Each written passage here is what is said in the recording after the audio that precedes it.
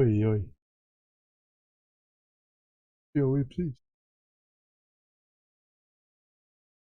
Red check by mail.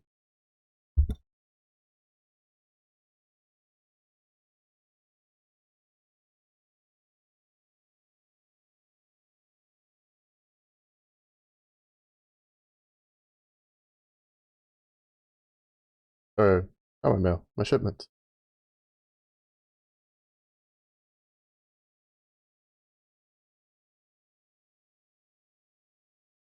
With, that's restarted between stream.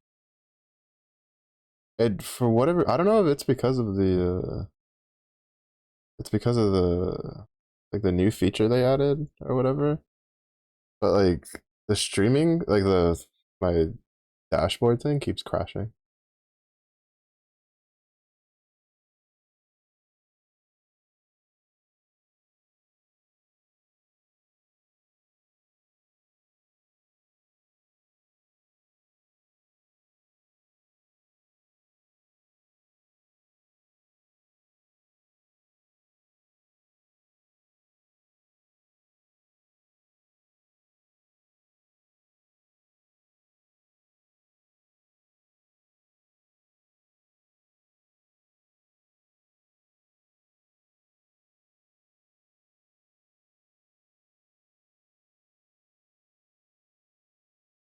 I don't know.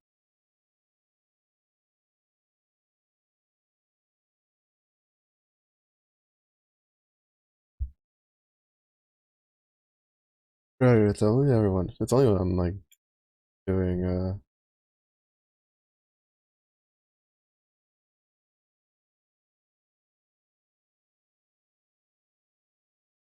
skyrocketed up pretty badly. Yeah, I'm not gonna lie, those quotas are they're a little too fucking high in my opinion. This is just pumpkin and blue xanthan, but I don't know. Like I don't mind the shipping thing, but I feel like the quota stuff needs work. The numbers, in my opinion, are just ridiculously high, especially if accurate that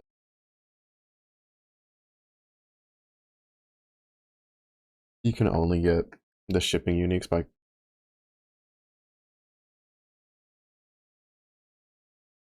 putting those in, by completing these. I need like 20.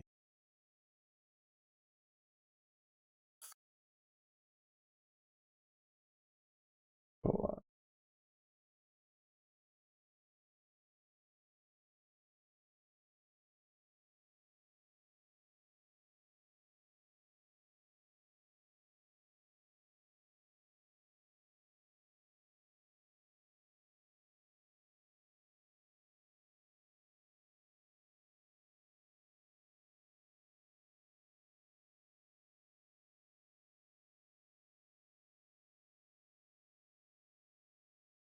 Oh,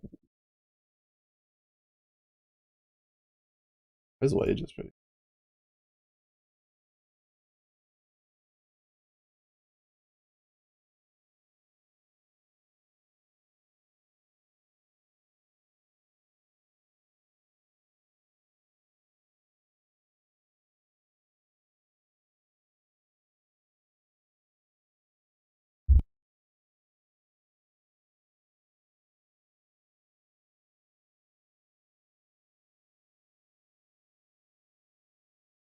He has rank 8. Oh, he has rank 8.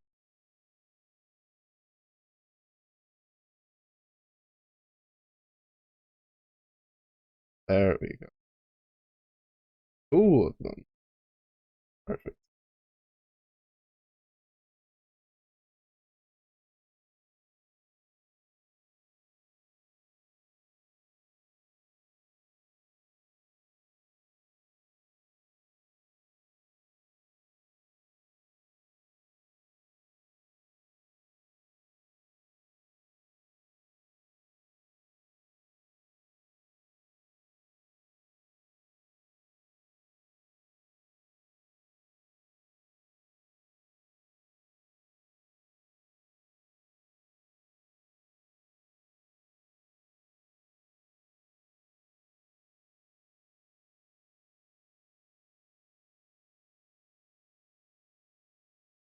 Let me get rid of these.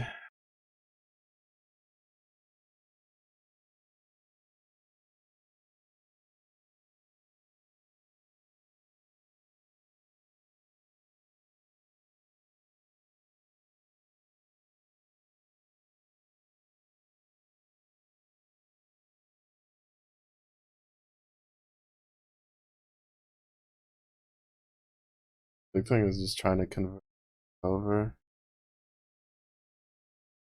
More Versium though.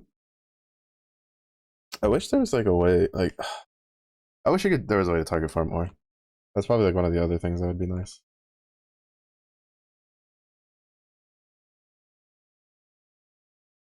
Like it would be nice to swap it over.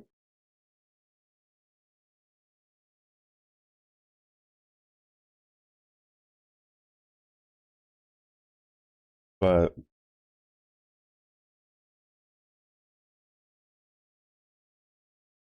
I'd rather just have a way to target farm the ore because that way you could try to target farm for Verisium to try to get the get the Black Knight to spawn more. Maybe we can get actually.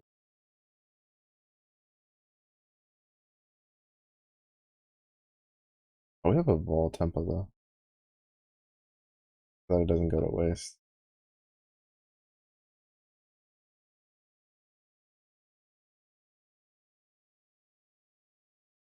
Because Vol Temple usually has a decent amount of loot.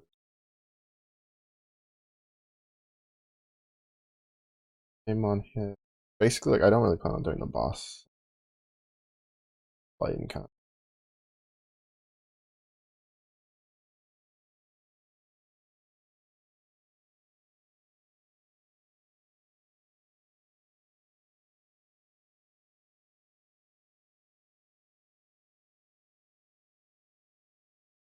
What temples you? I have to be kind of careful though, because with it being crit, it's probably gonna shotgun me down.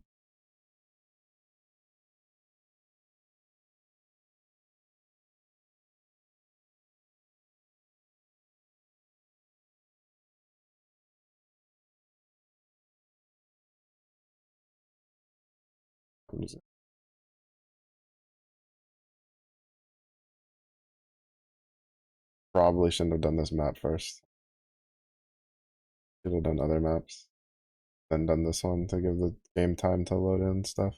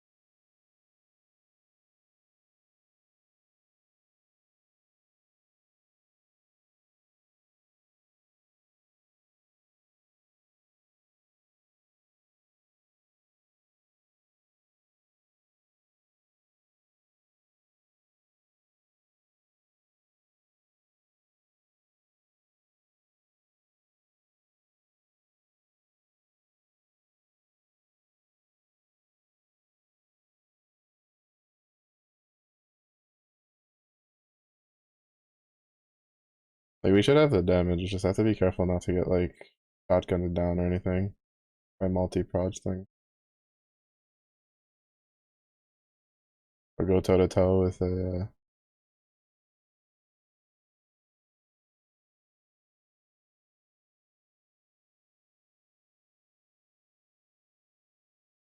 like a Soul Eater mob. I think as long as I avoid those two circumstances and not fight the boss, we're fine.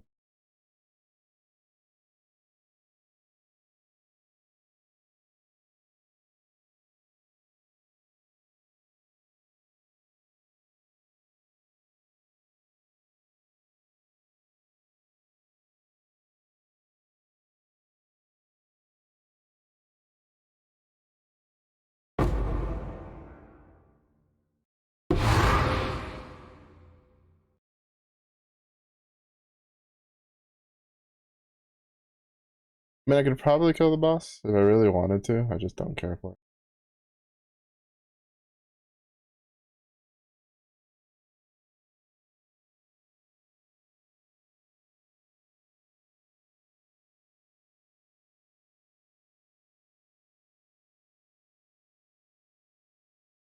Because Vault Temple doesn't give. At least I'm pretty sure Vault Temple isn't like on the Atlas. So it doesn't give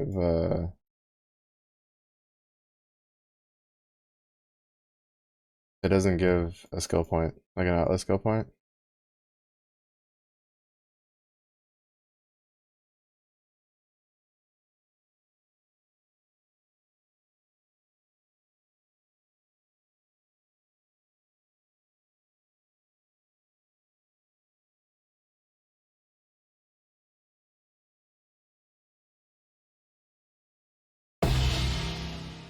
Oh shit.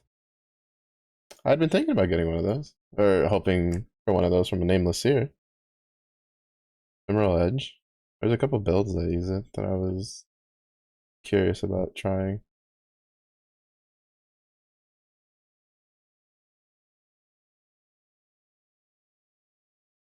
There's also like generally Vault Temple is like half a decent.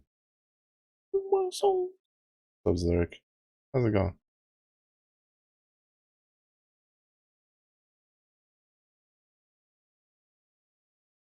I was just barely able to finish full autoing through my magnitudes before stream.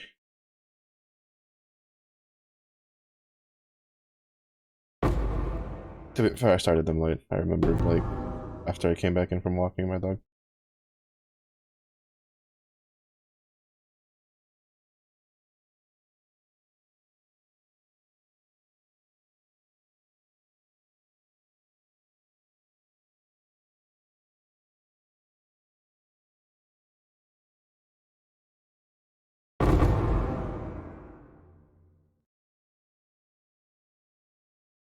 $23%. Oh, good. That's actually so good.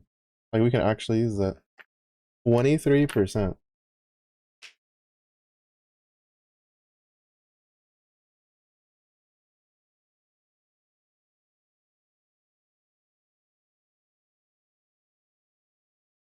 Because this is level 1.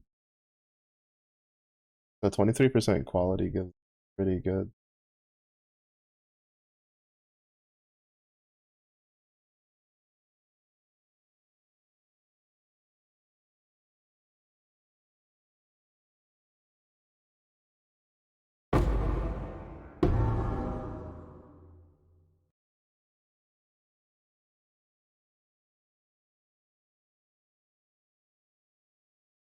And that's really good because we use overexertion.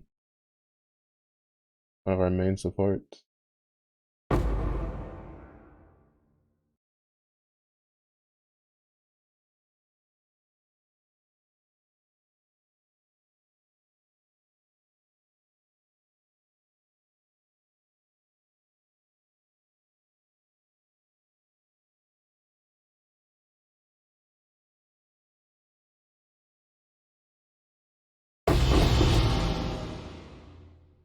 6 links.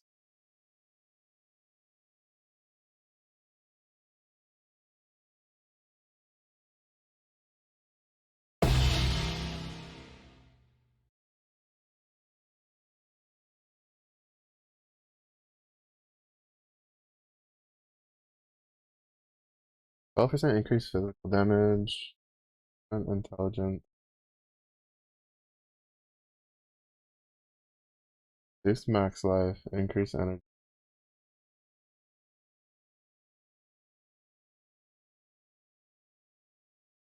Attacks with the weapon have added max lightning damage. 20% of players max shield. Yeah, I've seen, what is it, Lightning Blade Trickster, I think, wants this. The only downside is it's corrupted, so it means we're gonna have to use a decent amount of stuff to get it.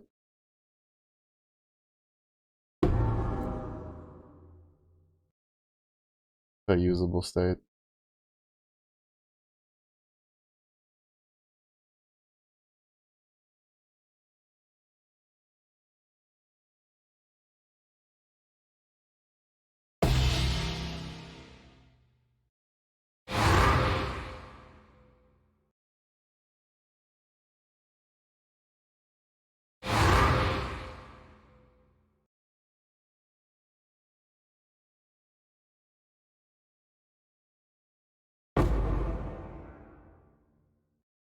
I also don't have like tainted. Well, I guess I could buy the tainted currency.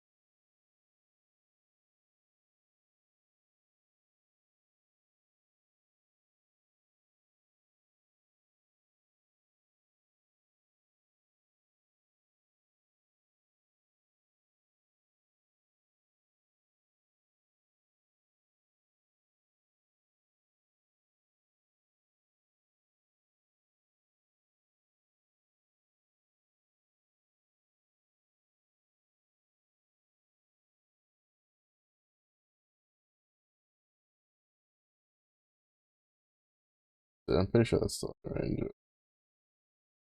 the tower. Yeah. Meteor towers have such a huge range. I'm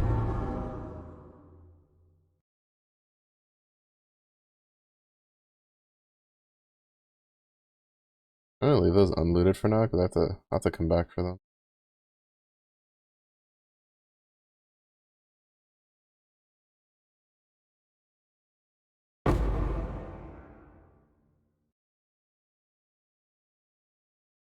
Whatever.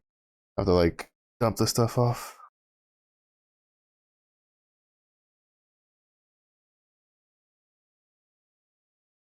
Oh shit. Fucking 40 fusings is not worth the equivalent to what I would get for turning those in as well.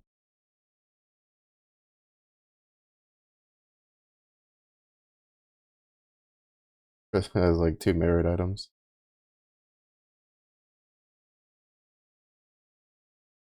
So this stuff's gonna get yeeted into ROG anyway.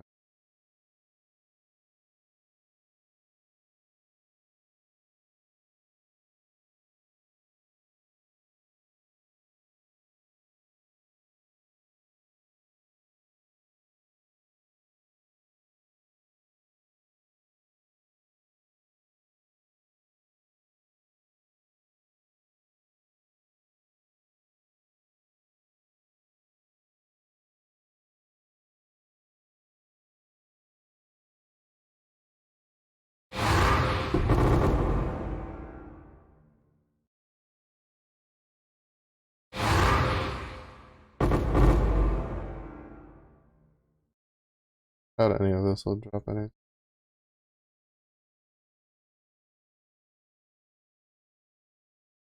I think the sword was worth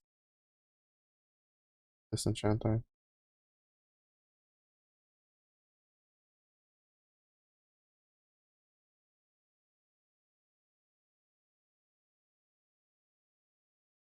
I think we're done though. That's the boss. I don't feel like fighting the boss.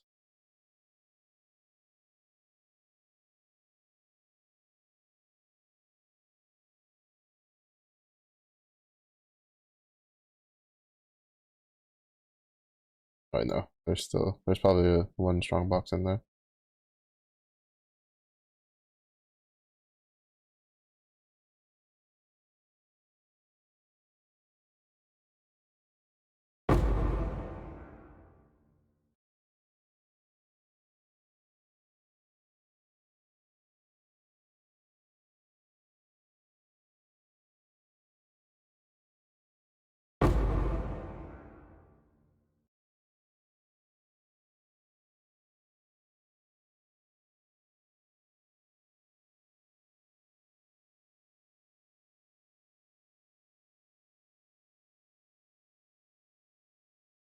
We outie.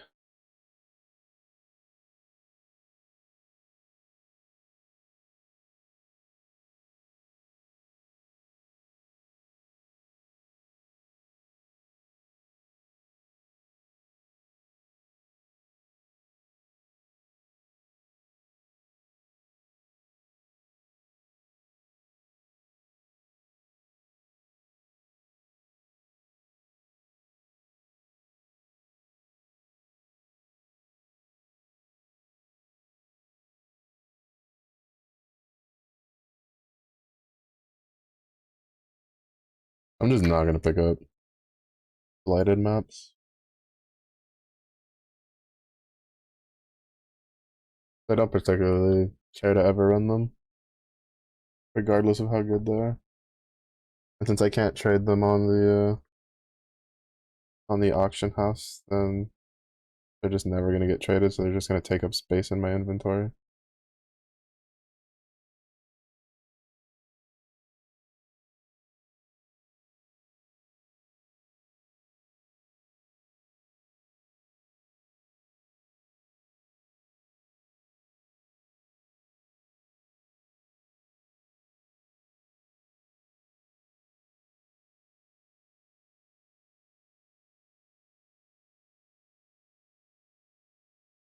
Where are the other items? It was two for sure. Was it mostly just the?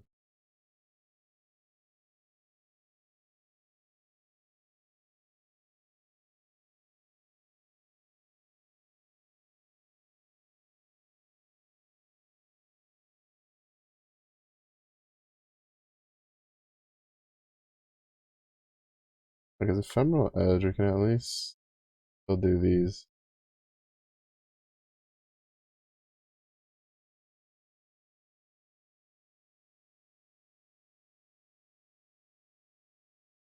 And since it's only like three, it's not that bad to deal with.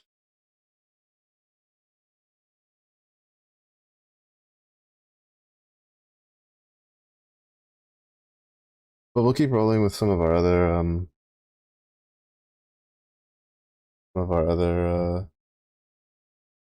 whatchamacalls it.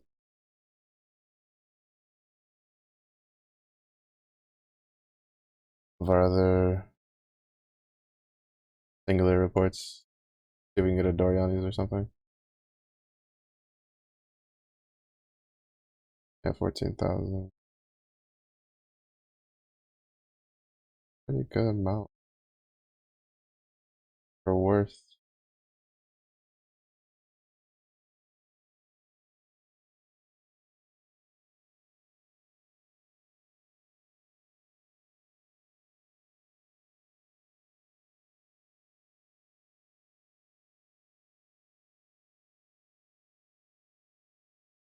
Alright.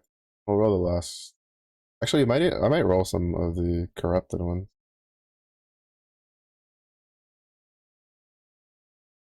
After there's deaths and taxes.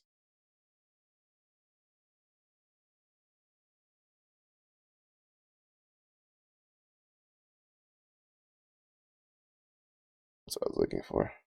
Can't be stunned. That's fine. Ah, but there's fucking ritual in it. That's gonna be a pain.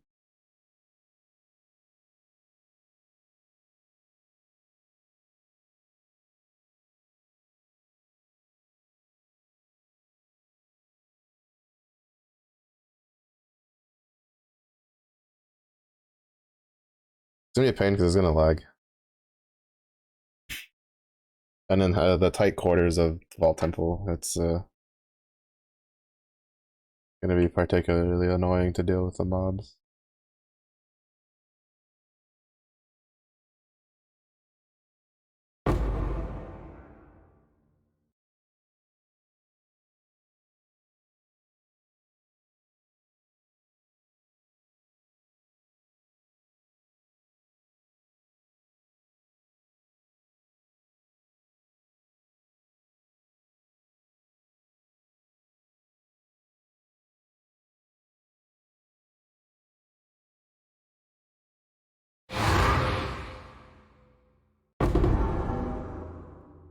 Regular could is like materials for pain.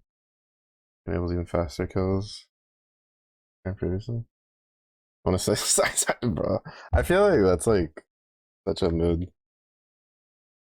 Like I'm like to be honest, I can more than likely grind enough to like I have enough stuff saved up that I can more than likely get uncapped. Or uncapped's actually really good. But yeah, I just can't.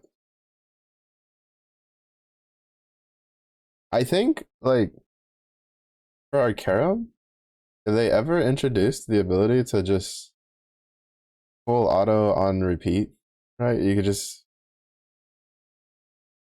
be like, all right, I want to full auto this fight like 10 times in a row or something. Like they could even cap it daily. I'd probably be more willing to do it.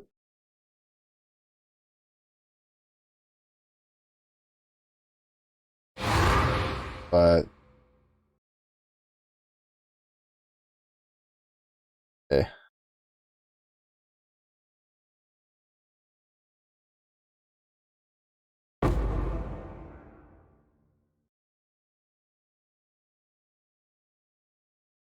Eh.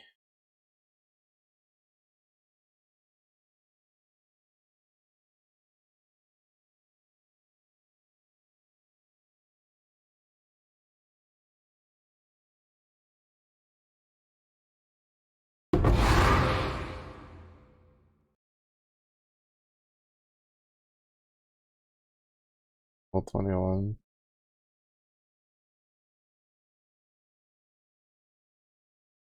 How many treasure chests do you get? True. Yeah. I feel like that's a feature. If they ever like I don't think I would want it in any other part of the game because it doesn't really make sense in most of the other cases since you're like limited by amount that you can do for hosting. But I think Arcarum could really use a hey, full out of this like this many times in a row. Especially considering that there's no like friend summons, so they don't even have like there's that doesn't even hold that system back. 'Cause I can kind of understand it when you're doing like raids and stuff because there might be some complications with like the friend summon thing. But for Ikarim, you don't have that problem to begin with, so I don't really. So I feel like that would be a pretty good spot to have it. But it's also a case of that if you give it to one thing, like people are gonna want it for so much more content. That's a bit of a slippery slope.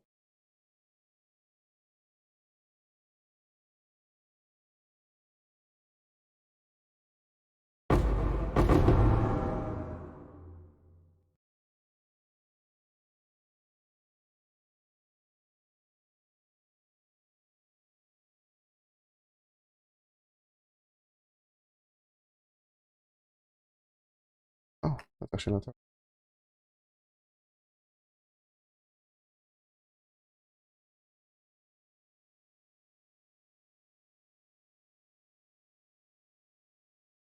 But yeah, Cause like I hated doing. Well, I mean, I still forget to do it even with the skips. But when they added the whole, when they did the skip thing for the tickets for regular Akaram, but then it was like every three you had to fight the like the little mini boss dude.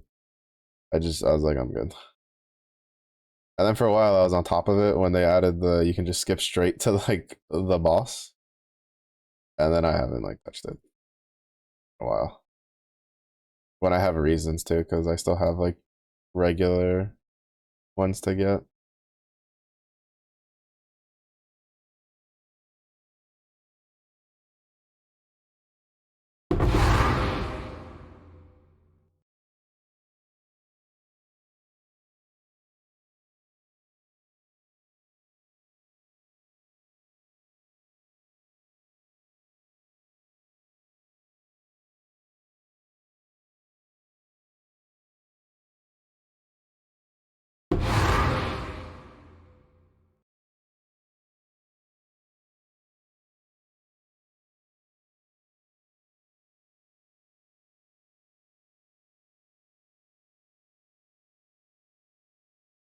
Hold on. I thought that was like a gap I could jump over.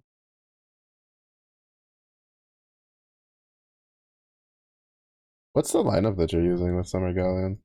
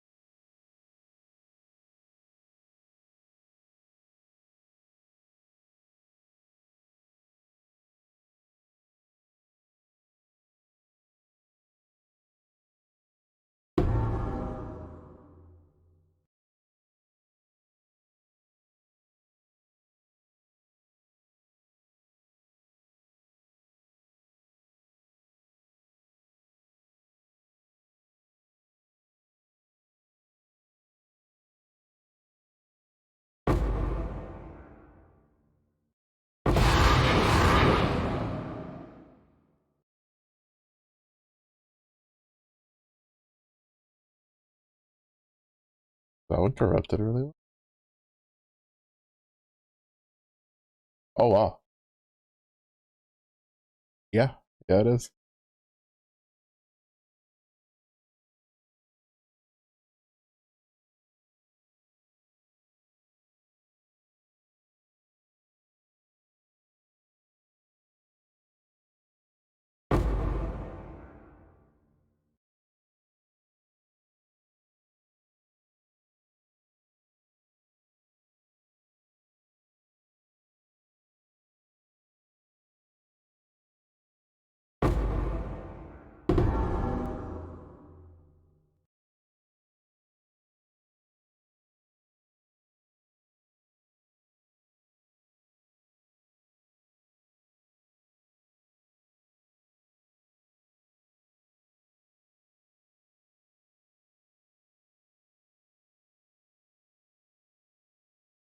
I think at most there's two more. One or two more.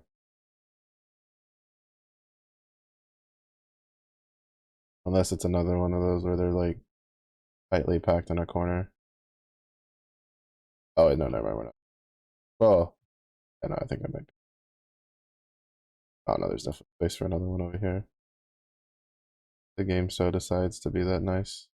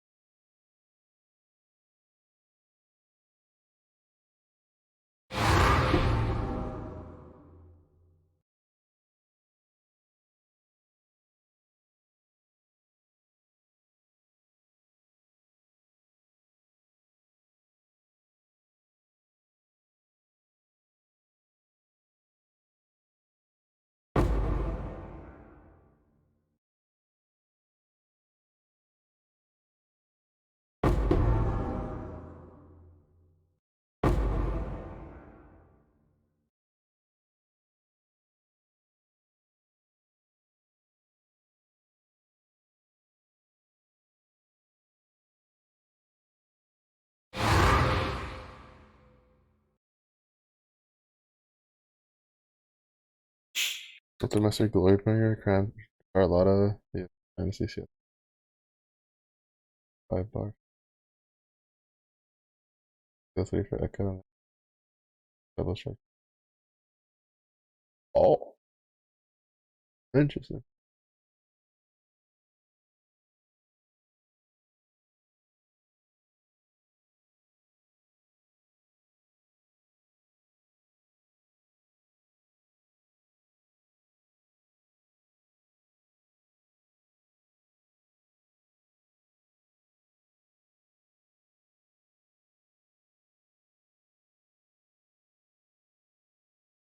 Interesting. Oh, do I have mine? I have to check. I was going down my EX classes the other day for ones to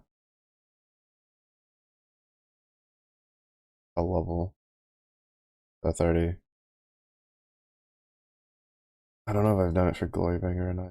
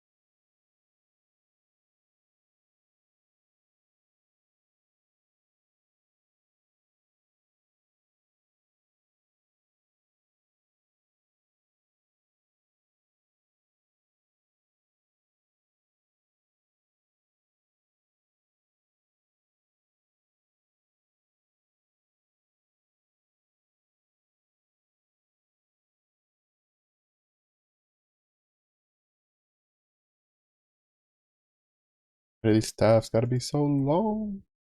But they gotta be so thick.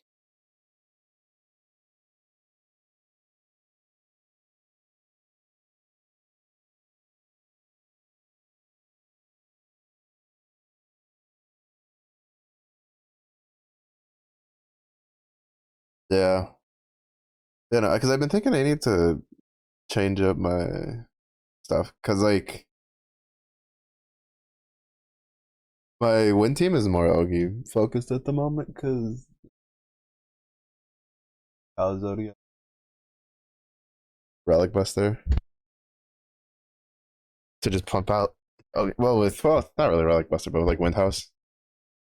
So I can just pump out Ogies a lot.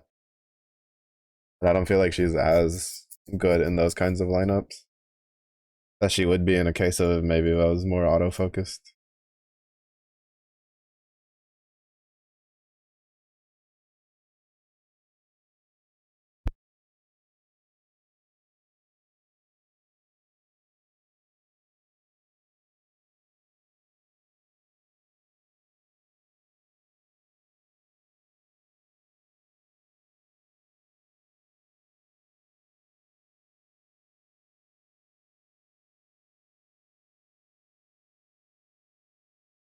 Still frenzy charges isn't particularly good. Oh, I probably shouldn't try that. I'll try it on like a regular map.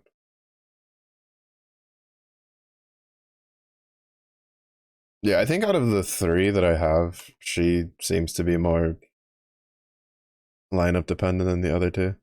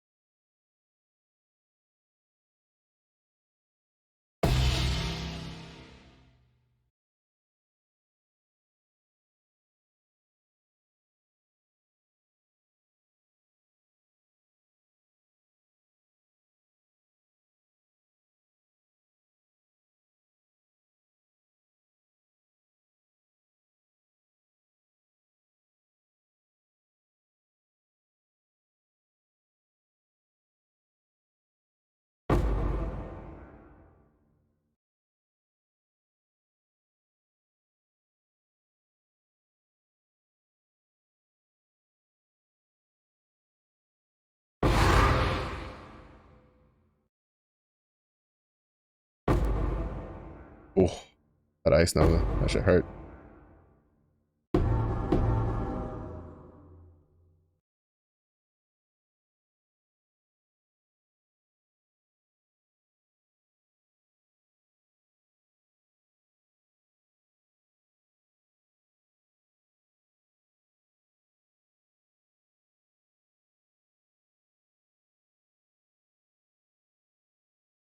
Hmm.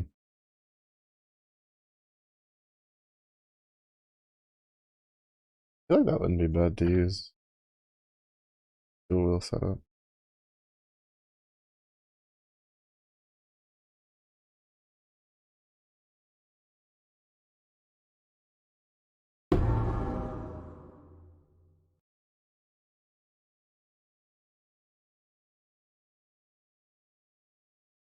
Wait, what's the 85? Worth holding on. No.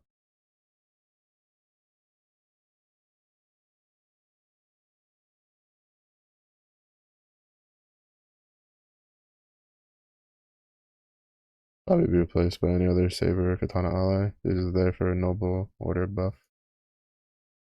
Mm-hmm. I know it's been so like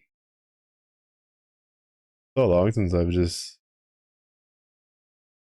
had like an Ogi lineup for my win because it's usually like the best thing I've had it for. It's part of the reason why I was planning on uncapping Sieta next because since it was so Ogi focused and was doing pretty good on it, uh, I was just like I may as well just get the get one of the stronger Ogi characters for it. That's free and easy.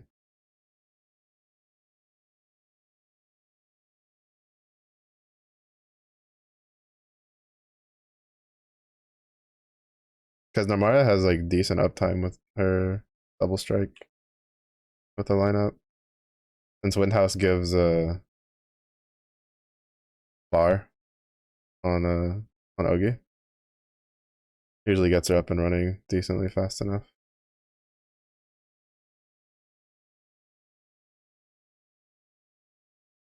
I think I saw a bismuth thing.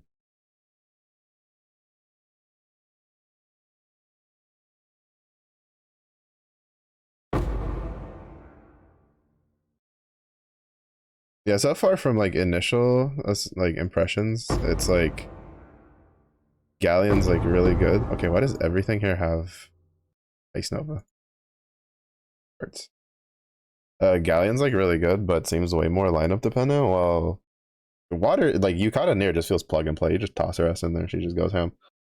And then Aglovale is just like just use Mana Diver or anything that can main hand the axe and use the Opus axe, and he's chilling.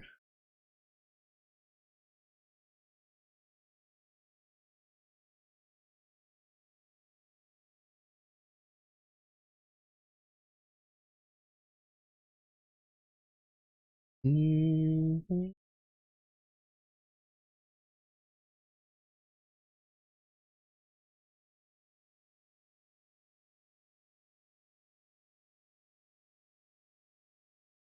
I wonder if we could. Do you think Yukata Vampy would be a good replacement for Fantasy Siete?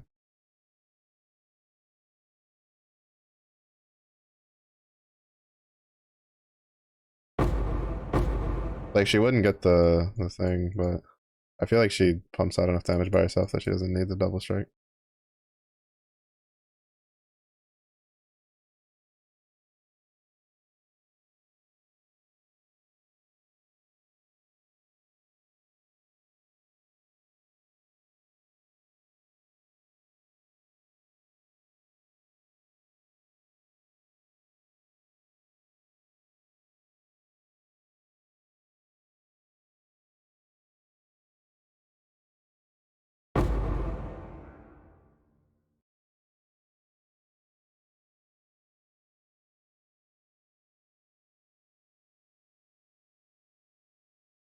Yes, Sugandis and your stupid little Ice Nova, which hurts.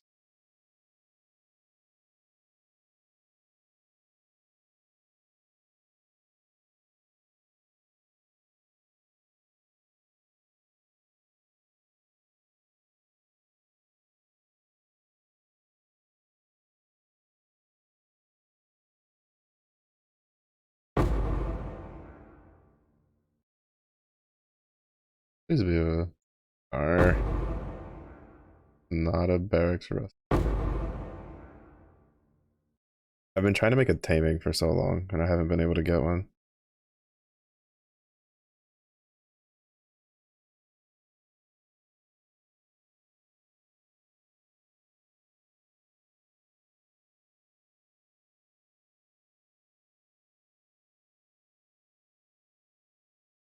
Bro, why is that such a long range?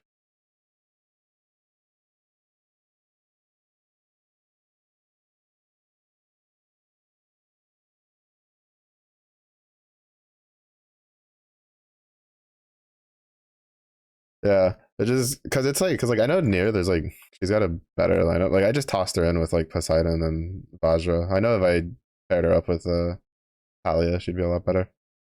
But like it also just feels like she does just fine in her own right. Like I don't really need to fiddle with her too much if I don't feel like it. Which I haven't really felt like it. What is this? Oh, Richter. Nope. Chaos damage.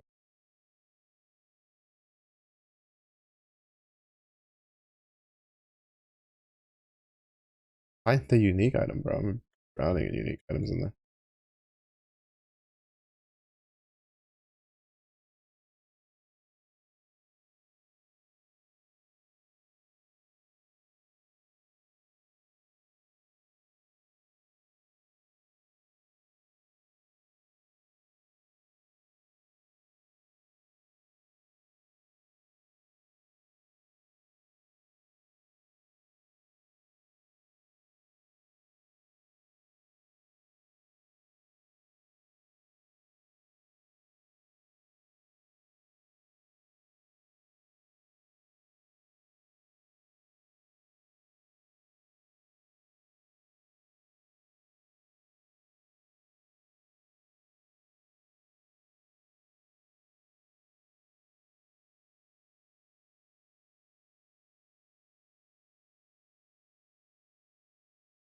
Mostly just fishing for Vault Temples.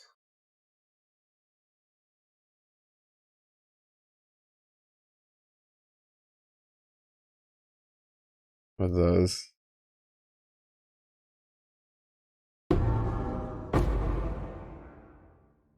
Didn't sound like it was a very good unique, but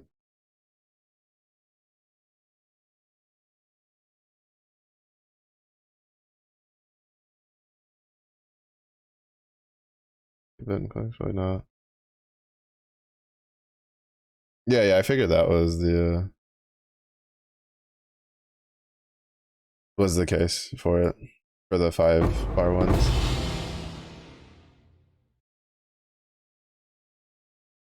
I just wasn't sure because Vampy kind of has the Actually, yeah, probably not with a few button clicks. You'd probably have to do one more button. But I think maybe with if you use her the can't attack one, after that she does the auto, the not the auto but the skill cast. I don't know, either setup is definitely going to be faster than what I use because I just full auto Relic Buster with Zodiac Cow and just let it go moo. As double Ogi goes burr. Well, technically quad, but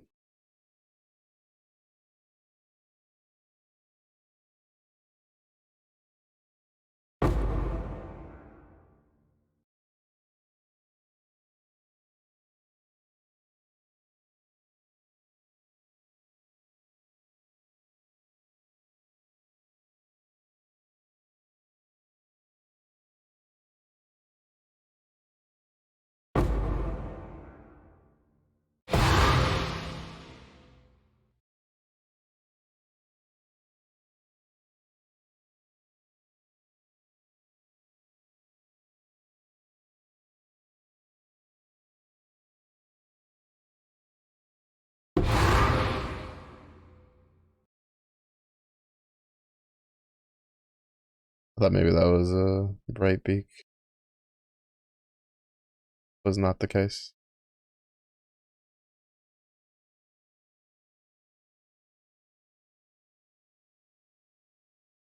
Oh wait, what was the unique that we got? Jagged foil. Not even worth picking up to disenchant.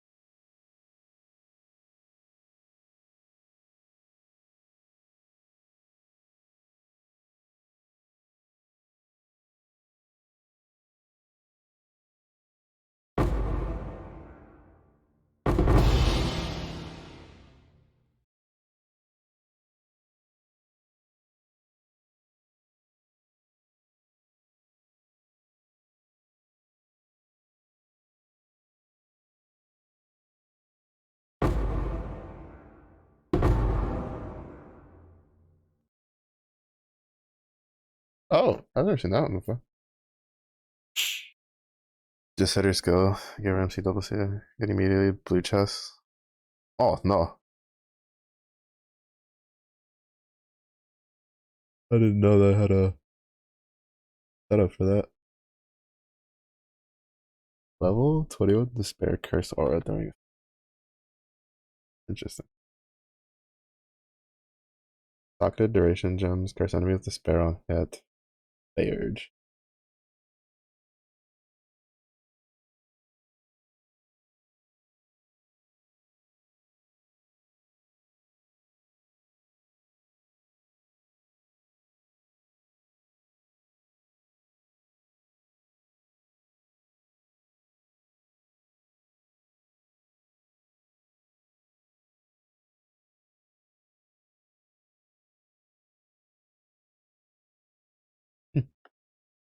I know the oppressor is worth a decent amount of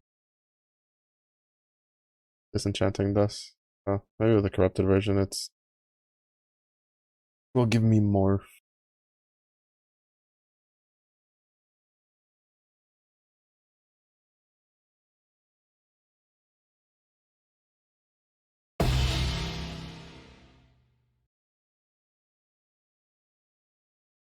Well,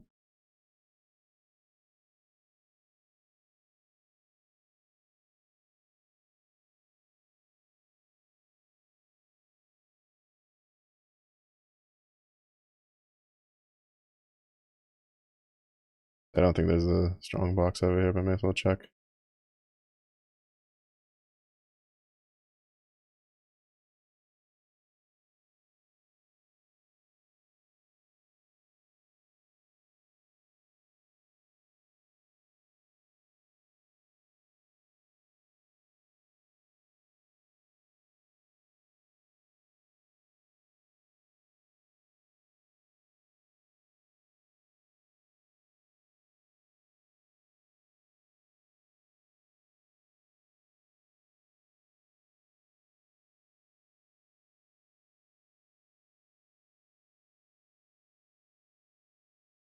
Oh, so I wasn't tripping. I thought it was my cooldowns weren't lining up. That's not what I'm used to, but it is 40% plus. Because usually when it's like my map mods, they're like 70 to 80% reduced cooldown, whatever.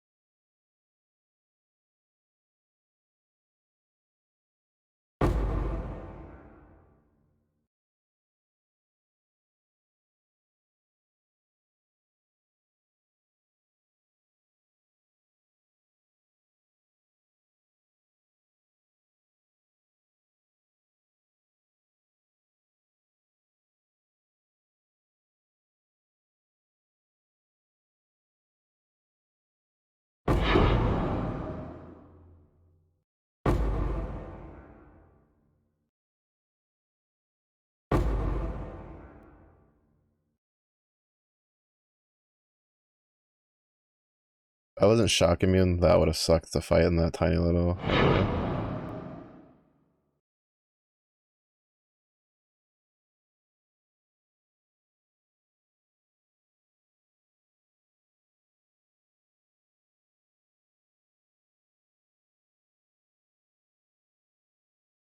Fighting a Spark Rogue Exile in a tiny room.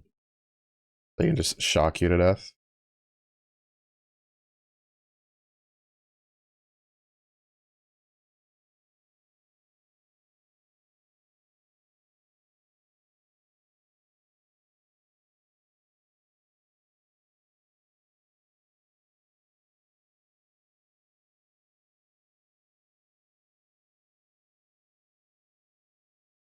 $50 monsters.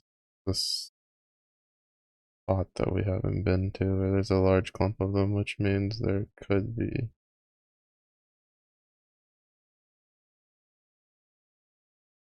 strong box. But I don't really see an area that could have a lot of stuff. So we're leaving.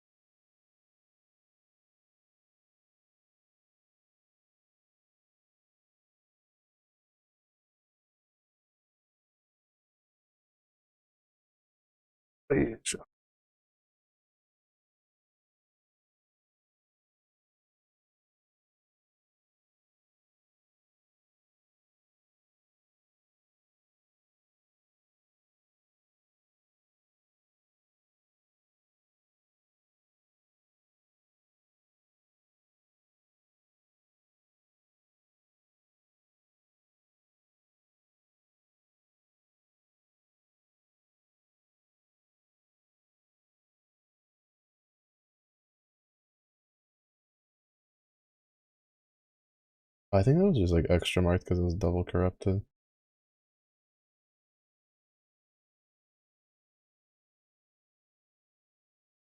Do the rest of these fall reports. We only have 3 more. I doubt we'll get a fall temple in there, but may as well try.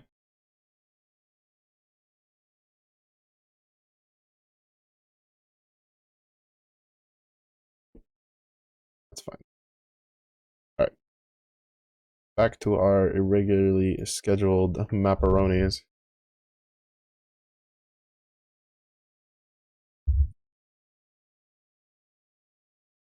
Run that one. Why not? He's the last conqueror that I haven't actually fought yet.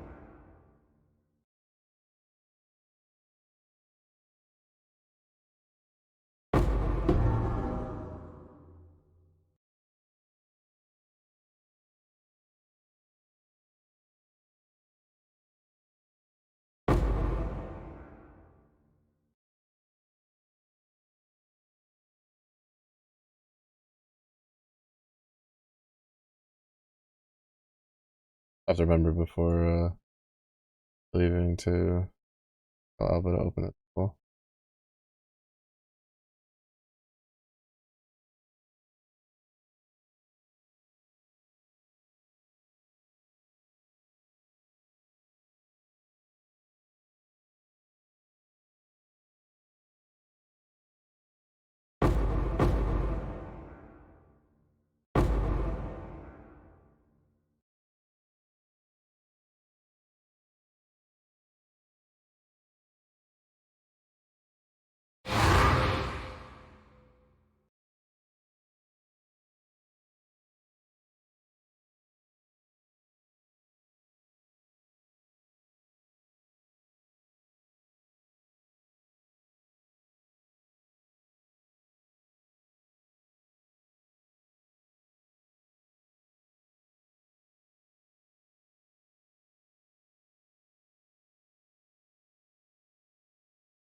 explanation on the ground order setup go through? No. At least for me, it didn't show up. It just has the. I have the one where you asked me the question, and then this one now.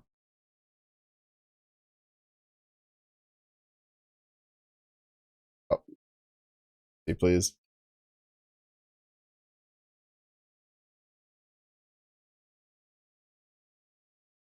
Latency spike, bro.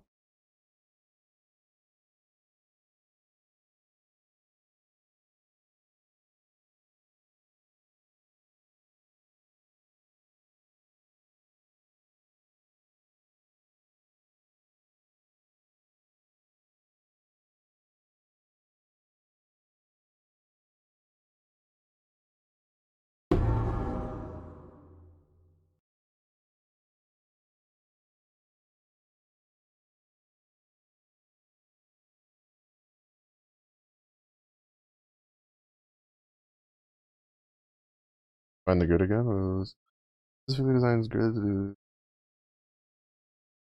tap as you can. Characters of all elements. Also, transform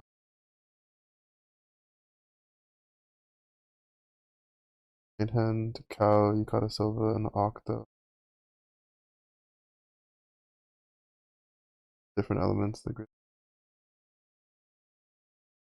million on the charge attack. Extra from. Jesus. Bro. How do people find the time to figure out these crazy comps?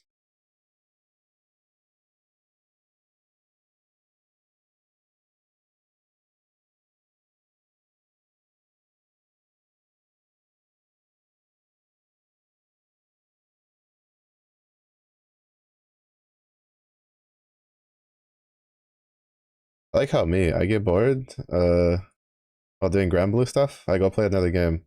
Other people, they get bored while doing Grand Blue stuff. They find what cracked out methods they can to get blue chests in one click.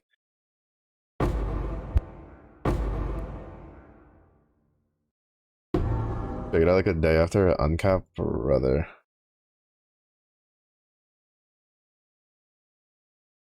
There's probably that person probably had like the numbers for a while and then was just like, man, if I could just get a character that lets me do something. And then they did the cow uncap and they were like, we're cooking.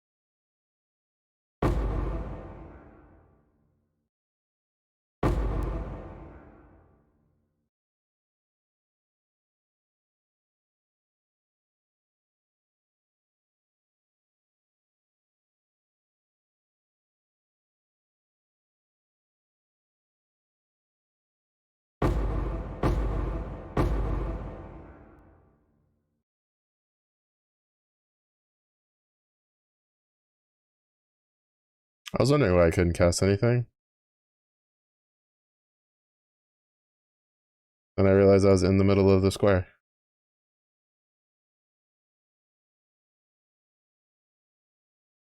Get your dirty mana slurping square away from me.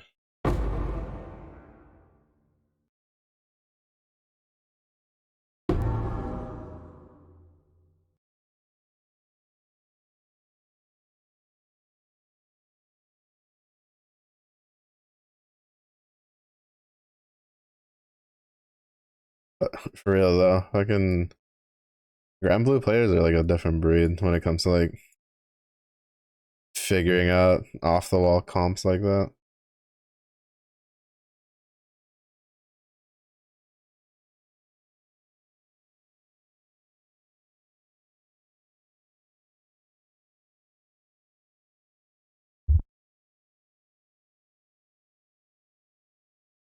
Singing at one point. Yeah, sounds about right. I imagine if enough of them join and do that, it's enough to kill. No, hopefully, maybe. Question mark. Copium.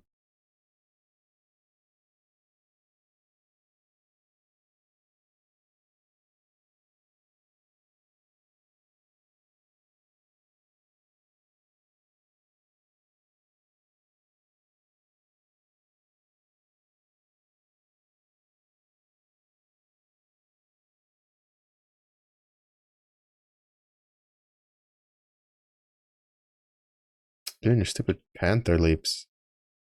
Jesus Christ, bro. Yeah, let's just make a boss that's like immune to damage while it's attacking.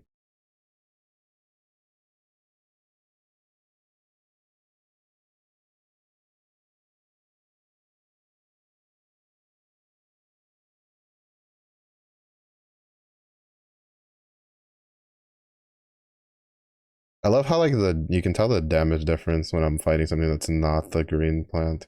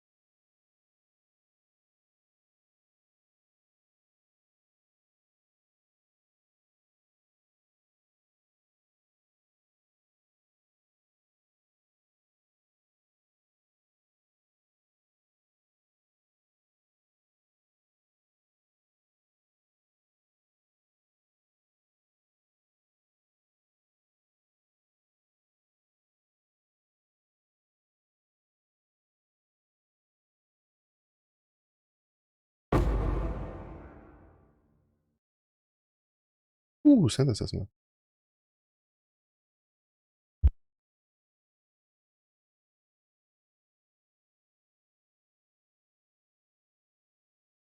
Well, thanks for listening, man.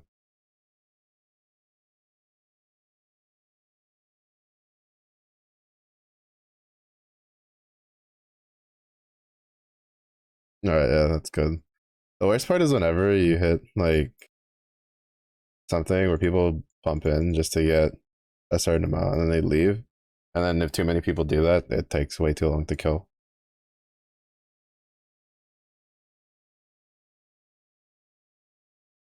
Because there's definitely a couple blue chests where it doesn't line up nicely like that.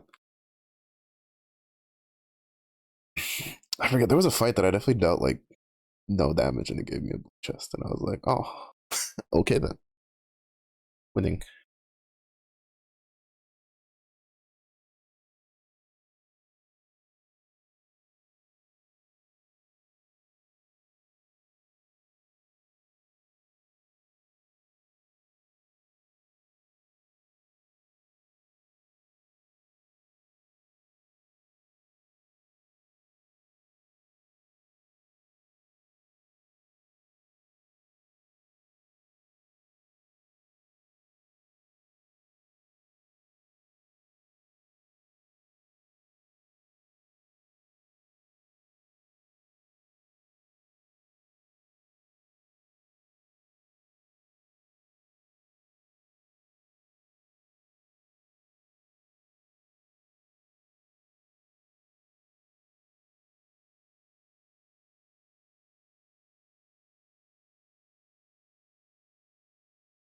Mm.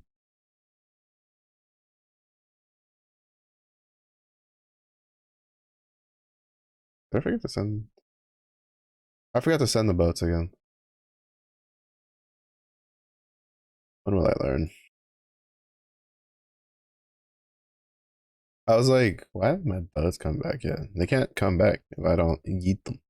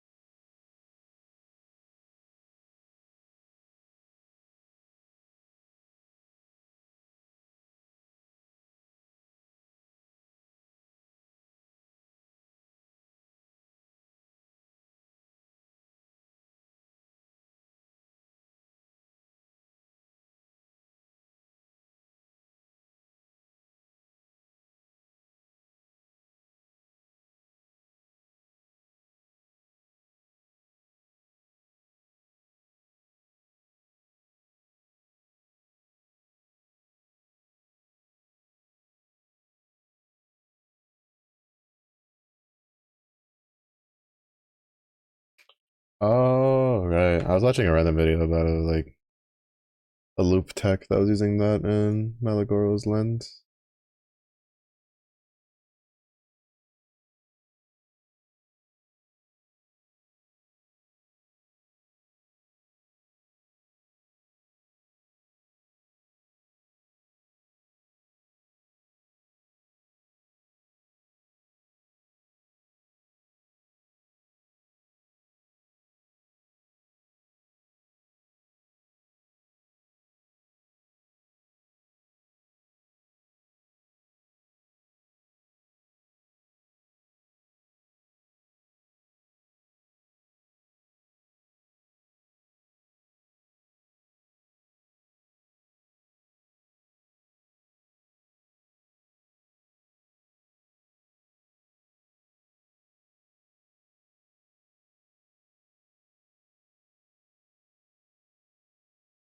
You get RG for the performer. A little bit, those raid. Like a base specific on the contribution rate as a whole, but just a specific number to reach. Yeah, I guess it's because like usually I don't really like if I host my own raids, I usually try to like MVP them. I don't tend to open them very soon. Oh, I forgot to full auto tough nut. Please hold. So it's like the blue chest stuff. Like I don't look too deep into it because it's either I one click let my thing do its thing, and spam a bunch of like raids really quickly if they're going really fast, or if I host them,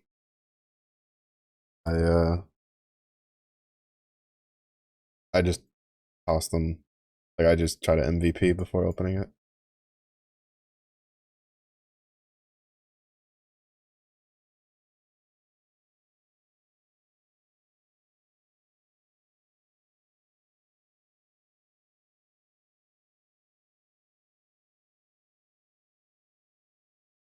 I never know the specifics. I just know that when I get them, it's either a oh cool, like guaranteed thing because I usually do like half. I go to like 50%, like a little bit over it before opening, or it's a oh nice surprise because I'm usually just line panning my way through backup requests, trying to get extra stuff.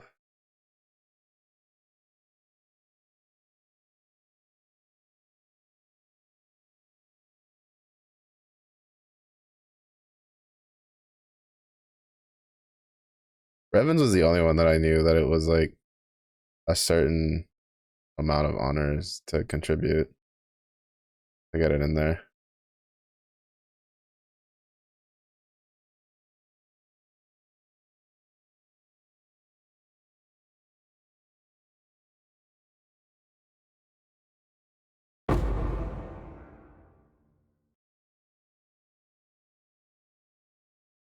And that was not even like on purpose, it was just by happenstance when because like Diaspora, when people were explaining like the mechanics for hosting it, they're just like, yeah, you should have enough for a blue chest when you do it.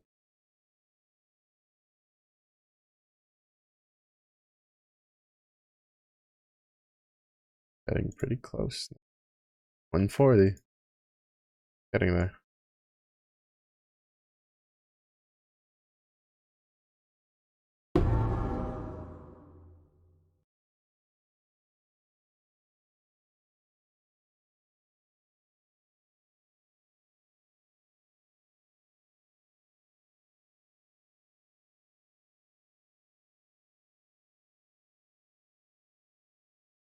Oh, we can always get 400.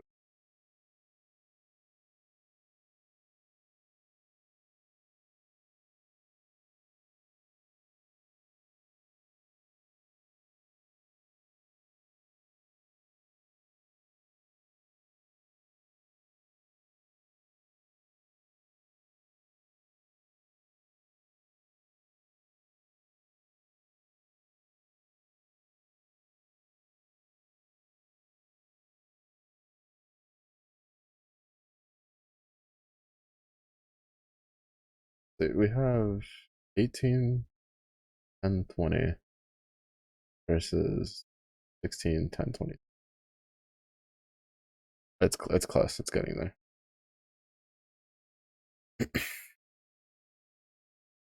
Actually contribute. Yeah, yeah. That's probably one of the reasons I don't tend to do Revens a lot, because it's just like it's Revan fights are just weird. Like on paper, I can set up the grid to match what like other people are using, and I'll have like the characters, I'll have the grids, I'll have like everything lined up, and then I do the Revan raid and I just get blasted out of my ass.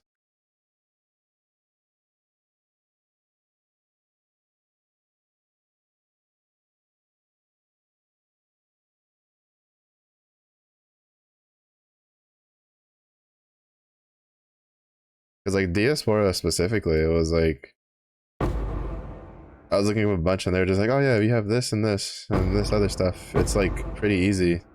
And I'm like, oh, okay, cool. And I had all of that. And I would go in and then I would be fighting for my life, watching my team almost dying, making sure, praying that, praying they make it.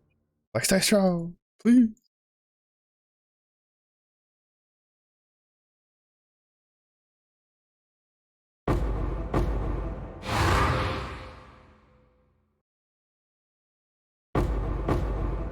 Oh, baby. We getting some scarabs today.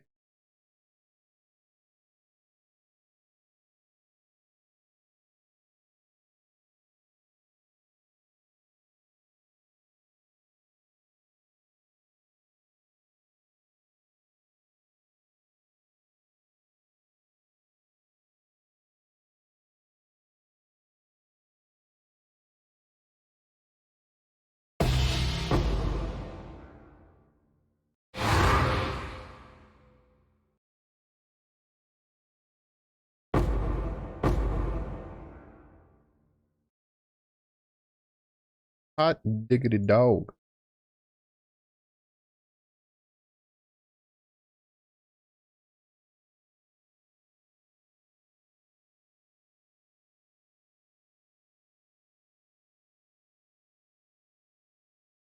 I love getting the Zoomy shrine. Puts a smile on my face.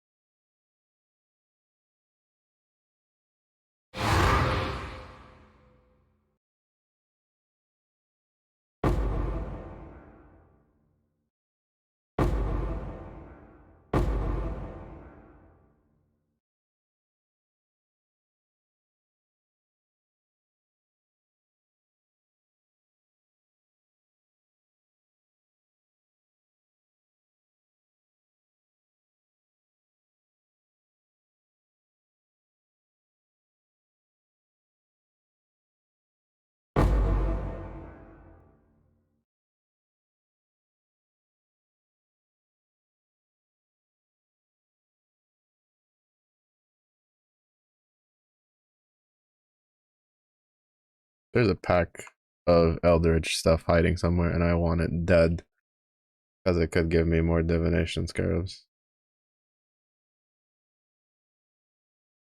Show yourselves, cowards.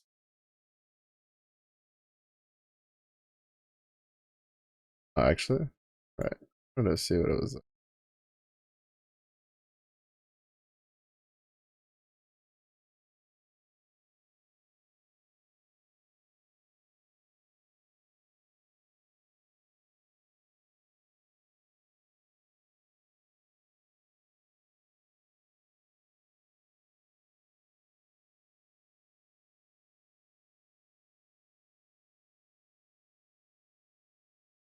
Bastard. They fear the justice.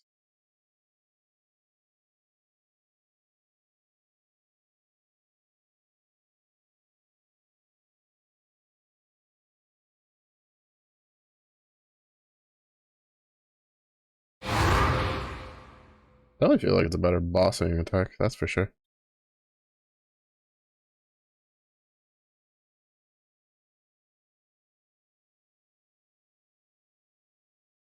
Nothing about specific ranking question. Taking into account their total party HP and P rank 210 to make all the difference. Yeah, yeah. Because I do know for sure rank isn't something that's generally talked about very much in most of the guides I see. Because I've only just recently got access to that one myself.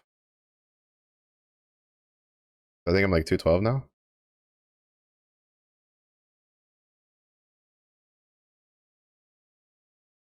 To be honest, I should be higher rank for how long I've been playing the game. It's just I take pretty hefty breaks.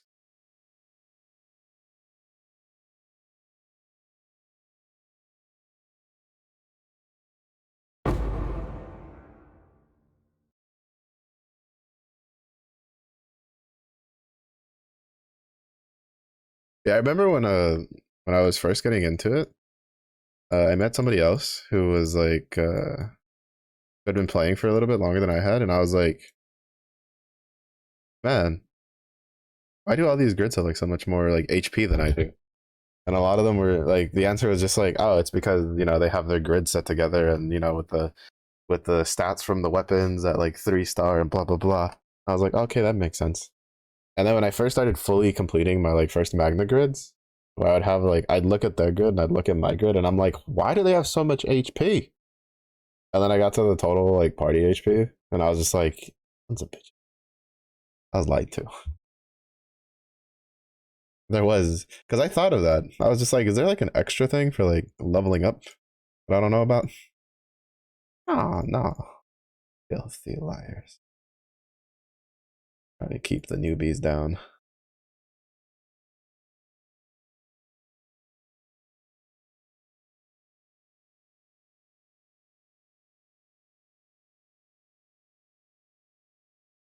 I have 12 of those.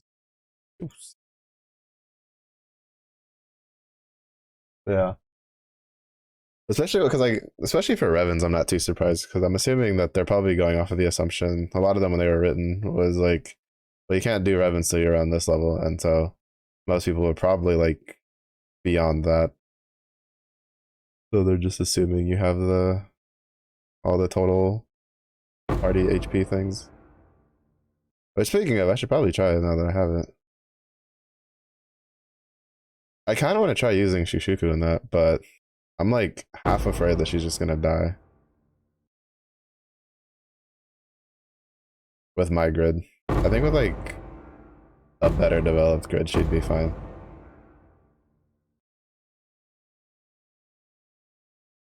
Because I know she gives herself the shield.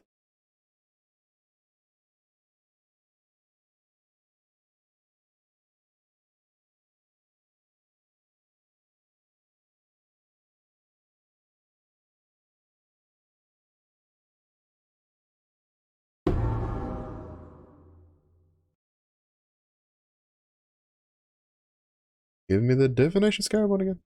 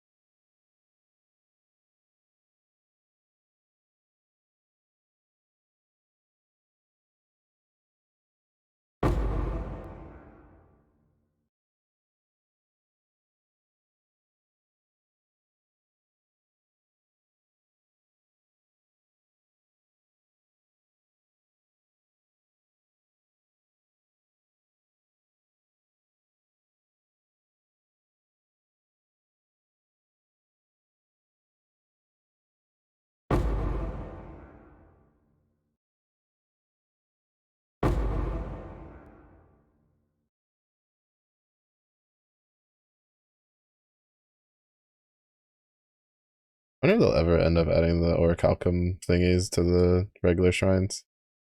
Like a special shrine to get.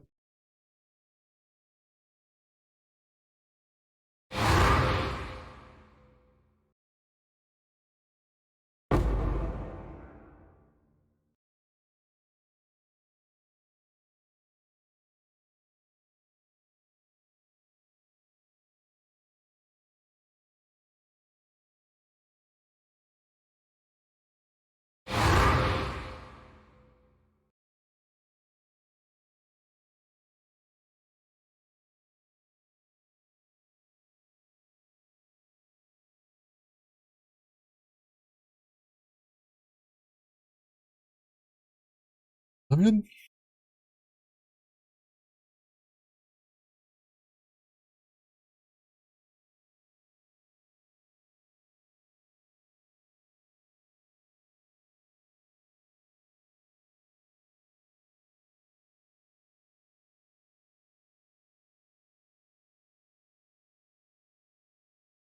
I was gonna have to backtrack. Bro, every time I swear. Like I just get to a point, especially at night when I like start autopiloting, it's just like I just ignore the oh. I was like, wait, why is there so much shit in this ritual?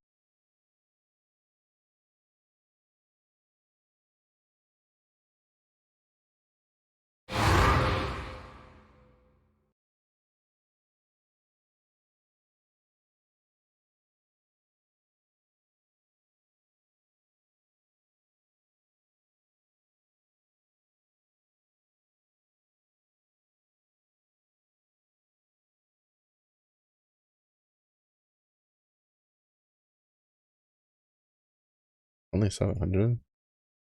Oh, building my alphas and then dip.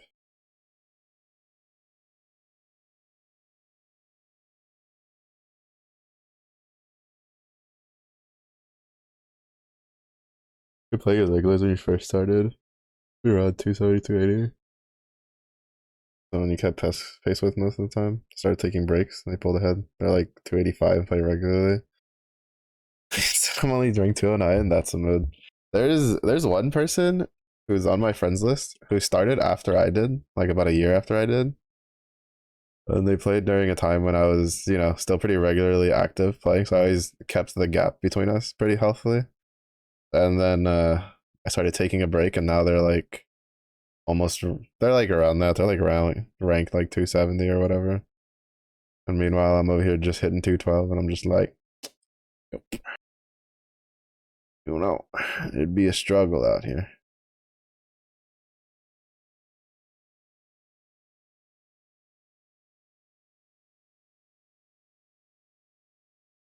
Where's the last?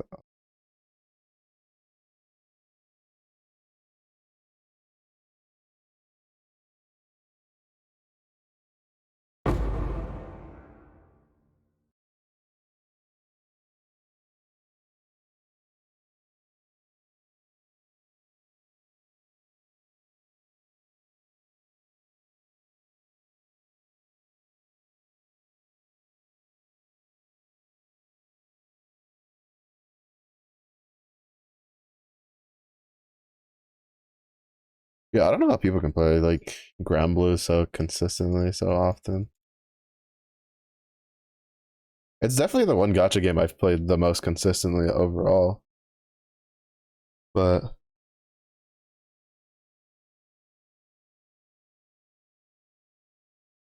it's definitely one I've taken pretty healthy breaks from. I think the last like 4 years, probably the last like year and a half, I played more than the previous 2.5 before that.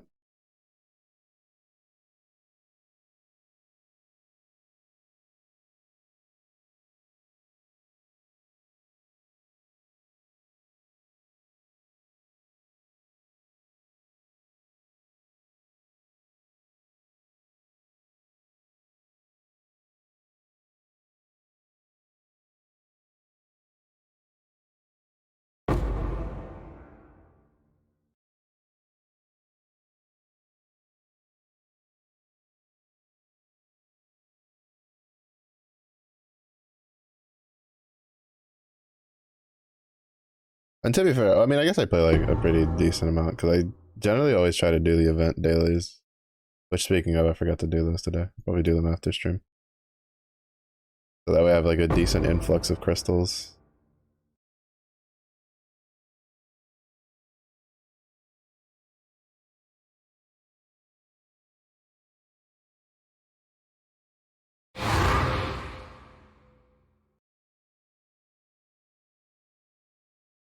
Because I had a friend who, like, I was showing them where I had like, before this last spark, I was like, oh, I have 2 sparks saved up, so I'm chilling. And they were just like, Bow, someone who actually plays the game. I'm like, no, I just do like the dailies. That's it. That's all I do.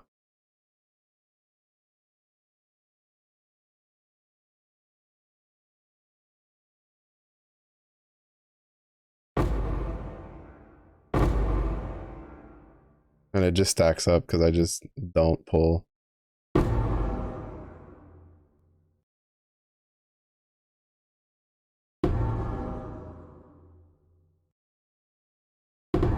I don't pull, and Granblue does a pretty good job of giving enough free pulls that it scratches the itch that keeps me like continuing to be able to just hold on and not pull until I'm like, oh, this is a really good banner to pull on. Like the seasonal limited banners.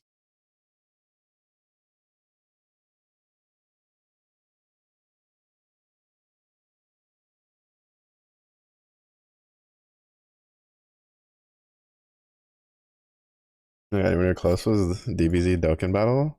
Yo, Dokkan Battle gamer. I can never get into that though. I used to watch like YouTube videos of people that would do that, do Dokkan Battle. I forgot who it was. There was a guy on YouTube who I would sometimes watch the his his like gotcha videos, like when he was gonna do big pulls on it. And I was like, damn, homie excited. I don't remember who it was. I only ever watched it every once in a while. But it was always funny. I always cracked up when I watched them do the pulls.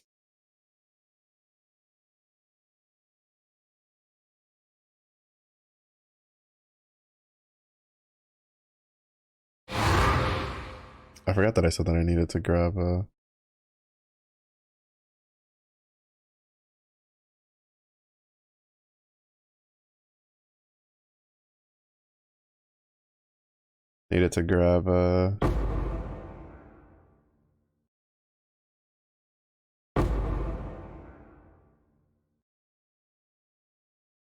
singular scouting report, more like use instantly scouting report.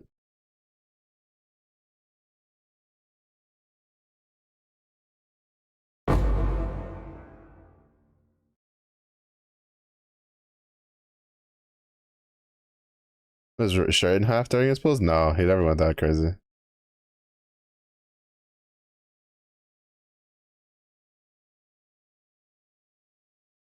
It was more just the way he would react more than anything, like verbally. He had some pretty funny like one-liners that he would say.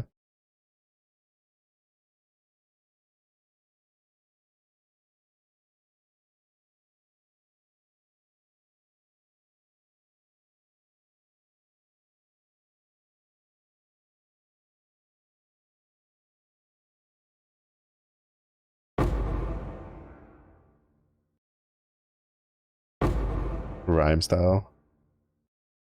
Hopefully, he made enough to cover the budget for the shirts. The shirts aren't cheap. I ain't spending money on the gotcha. Dog, what the shirts ever do to you?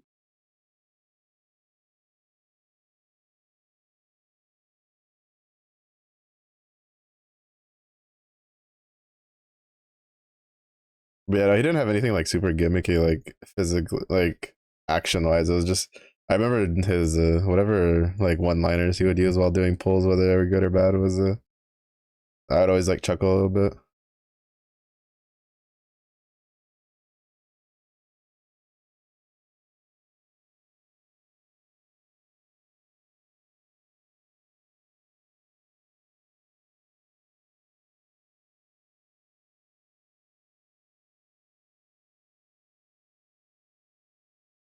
And did it twice as far as I remember, but still. Yeah, it'd be one of those cases where you're like, man, If I had a nickel for every time I saw this guy rip his shirt while doing gacha on Dokkan battle, I'd have 2 nickels, which isn't a lot, but it's still kind of weird that it happened twice. That's one of my favorite like TV things.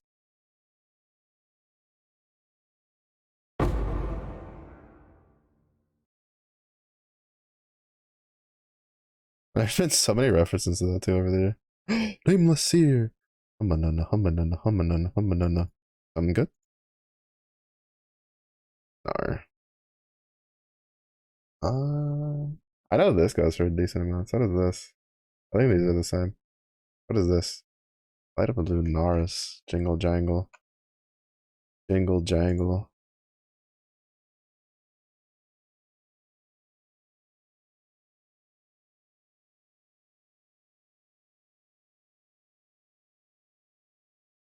I'm trying to. Well, I'm putting the auto on the other one, but I need to look up which one's like the rarest thingy for the uniques.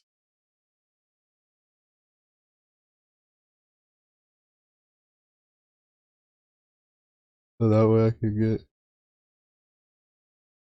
the biggest bang for my buck. I don't really care too much about like the actual things themselves. I know these two are worth a decent amount.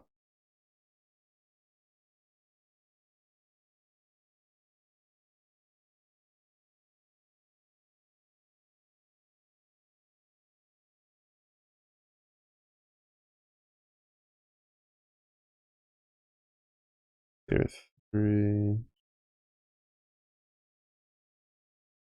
tier 4,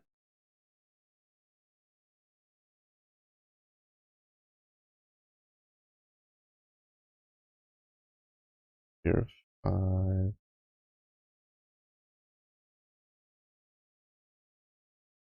This is a tier 1? Really?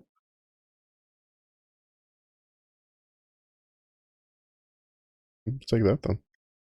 That's the rarest thing we've gotten yet. That's a tier 1 unique and it makes like, it has no fancy noise.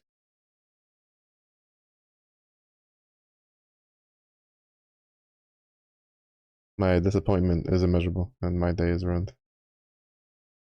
Wait, where's the last alpha mission? It's like somewhere back there.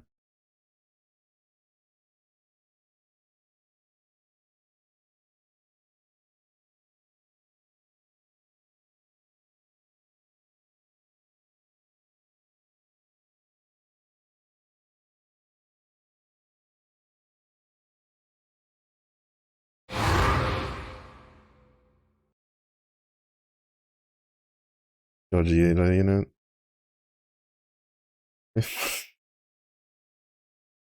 Oh. Oh my god, I also like I'm also a little out of touch with some of the DBZ stuff. I watched like the OG Dragon Ball was funny. I read Dragon Ball Z and the Shonen Jump series when I used to have a subscription to that growing up. And then I read Dragon Ball because it was by accident. I didn't realize that Dragon Ball Z had a when I was younger had like a prequel, so to speak, with Dragon Ball. And I found out by accident because I went to the library and I was like, "Oh, cool, they have Dragon Ball." And so I was like, I can read the chapters that I've been missing because when I grabbed Shonen Jump, it was already going. I missed out on like some of the earlier chapters before Toonami started playing the animes, and then I realized that it wasn't the same Dragon Ball that I was reading on the thing. And then I did some like researching around and was like, oh, this is like the prequel. And so I read that. But I wish. Oh, Dragon Ball Z. I think I saw some of GT. But by then I was like kind of out of my Dragon Ball phase and more into my like mecha phase. Gundam baby.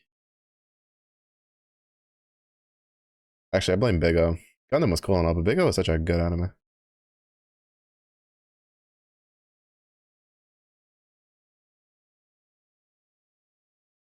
Which is Light of Lunaris goes for disenchanting.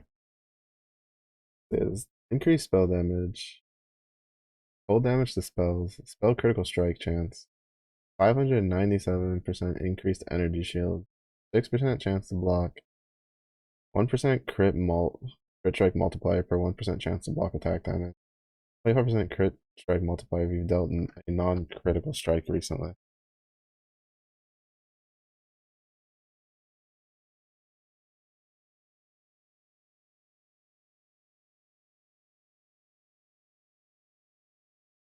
Yeah, young kid go. I was just yeah. I remember reading the first one. I was like so excited, and then I got home and I was like, what the fuck is this? Like, what is this shit? I started like looking around, and I was like, oh, it's the OG stuff. Okay, that was pretty good. Dragon Ball to Dragon Ball Z was great. That's why when Toonami started doing the anime stuff, where it was just like Dragon Ball and then Dragon Ball Z, I was all over that.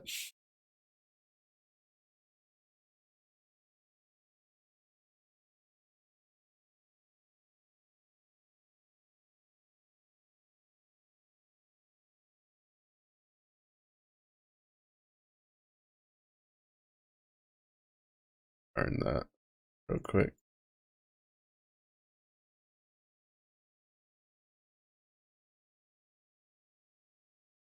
But then Dragon Ball did what I don't think they should have ever done, which is continue resurrecting the dead horse.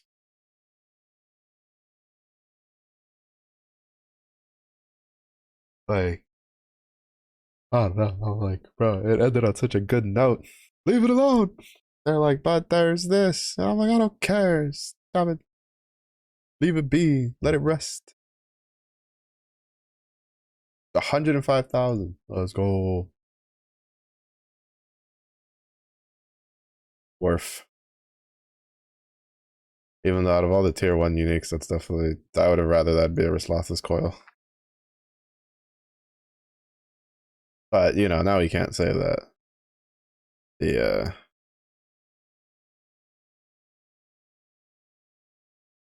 the nameless here hasn't given us something rare, even if it's not something that we care for. Nightmare, brother.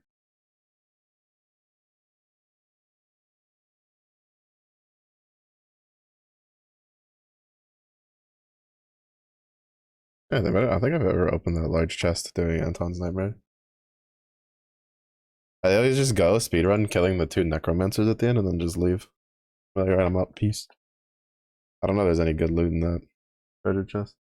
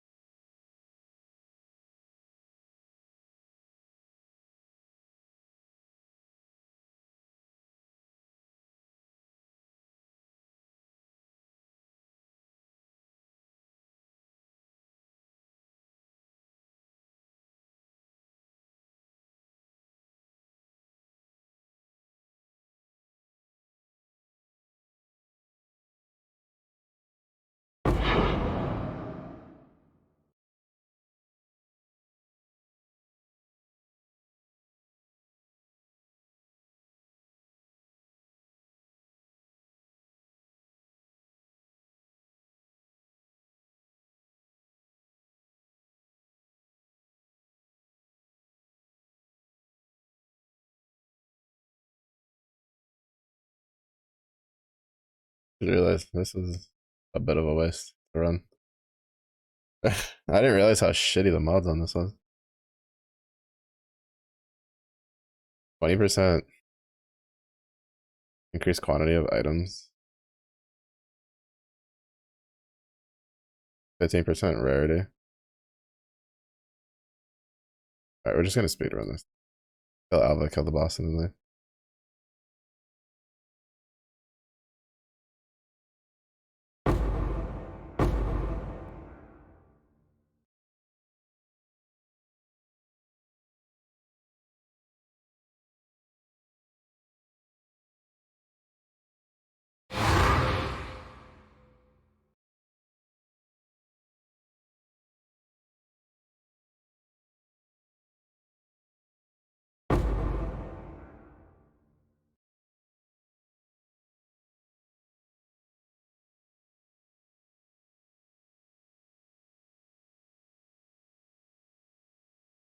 You sounded how huge Dragon Ball is in Mexico and South America.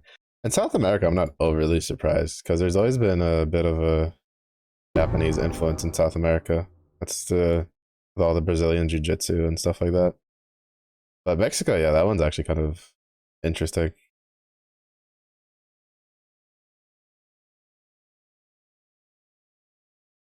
But I guess it's probably just a caveat of being next to South America and a lot of like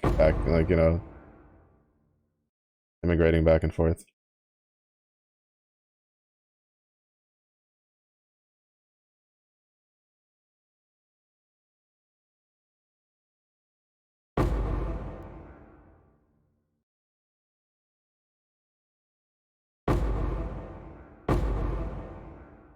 All kind of, oh wow.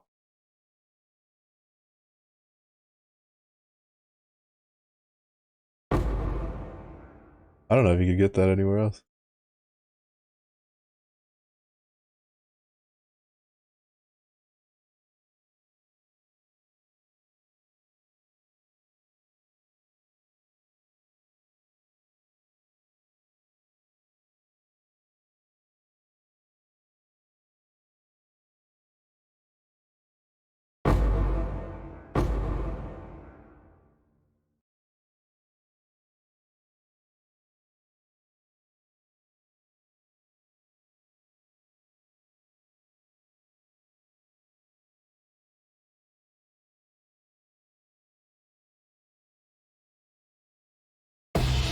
Oh shit. All right. I wasn't expecting anything big, and then we got a synthesis map out of it. Winning.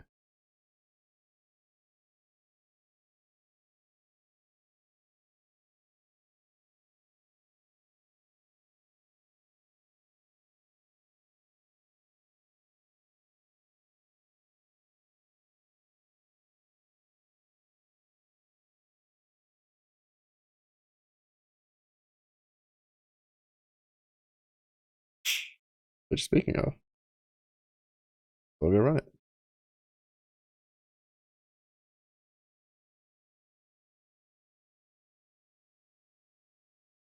See, we can't get something nutty.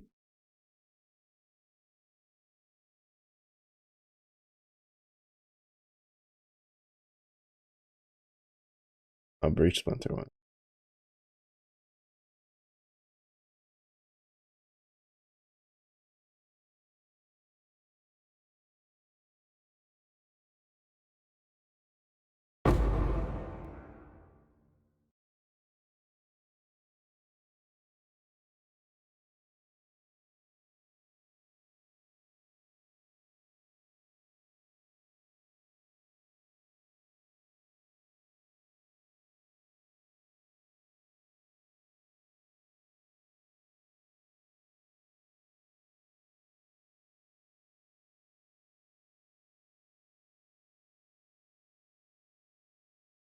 I say this, but none of them have dropped any.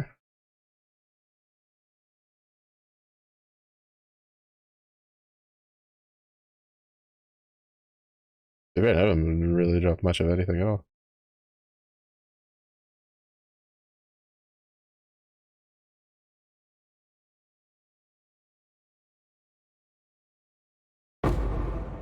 There we go.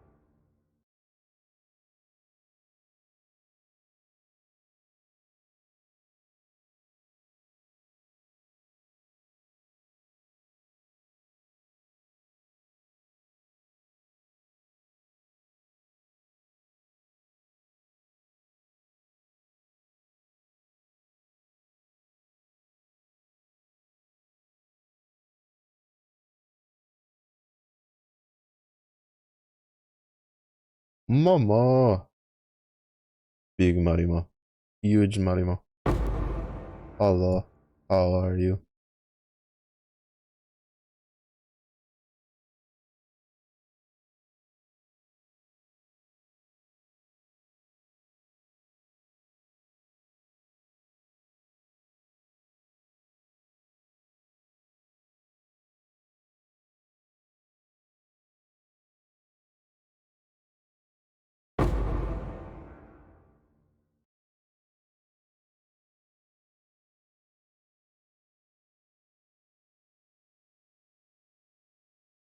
Having a lovely night. It's good. Even better with Momo bringing the goodness. But yes, I saw. Thank you. Thank you. I appreciate it.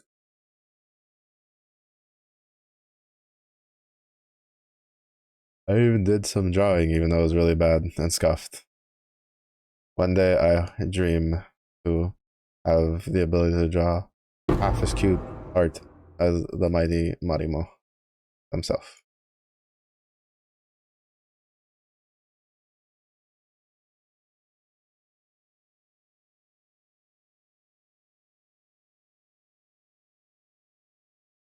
Miss Mellow art, yeah, that's what I did last night to just chill.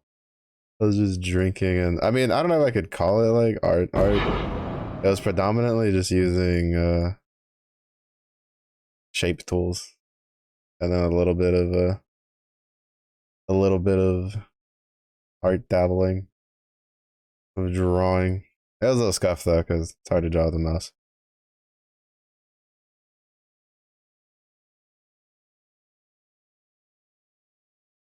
No, don't cry. I'll probably do another one at some point in the future.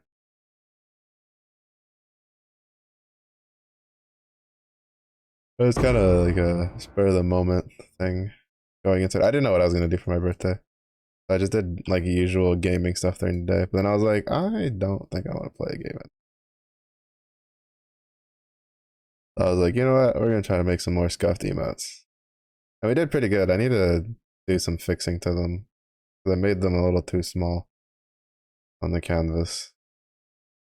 And I forgot to put an outline on them so they don't blend into the chat background on Twitch. But I was relatively content with how they looked.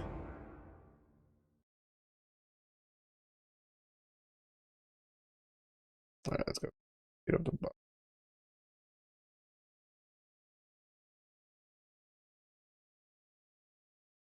Can't wait to see them. I can send them to you. I'll send them to you when I finish stream. You can give me the godly Marimo critique.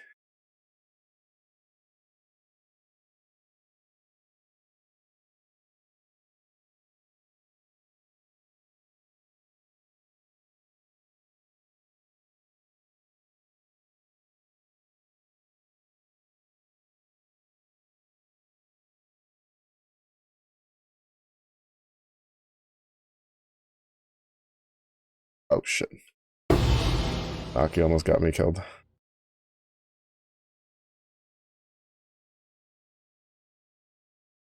Oh. Oh well well. If it isn't my favorite horse who streams like once a year. How was the rest of the Valo? Did you get the two headshots that you were supposed to get in my honor? There. Very good. Not terrible. Enjoyable. You did? Nice. Let's go. Winning. For Raiders honor? I can't believe this. He's not the one sending you pictures of himself or videos. That dog. He steals my nuggies and then he steals the headshots that are for me. I can't believe this.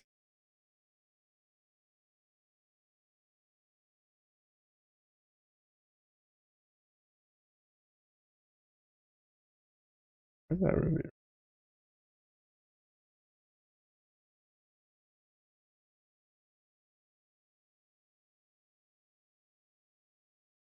Would have to be the right ring.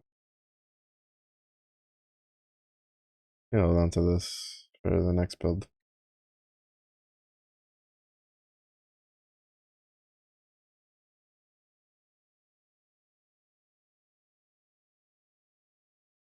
You going to bed soon? It's kind of late for you on Wednesday.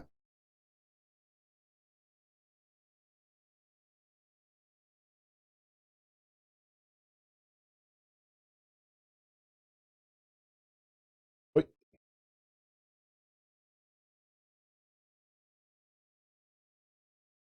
Early day of errands. You want to do my errands while you're at it, since I'm going to be getting up early anyway?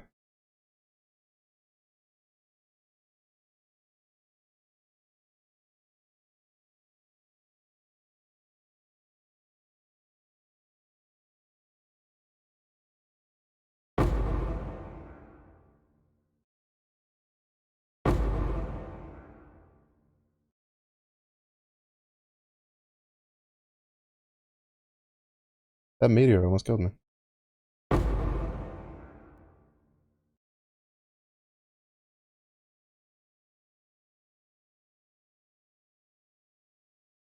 That's the need. Oh, yeah, I get out of the house.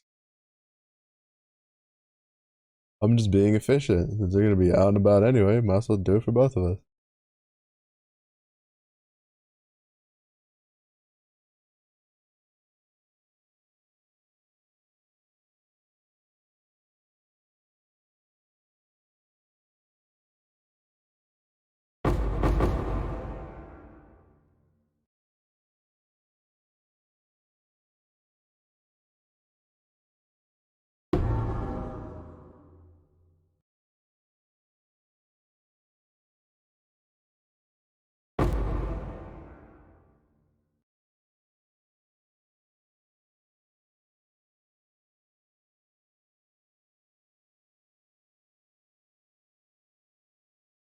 Jesus Christ, it's raining down a shit ton of meters. What the fuck? This game is actually out to kill me. Oh, wait, no, I think some of those meteors were from the Orichalcum. Okay, bye. Oh, we're gonna get treats for the dog. Raider wants treats. I get good sleep. Thanks for the raid.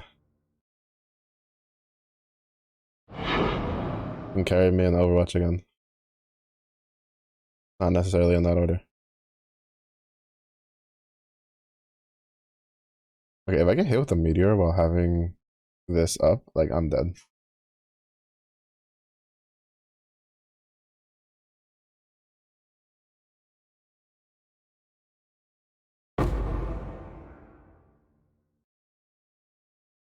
I'm definitely a lot less tankier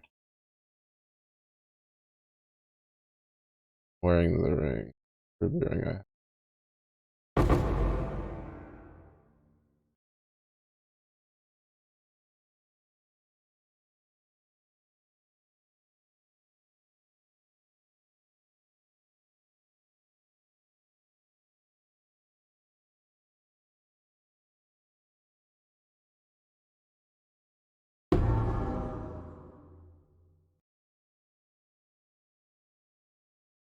I don't think that's that much of a damage increase to constitute how.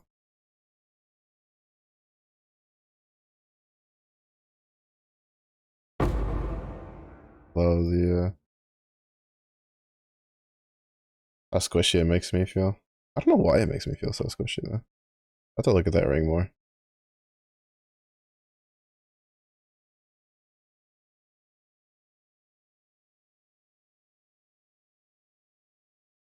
Mm.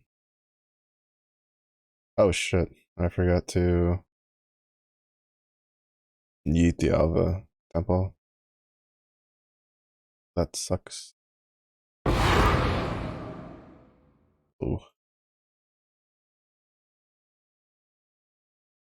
But yeah, I kind of wish I was better at like. Well, I don't know how. Well, I mean, I used to have a friend who's really good at drawing with a mouse. Oh wait, no, we're on the wrong atlas. That's why.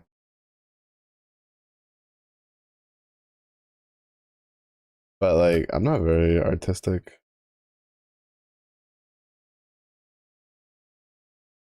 so Okay. This one has 31 max life with 44% fire resistance, while this has. Oh, that's why. A pretty decent amount of fire resistance loss. Puts me at 318. Oh, wait, no, I have more. Oh, wait, no, right. I have more because of that. So why do I feel squishier then?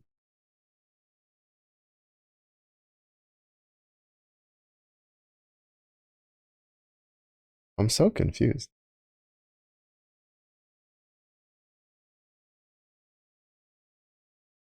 Am I tripping?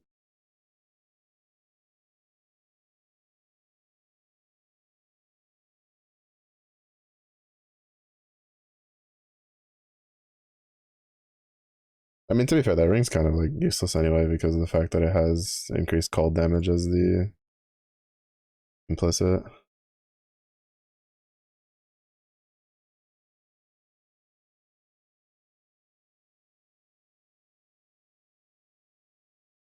It's not exactly great to have increased cold damage on a ring that you're supposed to use on a fire build. Not exactly something I'd rate very highly.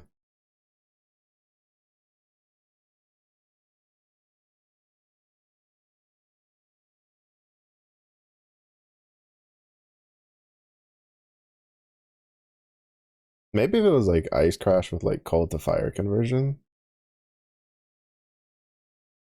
maybe.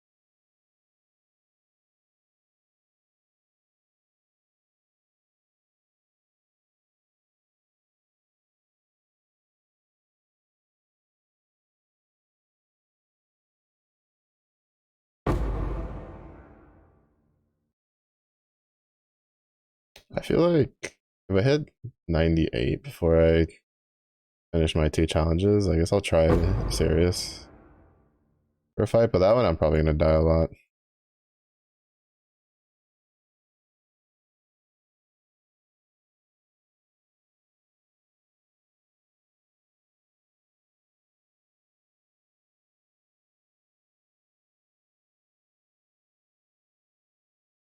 Because I don't know the fight like at all. And that has a lot of like just get fucked attacks that you have to deal with.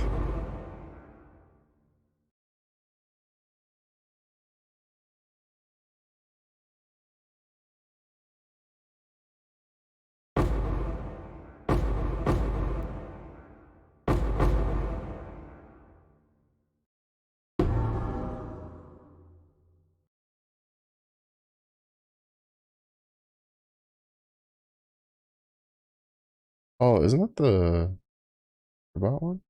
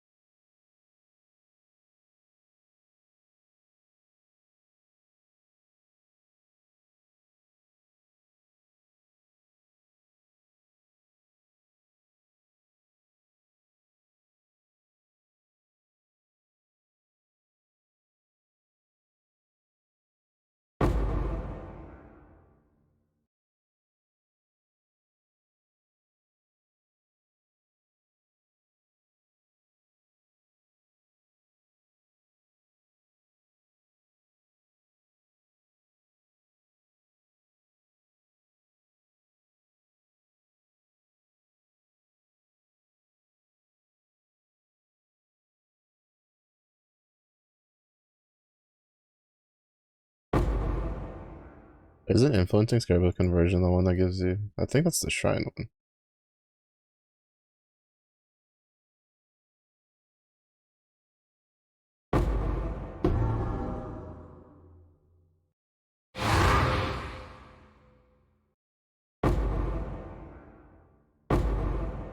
Fuck.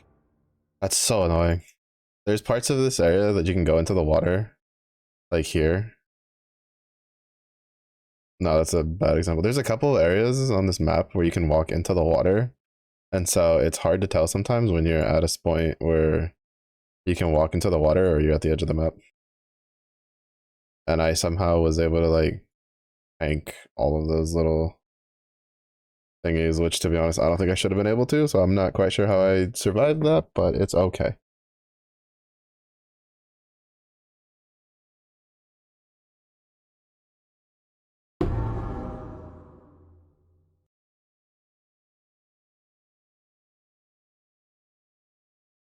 Because we didn't die, and that's what matters.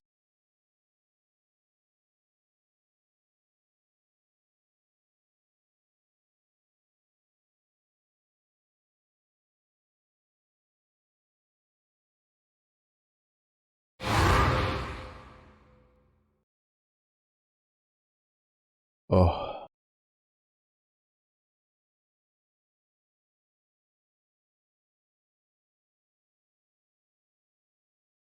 rough.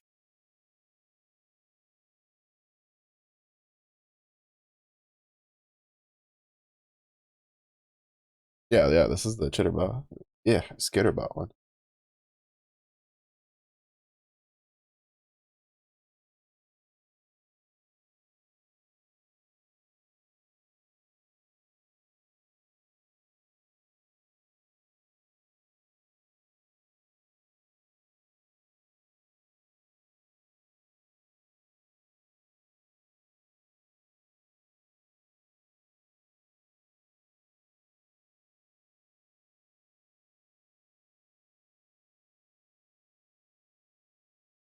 That one's fine. That one's fine. Fine. That one's fine. That one should be fine. Worst comes to worst, I'll just put frostbomb on. Put a frostbomb on my instead of frostblink. To be honest, I should probably try to get another blue socket somewhere. Never mind. The only like socket available that I could do it for would be having to put a 6 socket on.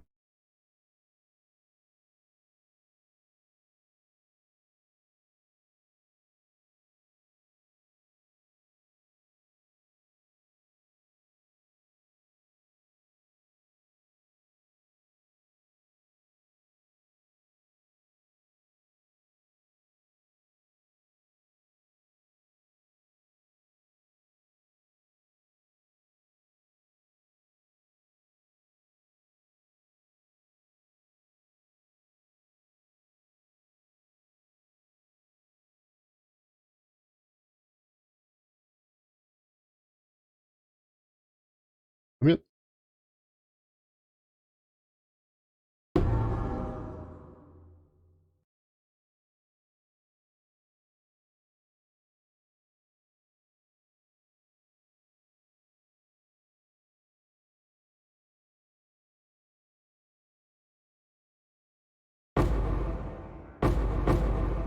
I need to try crafting a better weapon, honestly, to at least get some with attack speed.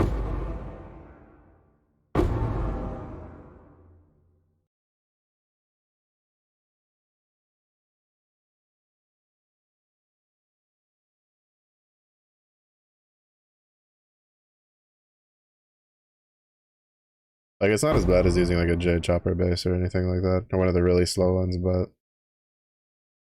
this skill in particular feels better with why is it a fucking Einhar red beast on here, bro. And he's Soul Eater. Nice, great. I love this game. That's definitely not a piece of garbage that just wants to annoy you with stupid mechanics that suck.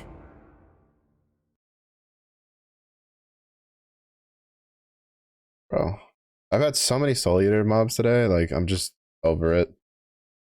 I'm just so fucking over those, that as like a rare modifier.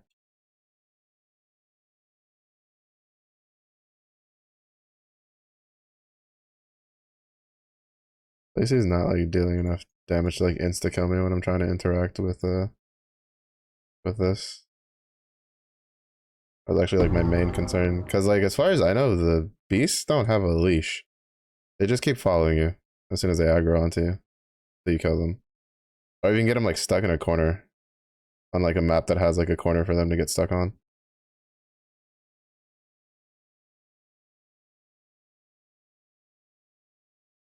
But beach doesn't really have a map like that,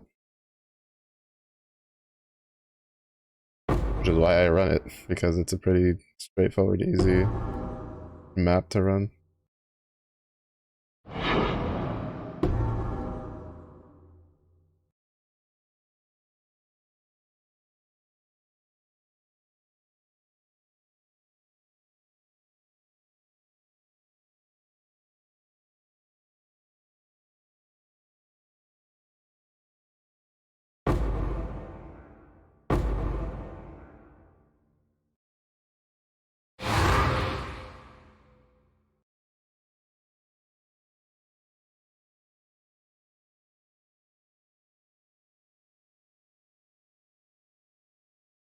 I think like all of the stacks were.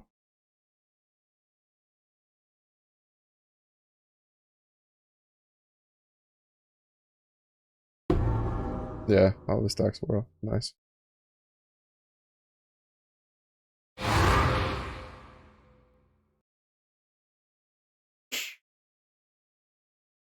Using the shape tool is a very good way to learn art. Have a tablet stylus. Make almost pixel art with just the square tool. Oh, I used to use there's a program a friend of mine introduced me to a long time ago. I don't remember what it is now, like what it was called. Back when I was in high school. That used to use for to do pixel art for stuff. You would like give it an image and it would kind of scan the image in a way, and then it would give you like a template to follow. Like it would give you like the closest it could guess to making a template for it. It was actually pretty good. Make pixel art. Pixel art's cool.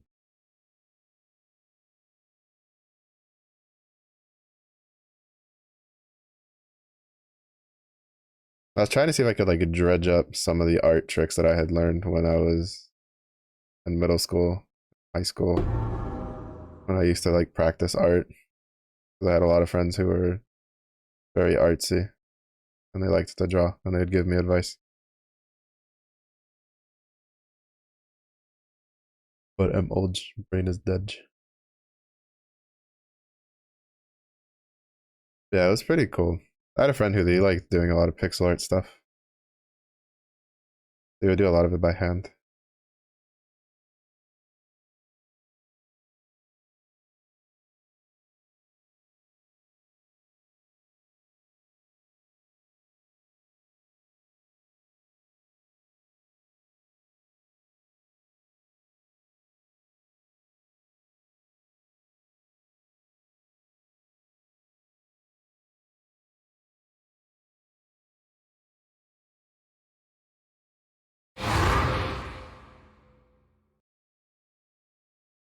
Give more.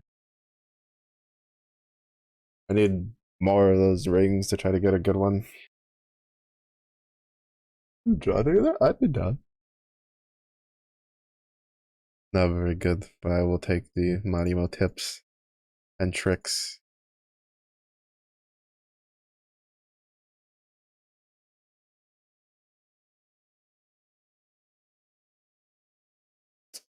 What is latency spike shit? Dog.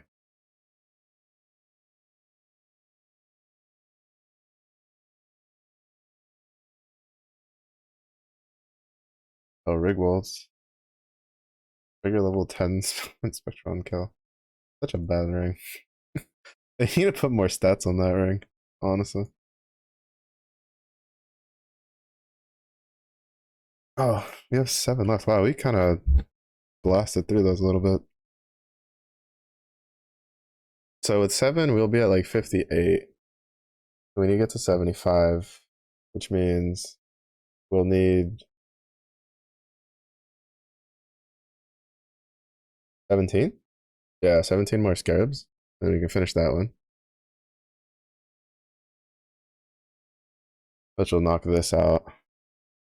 And then we just need to do another 50 of those, and then we will have our character effect. The first character effect I've ever owned. I kind of wish I had played more on Harvest League. Harvest League, I remember the challenge track for that had like little footsteps, little like flowery footsteps that looked really cool. Would look really nice with the Night Lotus skin they gave for Affliction.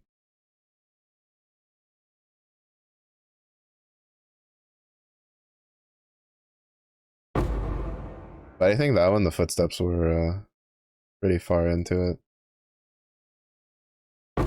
I know the portal effect was the last thing, kind of like how in this one the portal effect is the one you get at the end.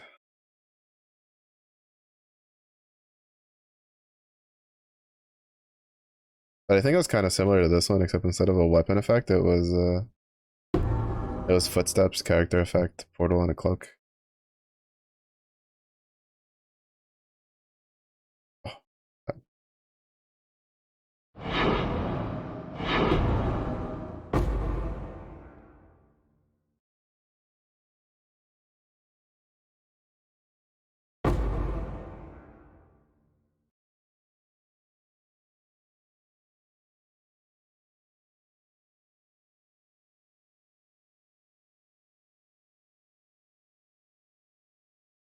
Oh, well, that spawned more than I was expecting.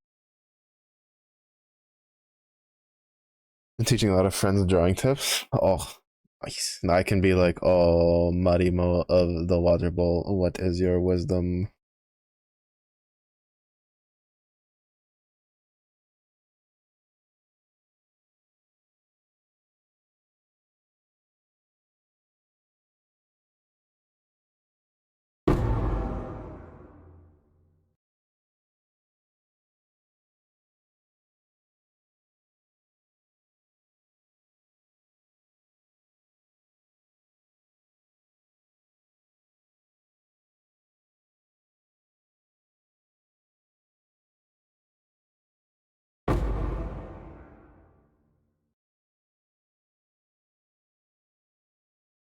Explain the tips, makes you realize you do live in proper. Let me teach yourself something new too. Yeah, I had instructors when I was in school that if someone had a pretty decent grasp on something, they would have them tutor other students because it helped you look at things from different perspectives. And on the flip side, I was like, free labor, bastards. Not really. I had some really good teachers who, instead of letting me just snooze in class, would be like, Mello, go tutor that bum that you know over there who can't put 2 and 2 together. And then I'd look at them and I'd be like, why are you so dumb? Why must you be so dumb? Why can't you be smart? Like a nap. Yeah, teaching people stuff tends to put it in different perspectives and sometimes makes you realize, like, oh, maybe I wasn't doing this right. Or maybe you're like skipping a step and explains why sometimes something's a little wonky. Happened to me a lot in gaming more so than anything else when I was teaching someone how to like play something. Sometimes just going over the information again out loud would help answer some questions I had myself on it that I couldn't find the answer to. Very handy.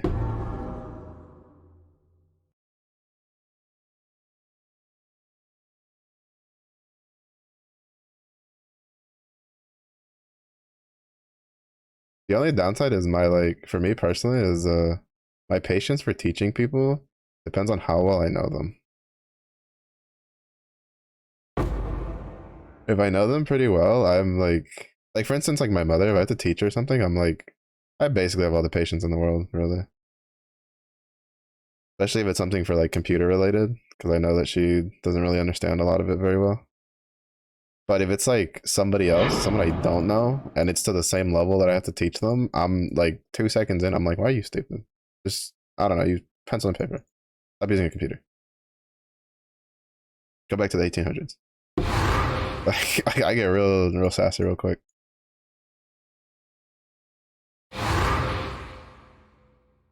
Cause like it'd be funny because whenever I had to like tutor my friends in like math and stuff, I'd like walk them through step by step. But then when they knew somebody and I didn't know them, and they're like, "Oh, he's pretty good at tutoring. You should ask him for help." And then I would tutor them, and they would look at me and they'd be like, "Yeah, yeah." They'd be like, "I feel like I got lied to." I'm like, "No, you didn't get lied to. I just don't know you, so I don't really have patience for you. You're gonna be this dumb." It's a bad habit I have. Not one I feel like rectifying anytime soon.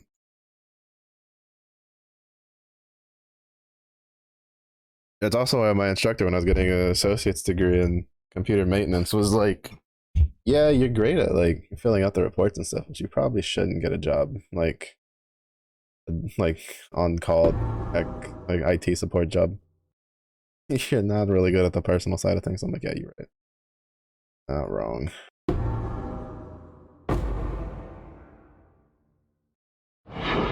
The other thing you taught them, yeah, that's always really cool to see. You sit there and you're just like, they grow up so fast.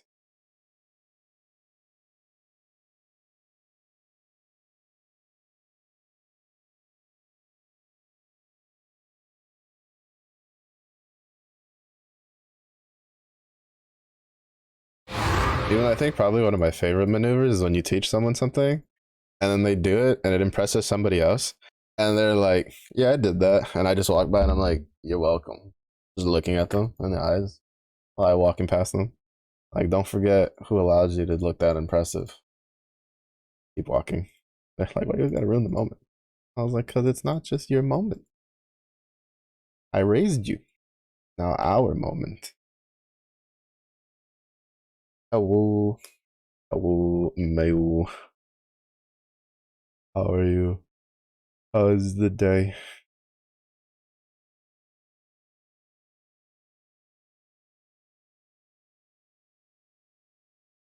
Still proud.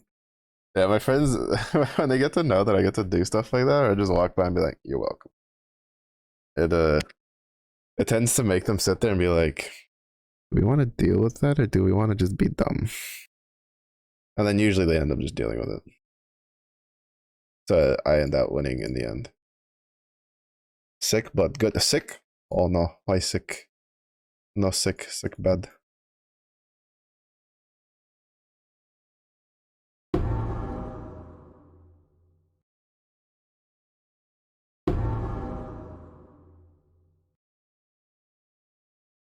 Probably it's nothing too bad. It's just like a sniffle, a cold. Do you know? Can you tell?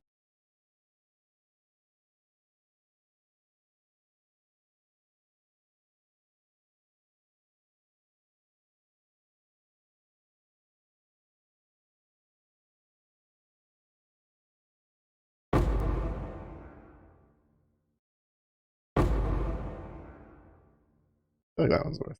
That one's worth like. Okay. Just cold. Oh no. You know what that means? Get more blankets. Add the soup. Get the soup.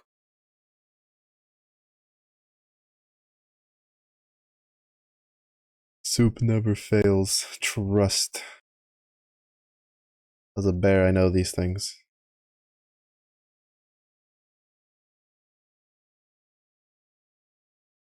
Is it? 1800?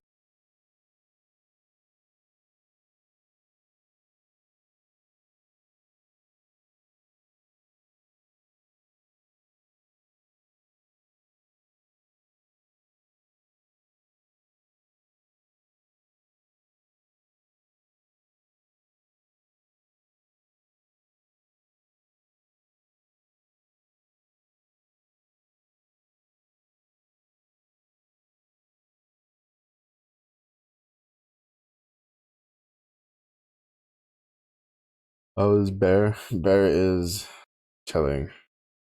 A headache. My wrist hurts.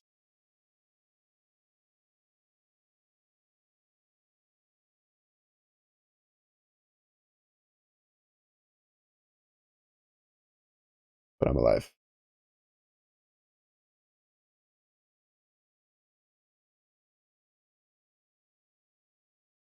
Yeah, there's a bit of a sign that I've been playing a little bit too much PoE. I don't know why PoE just like wreaks havoc on my wrist.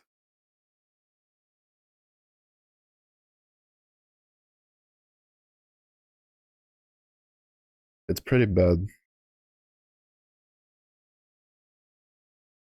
It's one of the reasons I also don't stream it from more than like a month or so, is because my wrist can't really keep up with it.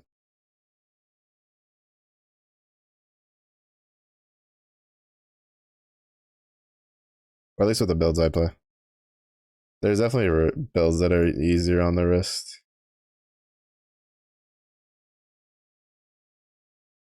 Teleport Tang. Dashing. Yeah. Especially in melee. When you're playing a melee build, you're just asking for pain. Oh shit, what the fuck? Calm down. I keep forgetting that pulls everything out of the oh shit. The new ring. Or that's a new tattoo. Join the dark side? Probably not happening. I have to break it to you.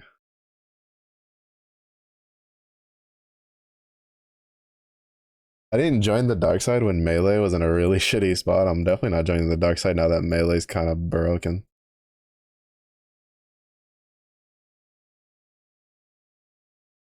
To be fair, I played like a quasi minion build. Well, I mean, it was still technically a minion build. I played Bema Necro. Plays around summoning clones that shoot arrows. That was pretty good. But it wasn't melee. So it wasn't satisfying enough for me.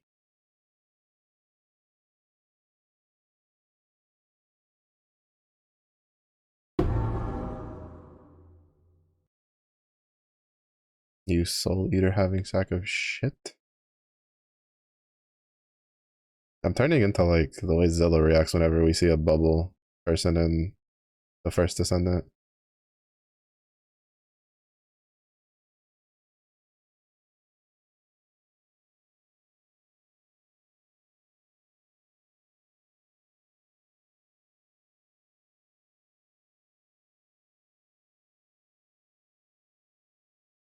Speaking of the dark side, I have Star Wars Oreo cookies.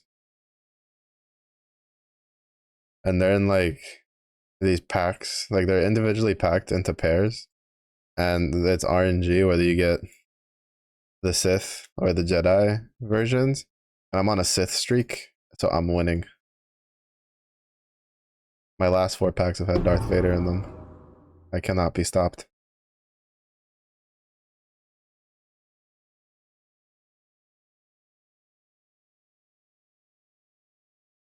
Share?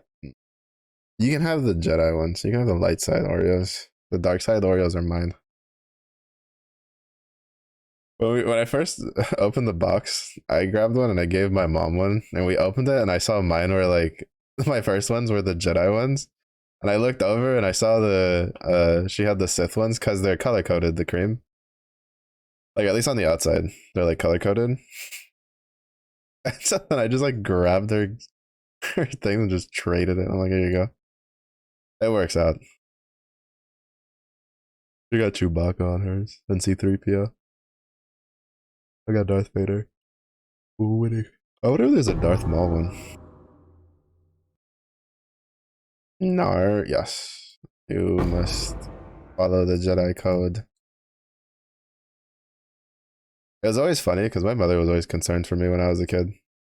Because I would root for the Sith in Star Wars, and I was always rooting for the Decepticons and Transformers. And she would just be like, why are you rooting for the villains? Don't you want the heroes to save the world so you can go to McDonald's tomorrow? Like when I'm a kid. And I just look at it and be like, look, it's not my fault that they make the villains look cooler and they make the good guys look like shit. Go, Megatron, go.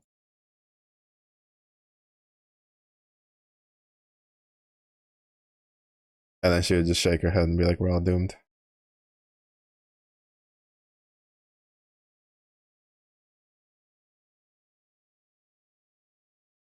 Was right about bears. Wow. Look at this one. I knew it. There's always a grain of truth to every JK. Actually hates bears. Can't believe this. I'm calling the bear authorities right now.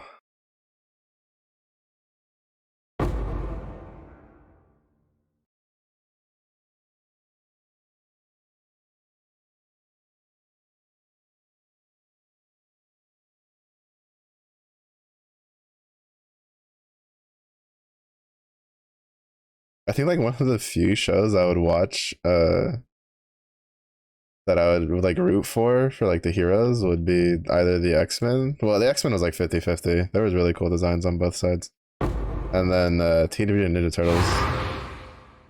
You can't just like not root for Michelangelo. The GOAT. The best around.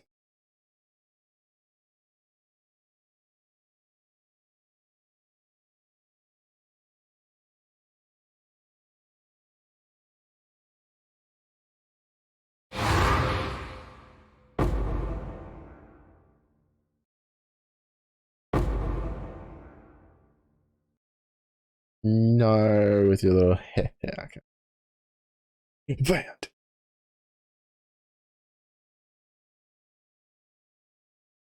Actually, you have like a double evilness because you kept bringing up like burnt marshmallows the other night. So not only are you trying to like get rid of bear kind, you're trying to turn marshmallows into charcoal. I don't know how I feel about this. I've uncovered the May Illuminati agenda. How do you plead and why is it guilty?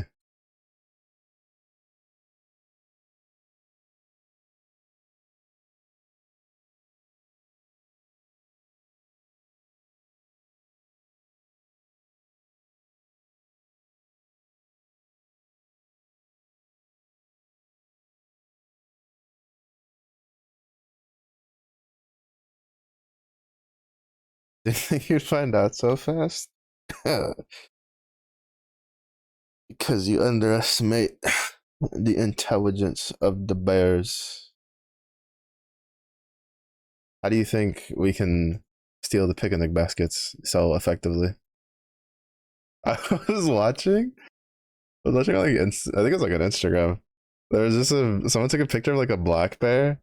You know, like the jacuzzis that people have like outdoors, like on their like patios or whatever. Not like the in patio ones, but just like the full that has like a cover on it and everything.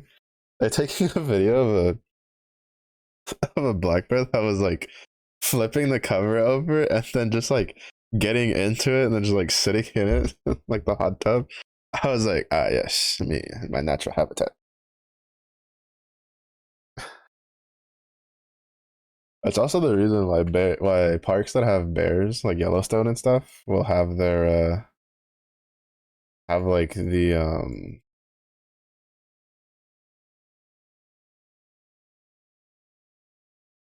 trash cans like chained and stuff. Oh shit, that one got like instantly. I thought that was one of the ones that had like a lot of charges on it. I should have read it a little bit more. Yeah, that one and the one where it's the bear figure who the bear that knows how to open the door to a gas station grabs like a Kit Kat and then just leaves. Those two are like my favorite videos.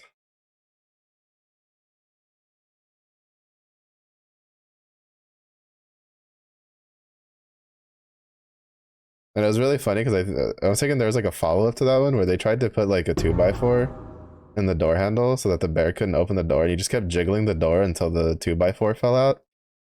And then just walked in and grabbed the Kit Kat and left anyway. I was just like, yes, you cannot stop bear kind. Our required daily Kit Kat will be had.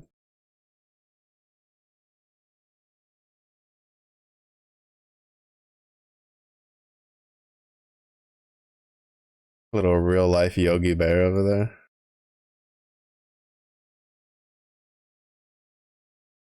Bears are hilarious. Terrifying, but fucking hilarious.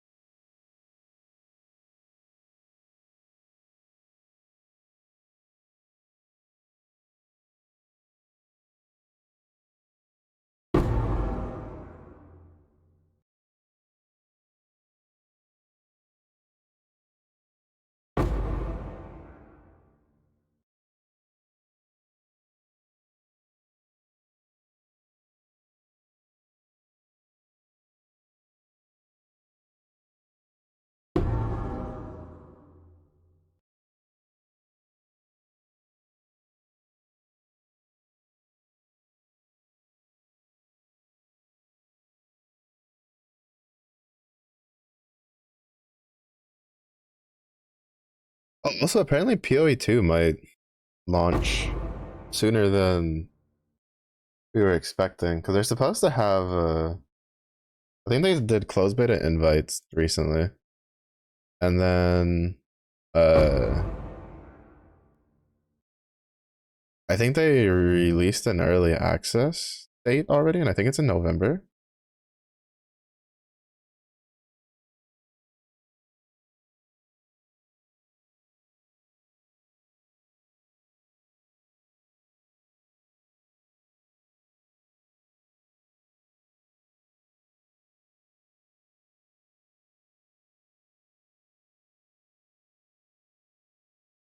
Which means one step sooner to getting the bear shape shifting gem.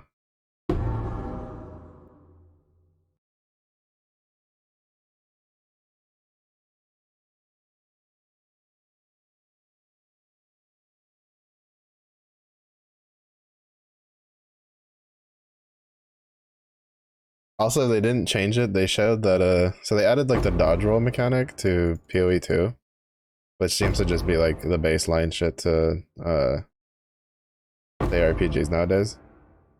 Um, and apparently the bear has a roll when you use the dodge. And it was originally supposed to be like the bear's dodge roll, but they couldn't figure out how to get it to work without looking like really bad. So they like took it out. But if you do it like in town, the bear, like when you're in bear form, apparently the bear will still do like the roll like in town.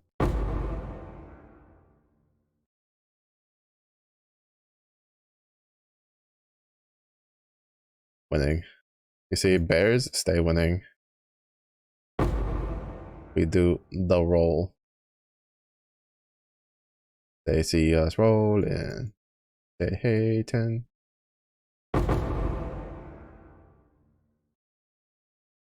But my wrist is really not having a good time. I guess I should probably just, yeah. I think tomorrow night I'll probably start playing another game at night just to give my wrist a break. I was gonna try to like power through and finish the last two challenges, but I don't really think I need to do any extra overtime, so to speak.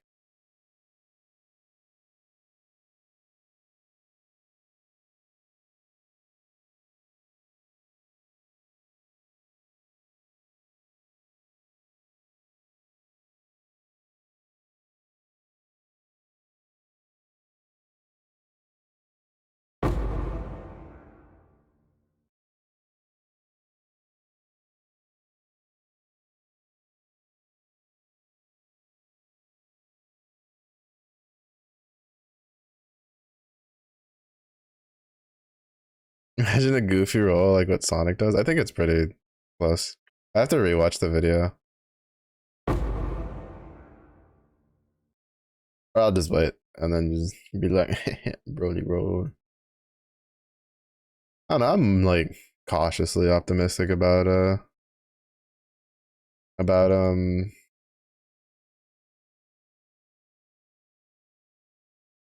PoE 2. Right, nice. You have a decent amount. I have 29, not the worst.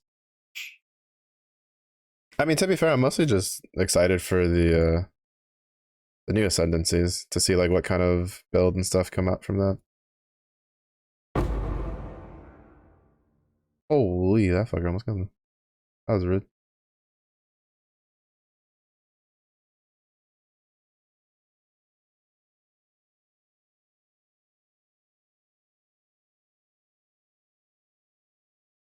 What other forms are there? I think the only ones we know of so far is I think there's supposed to be like a werewolf form, a bear form for skill gems, and then they're adding new ascendancies for everything.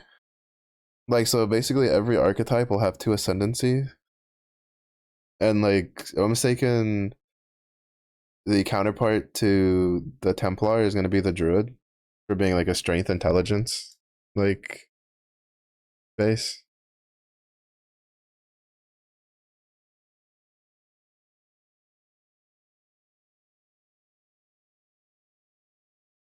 All right, I almost forgot about. Oh, hey, here's something. I almost forgot that detail about you. Yeah, but the werewolf was the very first shape shifting skill they showed a long time ago. Like I think the first time they revealed gameplay, they showed the werewolf. The bear one is a bit more of a newer, more recent addition. But we don't know if there's any more forms besides that. I don't think they've mentioned.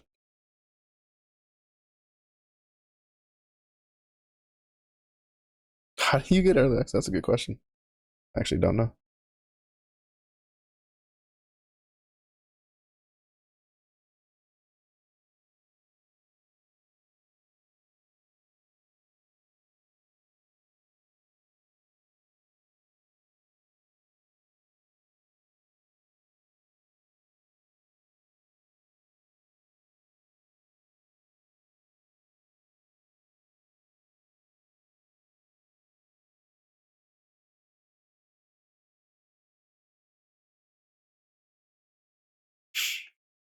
I don't think they've mentioned. I mean, there's probably gonna be like a supporter pack or something to get.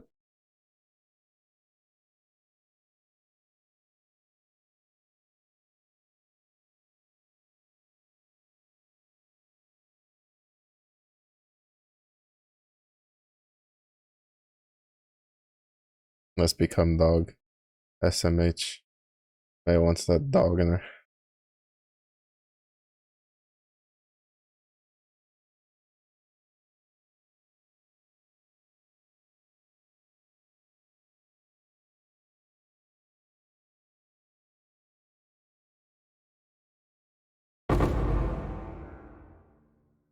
Yeah, they're also adding like spears and javelins, I think, as weapon bases, if I remember correctly. And adding skill gems for them. Like that and the druid are like the two things I'm kind of curious about to see how it goes. I don't really care much else for most of the other ascendancies, personally.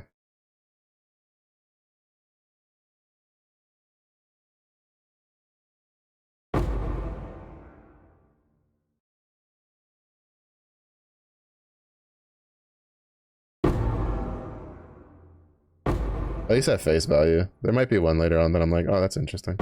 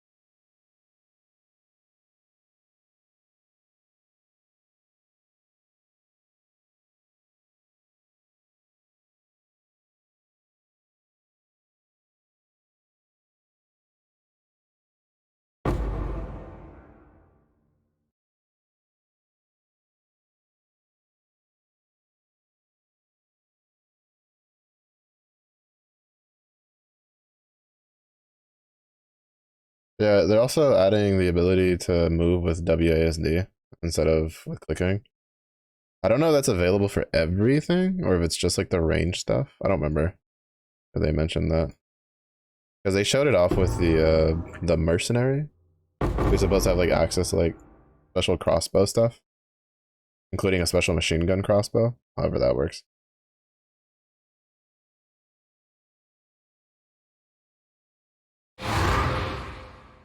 I don't know. I'm cautiously optimistic because they have like some pretty interesting things on paper. I just don't know how it'll transfer into like actual gameplay.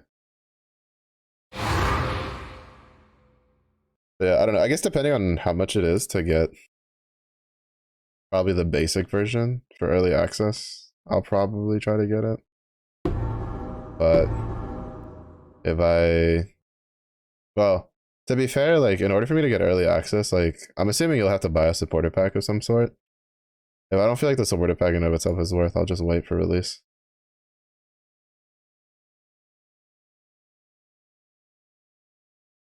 I'm not particularly in a hurry and I have plenty of games to play through right now.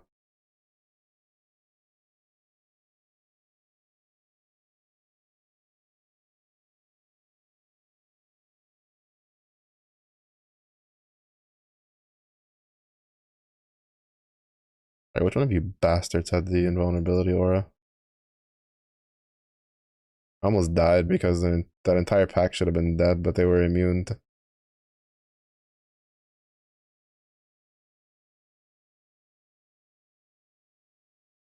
I see. Yeah. Yeah, I'm not too terribly in a hurry. It'll come out when it comes out, and then I'll play it for sure then.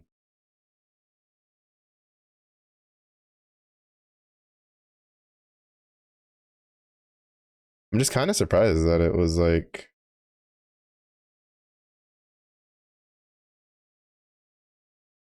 I feel like they're kind of.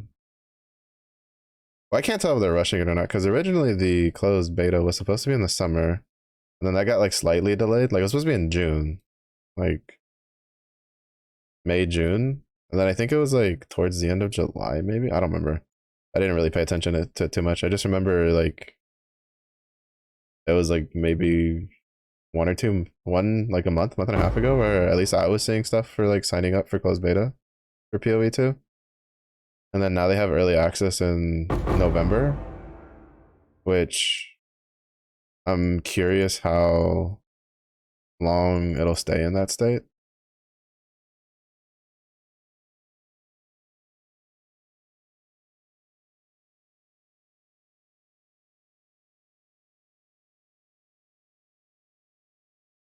But it is what it is. I have plenty of games. I have like 20 plus games on my backlog that I've been meaning to work through. I have Space Marine 2 coming out next in like 2 weeks. I have a bunch of other games that I would like to get. I still really want to get Lies of P.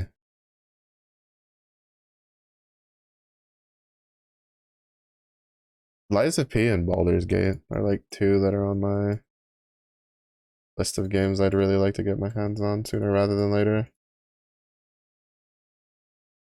And maybe at some point Helldivers.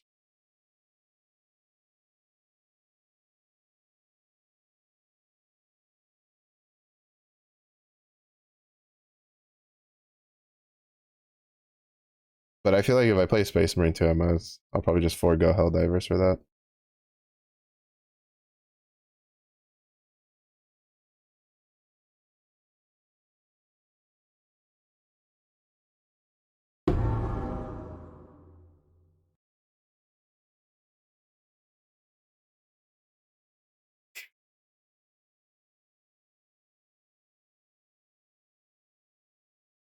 Alright, we'll grab 3 maps to run.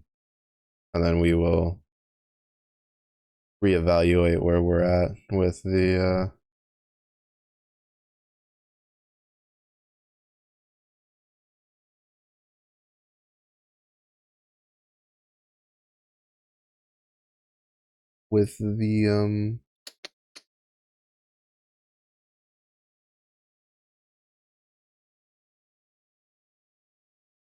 Scarab situation. Because we're pretty close to finishing that Scarab one. We only need like 20 more maps. And we'll be done there. This one's gonna take a while because this one we're just barely over halfway done. Like I definitely have a decent number of missions left. It's just I don't know if I have 10 missions that I can easily do myself.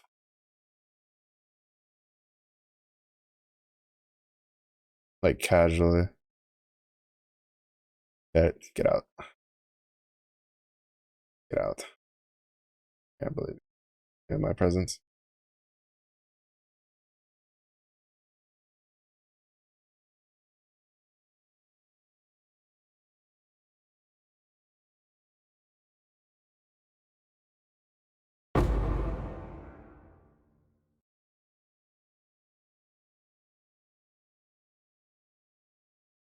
What did I give the boss? Consecrated ground on him. That should be fine.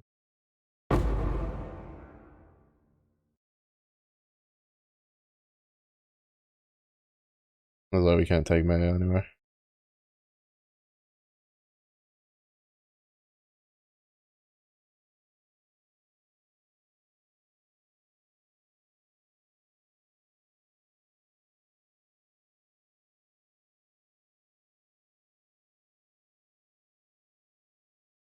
They stacked like 3 mechanics, like in one spot. Expedition, Alva, and the Orichalcum vein, just all in one spot. That's so. I've never seen that many like map mechanics just sandwiched together in one area.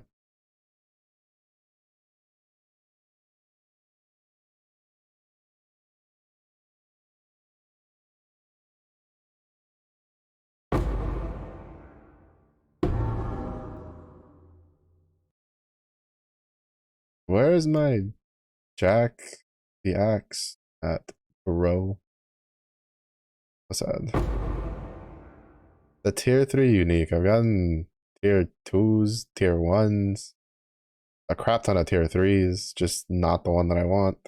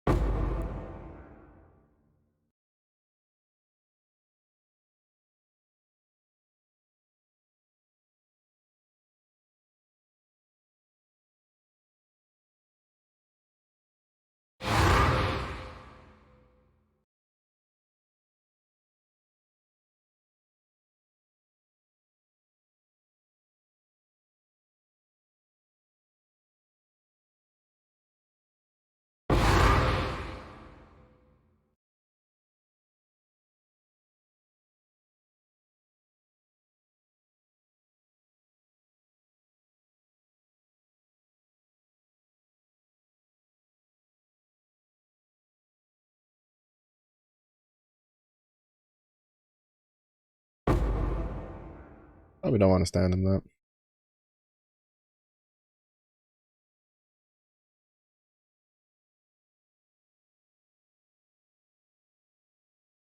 Probably not the best of ideas. That was way too many circles overlapped.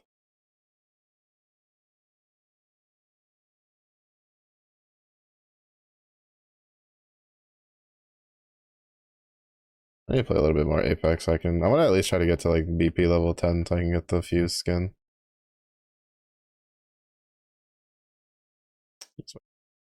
Out of my face.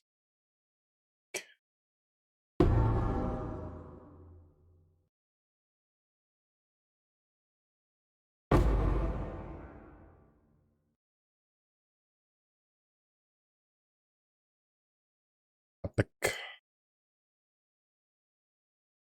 Yeah, I don't know. Fucking the matchmaking feels so shit this season though.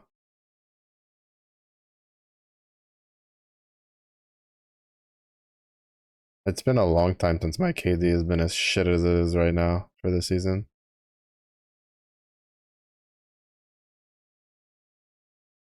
Apex stream? I don't know about that. I streamed so much Apex. Like, basically, I'm like burnt out out of it. At least for playing it solo. Like, I'll play with people, but I don't think I can play that game. I can stream that game anymore.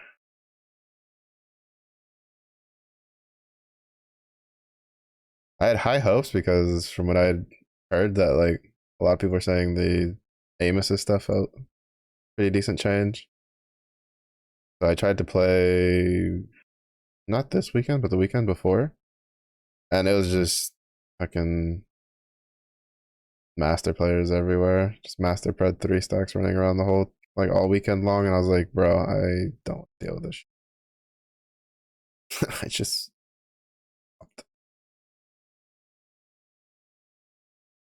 to be fair, I don't think I like the new map either.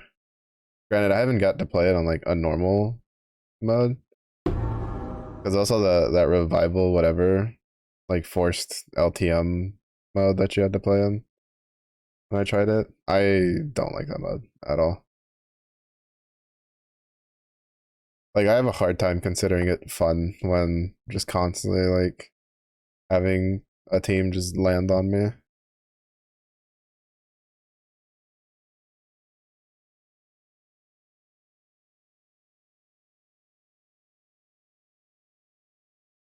I had like 3 separate occasions where it was either me or like a teammate who would have like a duo land on him, like that was rezzing, and then they would just instantly kill him, like kill them or me, before we could even turn around to do anything. And then their like third would show up, and it was just like, oh, kidding, deal with. But I think that was more just the mode. The new map just, but that's also might have just been for the new mode, just constantly like it was like the definition of getting shot from everywhere. Like the only proper form of comms that I had when I was playing, like that would like it just makes sense is like I'm getting shot from where? Everywhere. By who? Everyone. Basically sums up how it was when I tried playing Apex that weekend.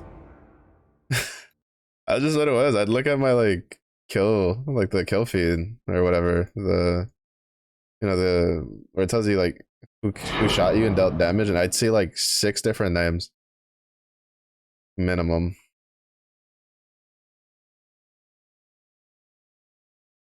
Like that shit was ridiculous, dude.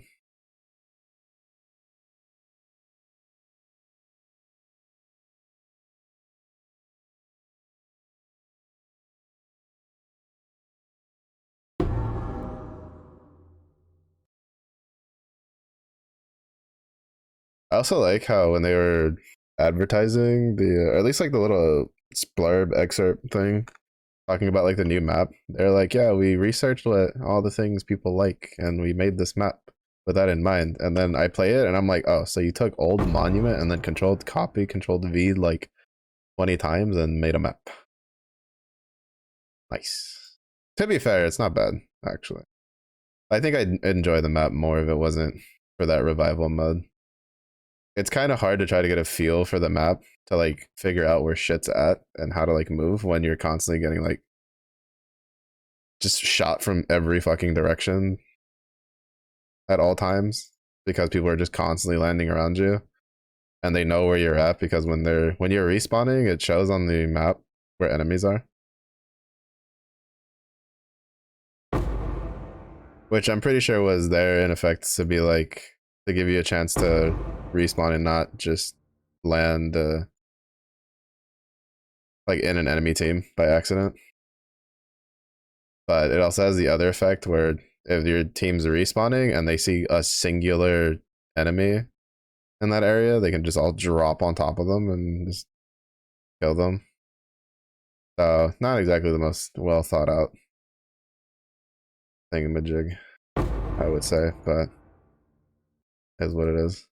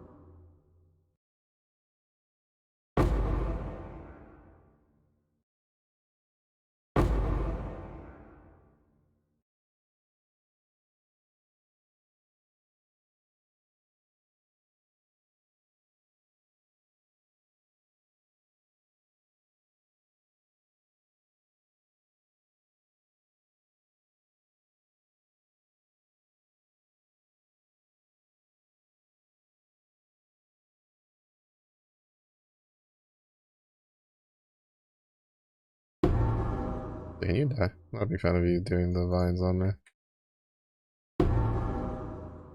Yeah, there just wasn't. I don't know. There was a couple of the POIs that I didn't like how it was kind of like pretty similar to um the Lifeline Hospital on Olympus, right? Where you have like the building and then around the building there was like no cover. So if you got trapped between like a team from the building and then a team like where there was cover, like far away, there's like the stretch of like no man's land in between. There's like a couple areas that had that, and I wasn't too big of a fan of that because it was really, really hard to like find a spot to reset and not just get shot by somebody because everything around you was like high enough to shoot over the like any rock or anything like that,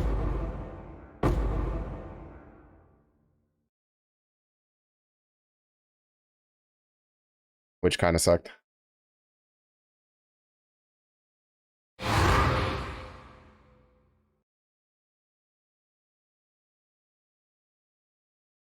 But then there was a couple instances when it was like going and you're just like fighting and diving in and out of like buildings and kind of going back and forth. It felt pretty good.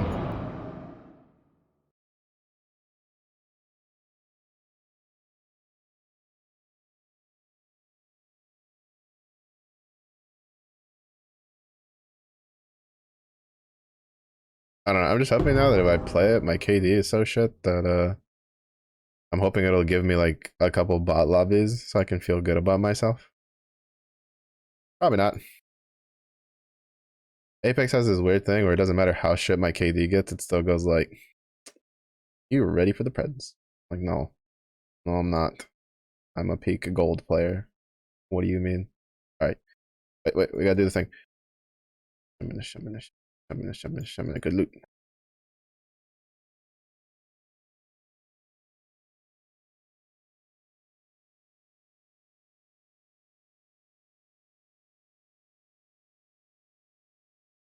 Ah, this is one.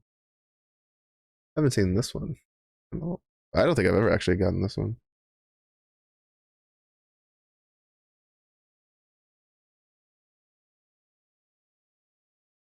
Rolled on the stuff though. Give you buy love it with like with my luck. Like speaking from experience, I have to go for days, just constantly dying before it'll give me bot lobbies. I have really bad luck with it putting me in like really easy lobbies,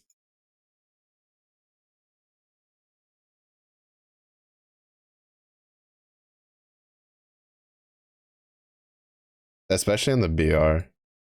In the mixtapes, like usually it's like if I have like a day of like really bad games, the next day it'll at least give me like a couple games that are pretty good.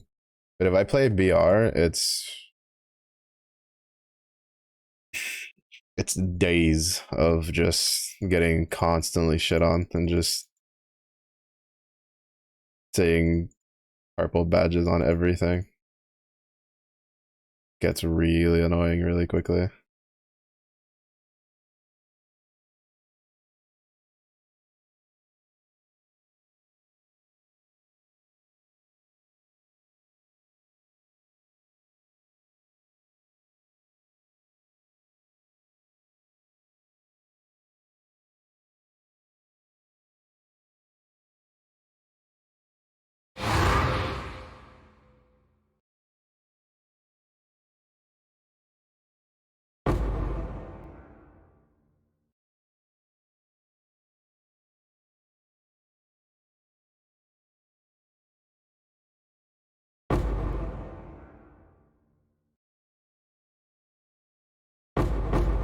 multiple chaos orbs. Make me rich.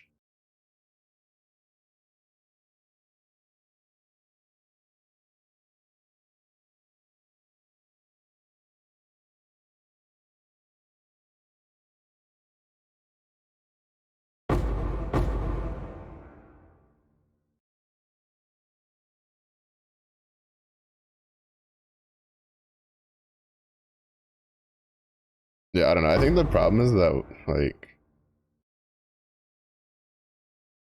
I'll like die a lot and then I'll get like a singular kill and then I guess that kill will be on someone like high ranked and then it goes, oh, you can't go down. They're like, well, you can kill that dude. It's like I hit him for 20 damage and he died. What do you mean? Let me down with the like with the level 20 players that don't actually know how to play the game, not the Smurfs. Let those guys be somewhere else. I want the guys that don't know how to turn their camera at all.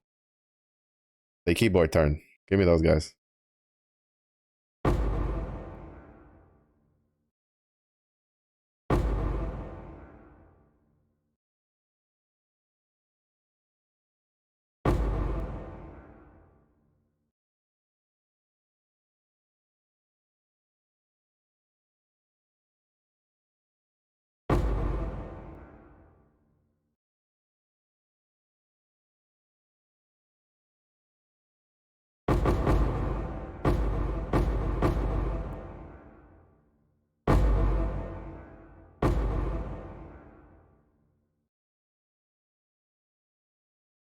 That was a lot of loud noises pretty quickly.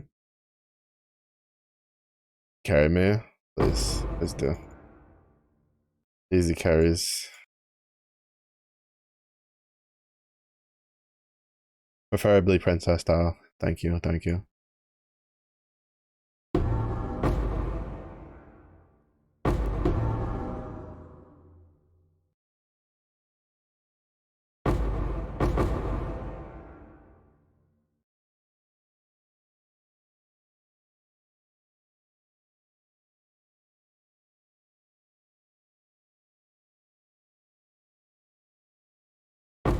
Blue filter going crazy on this one.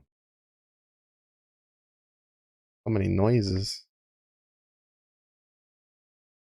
Running and die lower both of it. I got that in spades.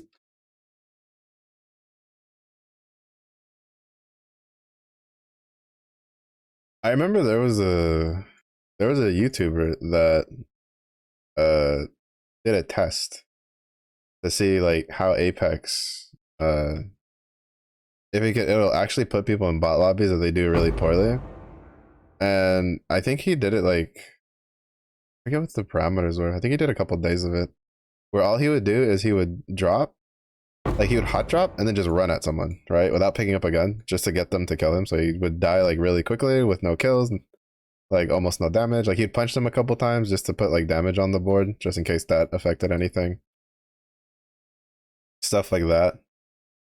And I think like from the biggest thing I remember was like the end of the review, but I know part of it he was mentioning that like he was kind of surprised at how slow it was to put you down, like to lower your MMR, because Apex is usually pretty fast in moving you up buckets, but if you're in a skill bucket that's kind of out of your wheelhouse, it's very slow at moving you out of it. And I think it's why he did it for like a couple days. And then eventually I got to like what were like bot lobbies, right? He's like, people would take multiple mags to kill me, even if, you know, I really wouldn't move too much and they'd be missing. And he was like, and I had a couple games like that. I think he said he had like an hour where he had games like that. And then out of nowhere, it would just yeet him. It was like middle of the day. And out of nowhere, it just yeeted him back up to like pred lobbies. Like just out of nowhere. He hadn't gotten a kill or anything. And he's like, he's like, I don't know how that shit works. I'm like, brother. Ridiculous. Yeah. Yeah. I think the problem is, I think it's like a twofold problem because it's kind of known that Apex tries to fill, like the longer your queue takes, the wider the parameters get. And so I think what happens is it's just like If it gets enough high level players whose queues are taking too long, it just grabs everybody it can grab to put them in the lobby so they can play. Which, I mean, to be fair, it's a common system. It's not like that's anything new. Call of Duty does it. I'd say almost every single FPS game does that to some degrees. It's just I think Apex is probably like the most, like the fastest one and making a pretty big skill disparity. Well, I don't know. I say this, but when I used to get dragged into Valorant with people, we would have like immortals and shit on the enemy team. When the highest rank on my team would be like someone who was like gold. Actually, there was one time it was silver 2 and 2 unranked players. My account couldn't even do ranked at the time. Actually, I don't think my account can still do rank in Valor. And it's probably never going to get high enough to be able to do rank in Valor. And it was just people on their mains with like, I think it was in a guy, like, we somehow killed the dude who was like top fragging on the enemy team. And one of the people I was playing with picked up his sheriff and it had like an ascendant buddy on it. And we were just like, what the actual fuck? Like, what is this shit? I complain about Apex because that's the only FPS, competitive FPS game that I play a lot of.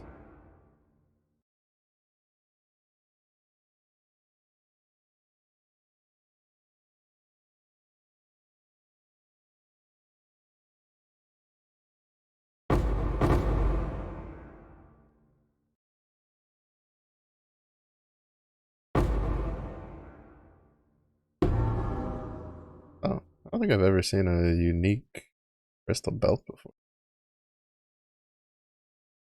Me once. Pick up. Grubbies. But yeah, I don't know. It's just Apex matchmaking is just weird. And the irony is like ranked doesn't solve it either, because I'll watch like high level like pred players and pro players, like their highlights and stuff. And you'll just see on their kill feed while they're like in pred, they'll just be like random flat players or like a gold player. There's one time, I think this was like 2 seasons ago or something. Or like I think it was Monday. He wiped the whole team by himself and he's like, man, they were bad. Looks at kill feed, the whole team was gold. And he's like, why are they here? He's like, those guys don't stand a chance. And it's like, it's just Apex thing.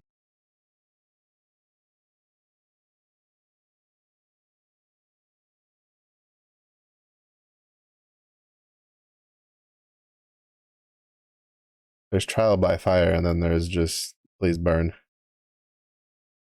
And Apex tends to lean towards just please burn. All right, Yoxium. That's a lot of max energy shield. 127? 51 of max mana, chill and freeze duration on you are based on 100% of energy shield, 20% increase elemental damage with attack skills per power charge, 0.2% attack damage leached as mana per power charge. I feel like I've seen a build that uses that.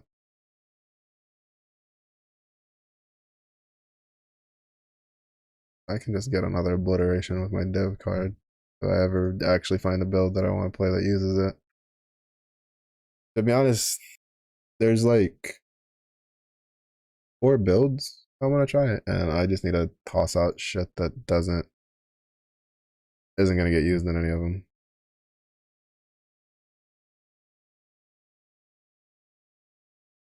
I have a bad habit of being like, well, maybe.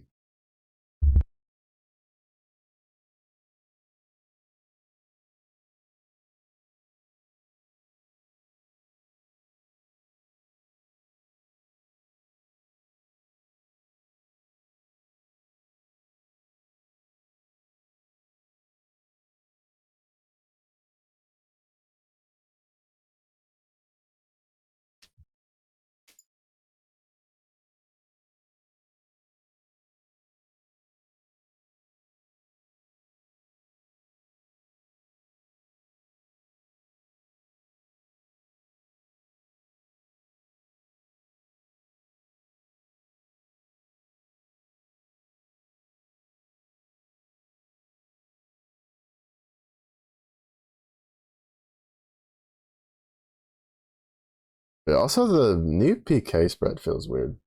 I don't know how I feel about it. Where it's like shield shapes instead of star shapes.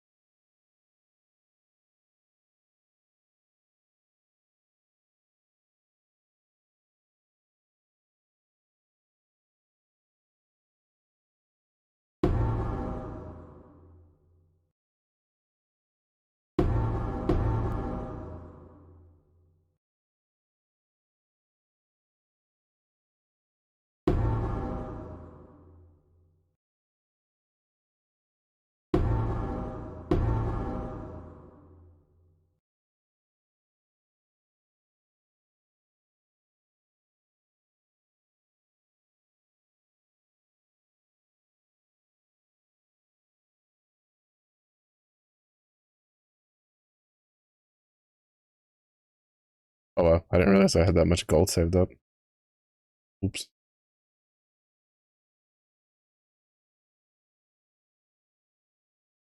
Go take stock of, because I think that was the last map for the scarab patch we had, right? Yep. All right, take stock of what we got. We need. Well, to be honest, I'll probably just keep running a bunch of as many scarabs as I can, because we need 200 for this. So technically, it's like need another like 50 maps with 4 scarabs piece. We'll just get another like 20 going. Hopefully, maybe we have enough. Oh, there we go. Shaper. All right, we run Shaper. This time we'll do this just to get more maps. I like that for more pack size. And I kind of want to get the one with rares again. Actually, no, we'll get this. This is fine. All right, we'll just get 5 more of these, 16 of these, and 8 of those.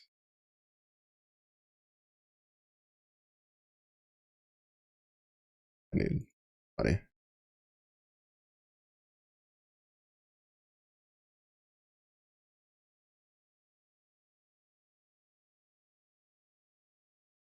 I forgot that I need to have money on hand for this.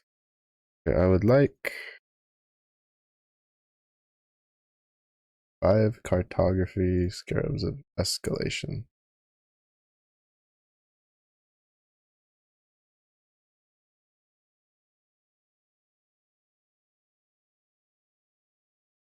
$16 scarabs of monstrous lineage.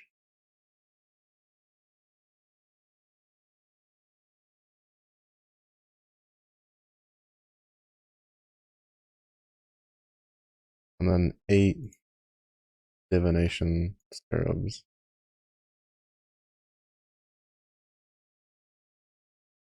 Please. Oh, this one's actually going to be kind of expensive. Alright, but we still got some back. That's fine. Like, to be honest, it'd probably be better to just sell those instead of using them for this, but we ball. Alright, I think we have enough time to do another like 5 maps and then I'll wrap it up.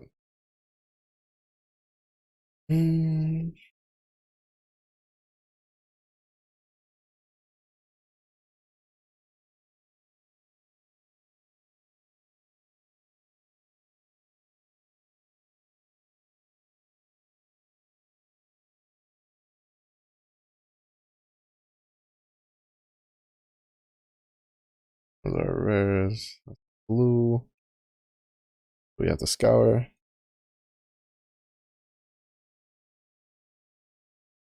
I don't really have a reason to run a blue map. The only map I would run blue, if possible, would have been a tier 17, but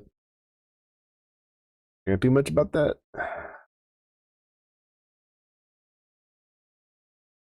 Need to reroll that one. Fine, a little dangerous. Gotta reroll that one. I'll just fizzle them because why not?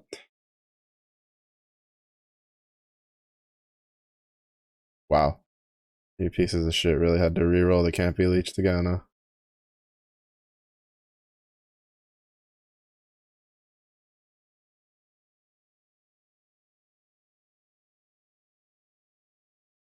I don't feel like anything super dangerous at this point. The max res stuff.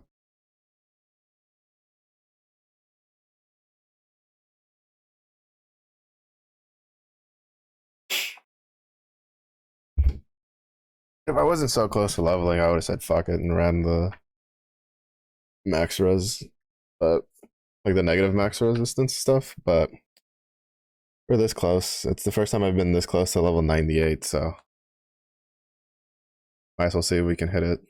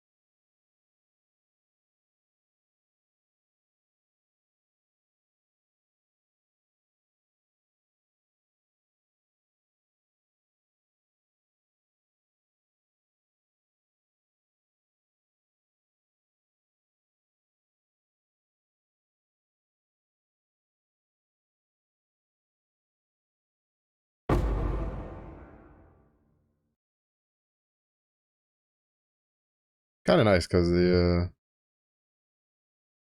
scholars have kind of been staying self-sufficient. Granted, I haven't had to use too many of them, so kind of nice.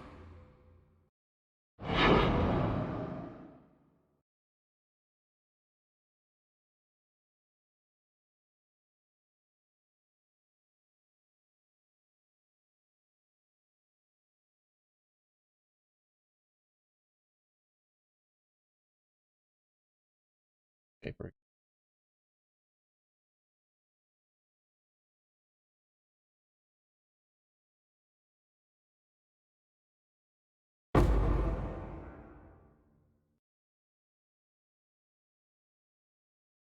I think the only thing that would make Ashen Woods like a map that I would like more would be if the boss was in like its own little room.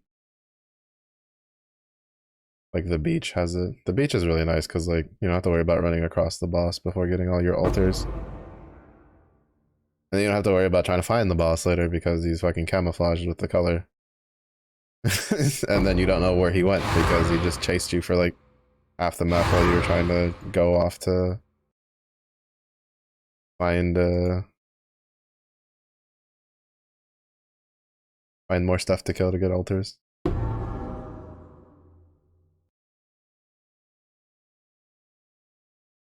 To be fair, it's also just because I don't know if like the 2% chance from for the synthesis map, like on the Atlas, like if any of the map boss Atlas passives is affected by like font and rarity.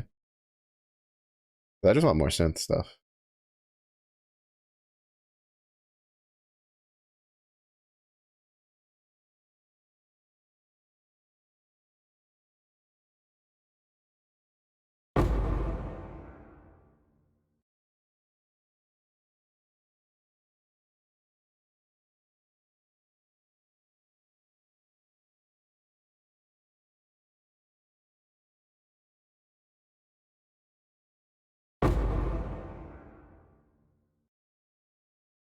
There's one more synth maps to see if I can get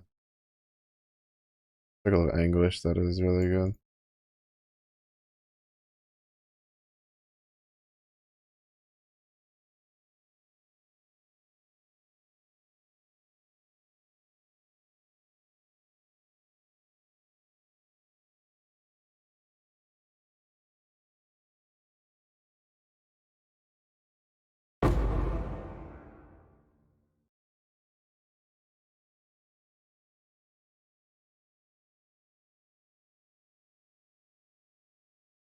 Oh shit.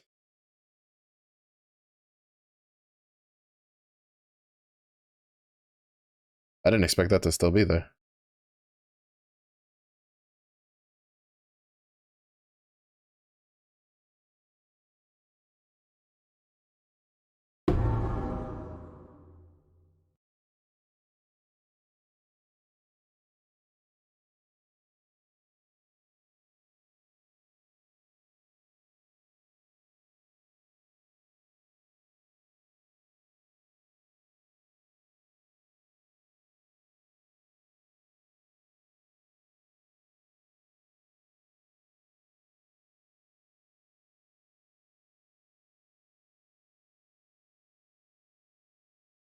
Zoomies. Yong. Yong.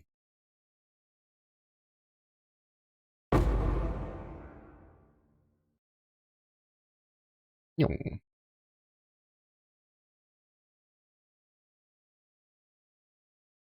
Yong.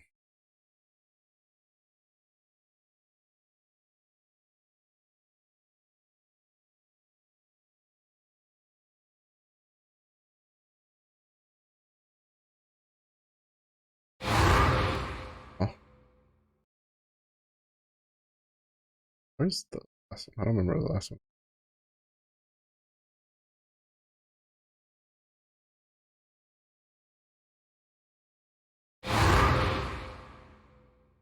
Boop.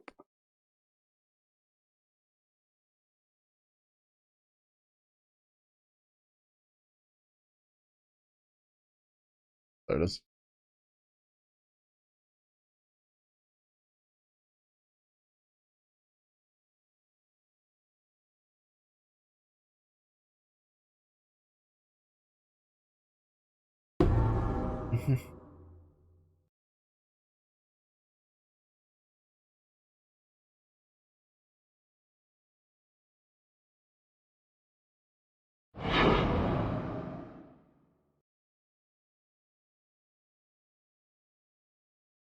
Well, at least with this Atlas stuff, it's or not Atlas, with the Scarab stuff, been a pretty good uptick on money.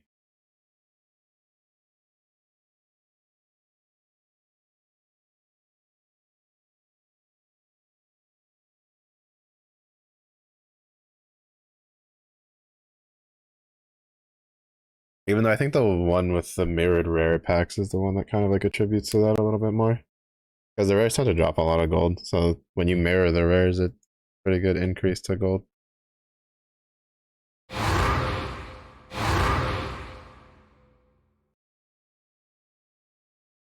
I also feel like it plays a little nicer with the Scarab ones because of the you have the node where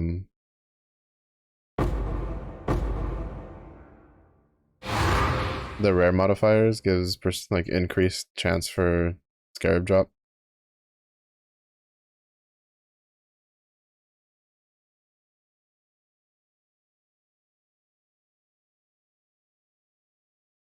And that's pretty nice.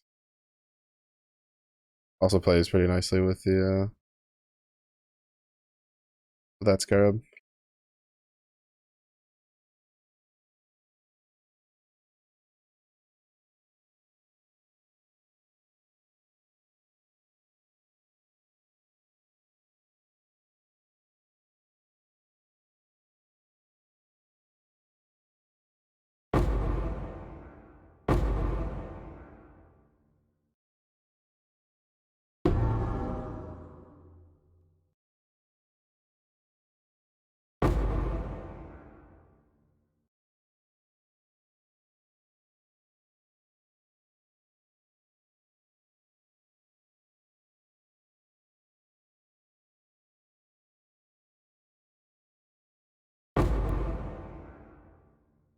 Now look here, you tree ass looking my face. Fucking ran over here. Like I owed him money. That was rude.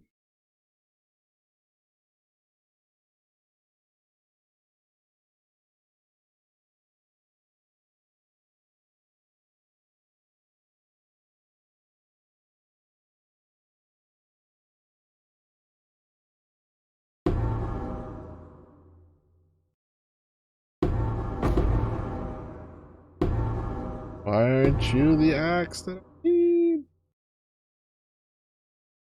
I'm so depresso. I just want one axle.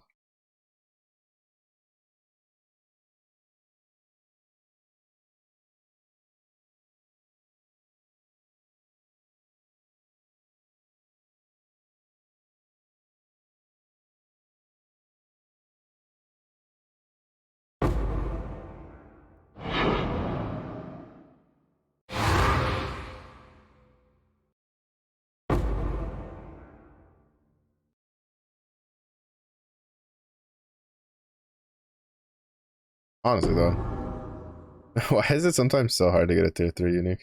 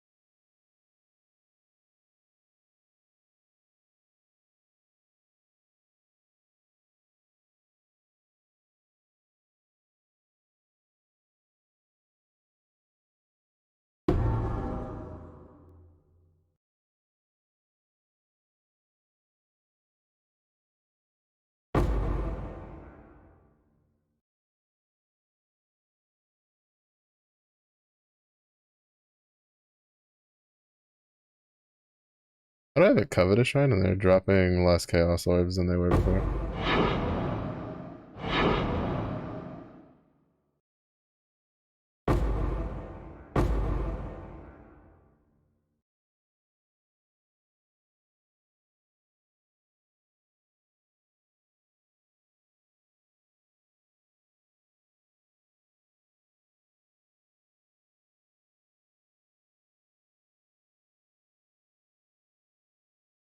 Actually, to be fair, I should have killed the map boss while I had that covetous shrine. I'm not gonna lie, I don't really understand the point of this.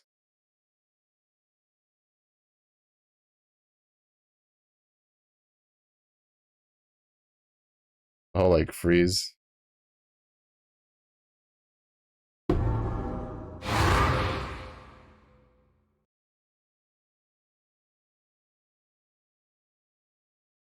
Not quite sure what it's supposed to do.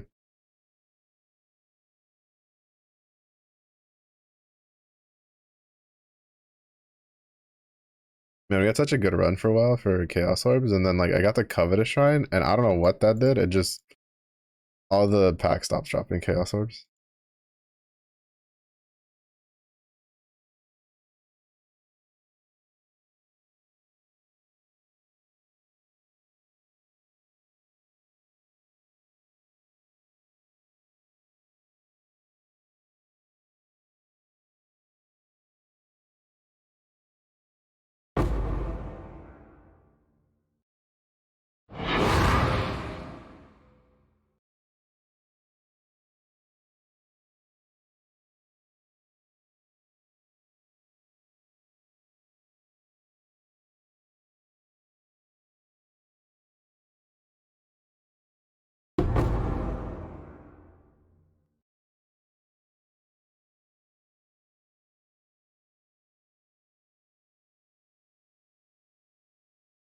I was debating if I wanted to do the ritual stuff, but I decided against it.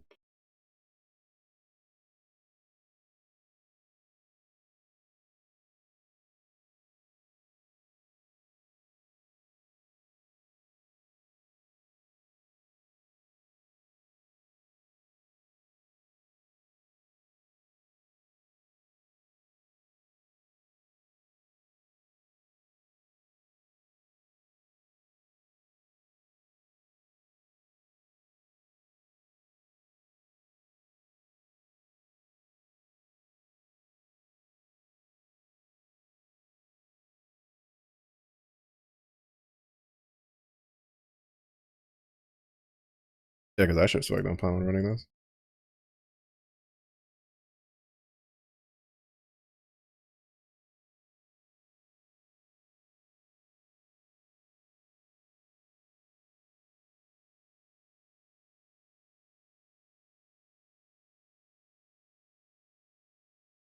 And then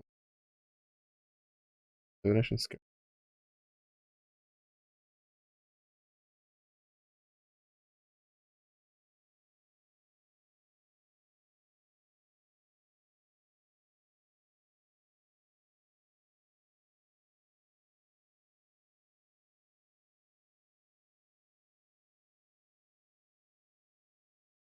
And then I want the rare one.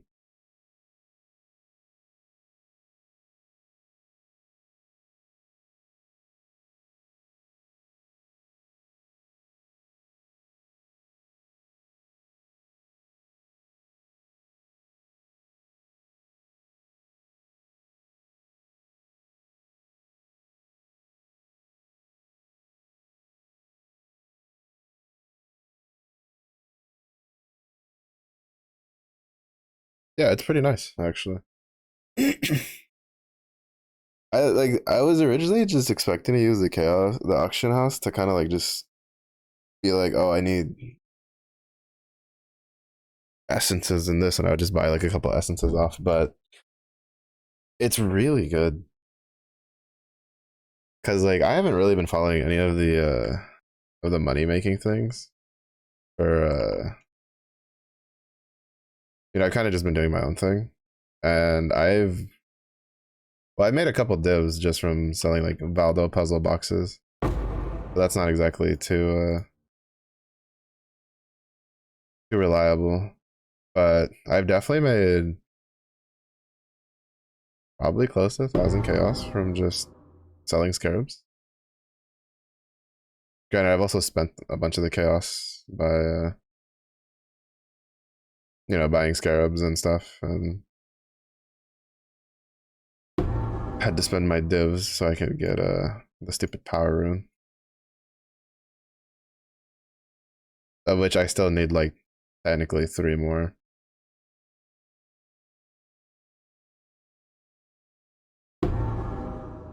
Like I would say that's probably one of the better things for that we get from the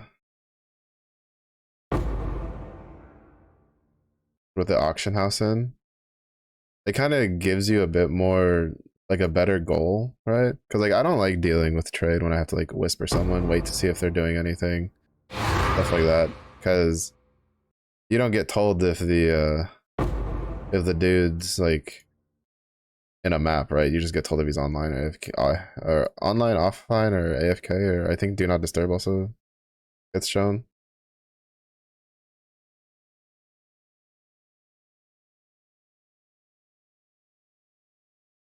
And a lot of times, like what I try to get uh for trade is pretty low budget stuff because I don't usually have a whole lot of chaos. This is definitely the league that I've gotten the most chaos.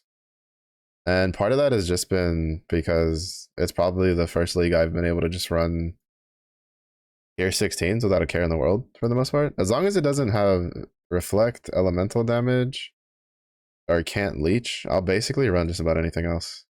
I'll even run the minus max res one if I'm not close to leveling up just in case, because I'll probably die in those, but I can still finish them. Like I can still do the whole thing.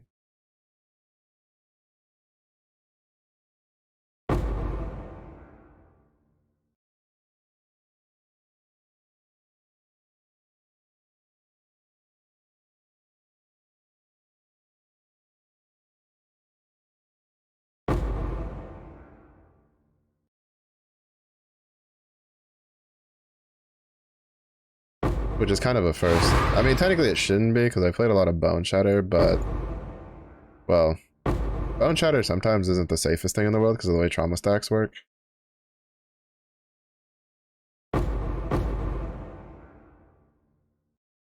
And a lot of times, like I'll just get hit really hard when I'm at max trauma stacks, and I'll just sploot myself. which is a bit unfortunate. But this one's like, I don't know, volcanic fish or snaking is like comfy.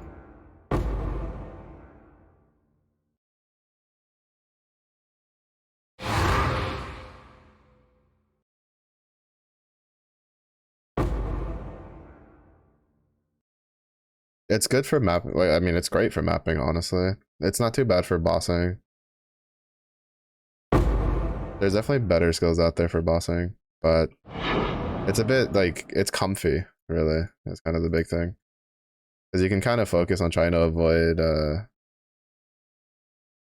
mechanics and learn boss fights as you're doing it because you don't have to actively aim. Like if you want to min-max damage, you should obviously aim the first fisher because the first fisher goes wherever your mouse is. But the fishers after that just do whatever the fuck they want to do. Whether or not they want to be nice and ping pong nicely is kind of up to it. I've seen the fishers do like some of the dumbest shit in the world. Because like the tech would always be in the previous ones, it was always like, oh, you want to aim behind the boss because it usually, if you aim behind, it usually like hits them with everything and then ping pongs, and then usually you have a higher chance of ping ponging if you do that. This one I've aimed behind the boss and then I've watched it like in a boss arena where there is no mobs whatsoever, just me and the boss. And I've watched it, I've aimed the fisher behind the boss and I get all those hits in, and then the other three fishers will just do whatever the fuck they want to do. Like if this is the boss, I'll like slam here and then the fisher just goes over there. Right, or it'll do that. It'll go like that way off into Narnia. Except here it makes sense because it's a map, so it's probably like aggroing to stuff. But I've seen it in a boss fight just not give a shit and just like not go back to the boss. And I'm like, I just kind of wish there was a way to like affect that because so like with Molten Strike, right? It's you take slower projectile speed, and with slower projectile speed, it makes it so the projectiles from Molten Strike stay closer to the target, thus meaning overlap is easier. But there's no way to control that with this because there's no projectiles. It's just the fishers. Uh, and like attack speed doesn't affect it at all. Like the fishers will travel as far as they feel like it. Because sometimes you get some really nutty like bounces like back and forth on a boss, especially some of the bigger bosses. And I've seen it like just shred a boss's HP bar when it starts just ping ponging on top of the boss model because it just starts hitting multiple times.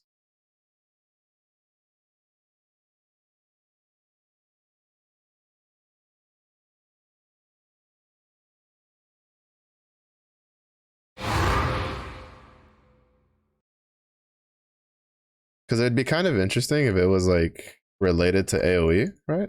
Where it's like the more AoE you have, the farther the fisher stretches out, the less AoE you have, the more clumped together it stays. But I don't think that's affected at all because I feel like people would have mentioned it. But there's a lot of people that have been using this skill since it got added.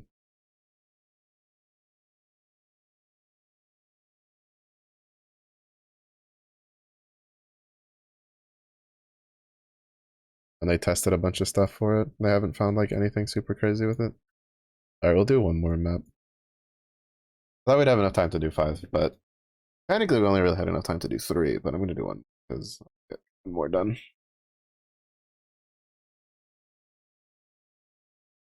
But yeah, the divination and scarabs of cloistering are it's kind of a waste with at least what I'm running right now because I walked out with like 1 stacked deck out of the 2 runs we did. So, oh, that was close. Instead of like spending that much chaos for it, I might as well recoup some of that chaos and then bought something that's slightly cheaper. The Goatman though.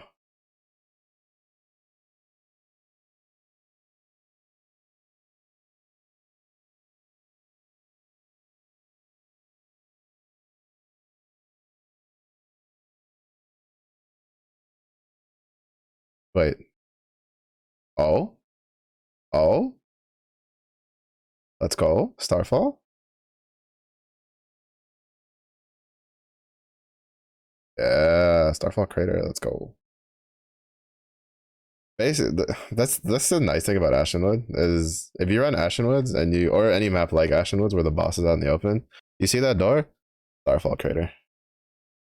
On the beach, it's like sometimes it might not be Starfall Crater, but at this point, I would just like another Power Rune and the shield. More so the shield than the Power Rune, to be honest.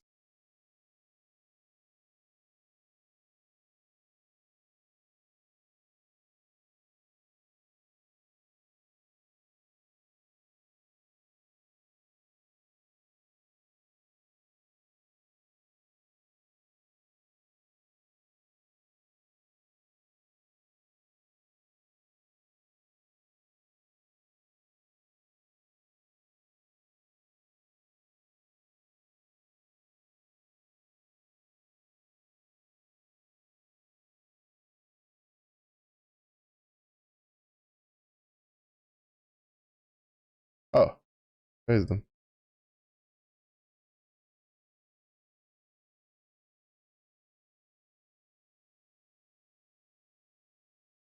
I wasn't really paying attention. I already completed that, so I don't really care too much.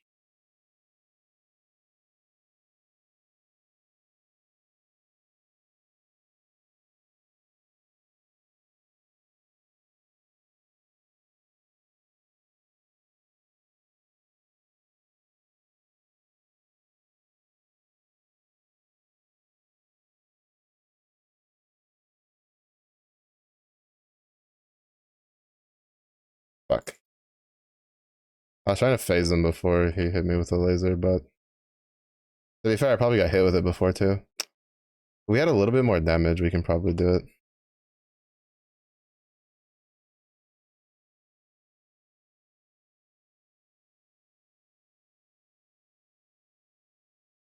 Oh, I thought that one was done. There was like two that were almost perfectly overlapped, and I saw the rock land, so I thought it was done. So I went to go move over there, and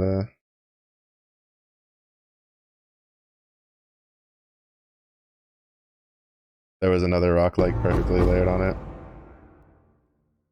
Why are you dropping a unique that's not your unique, you piece of shit? That should have been the shield.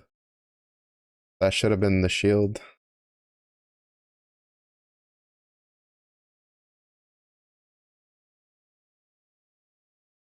Make sure we got all the Verisium.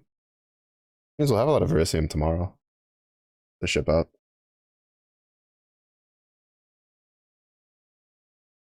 I don't know. I feel like for league bosses,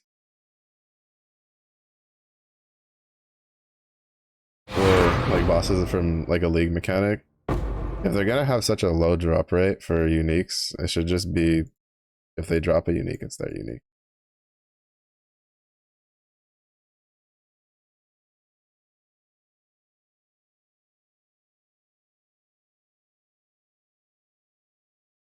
But that just is what it is.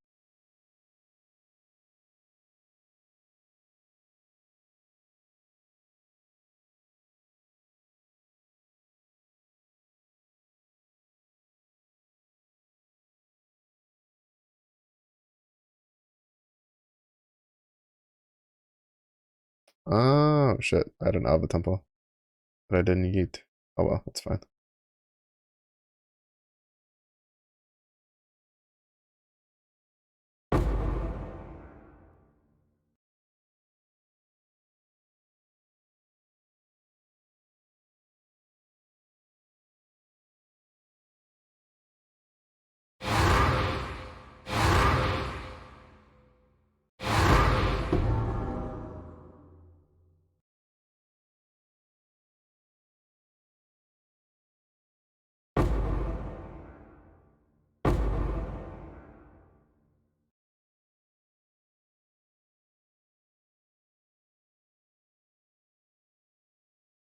It is fine.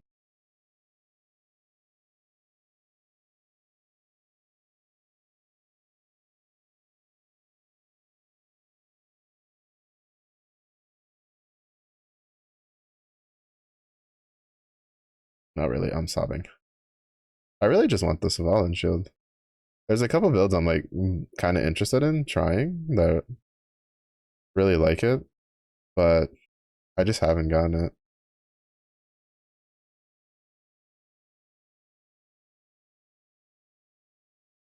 Granted, I'm pretty sure my Black Knight like attempts are under 10. And it's been a while since I've had the Admiral commandeership, so that's also been mildly annoying.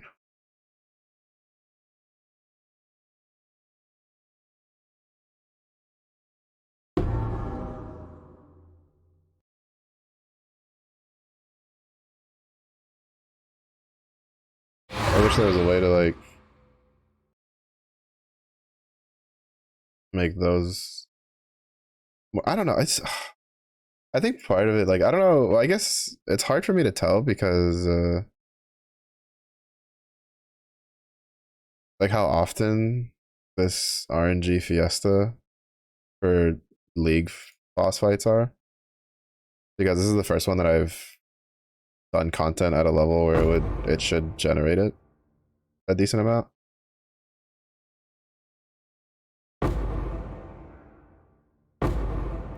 But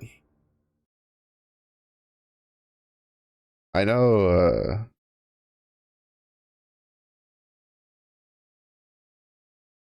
I know that like I don't know, I guess maybe I'm comparing to a Sanctum where you could kinda like if you get a full running at the boss. Chieftain cast on stun right now. Feels very boring and slow and lackluster. Let's switch to melee. Not sure what to go. Um well if you're going melee, you probably want to go slams for the I've seen a lot of like there's a lot of really good chieftain slam builds out there. I know Steel Mage has one that was really good, but he went like bleed. I'm also doing like slam with chieftain but I went for volcanic fissure of snaking because it's cool. But I guess it kind of depends on like what kind of melee you're going for. I think I've seen one for infernal blow chieftain, but I didn't look too much into the video. But I feel like especially if you go slam, you can't really go wrong with any of them. I've never really played a cast on stun build before, so I don't really know what would be kind of your preferred go-to for it.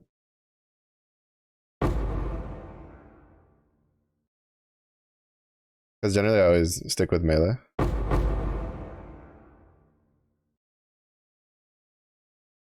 Something fast. If you want something fast, then I'd probably suggest looking at Steel Mage's like Chieftain Slam build because it's pretty good. That or depending on how much you invested in, you could probably roll into Berserker.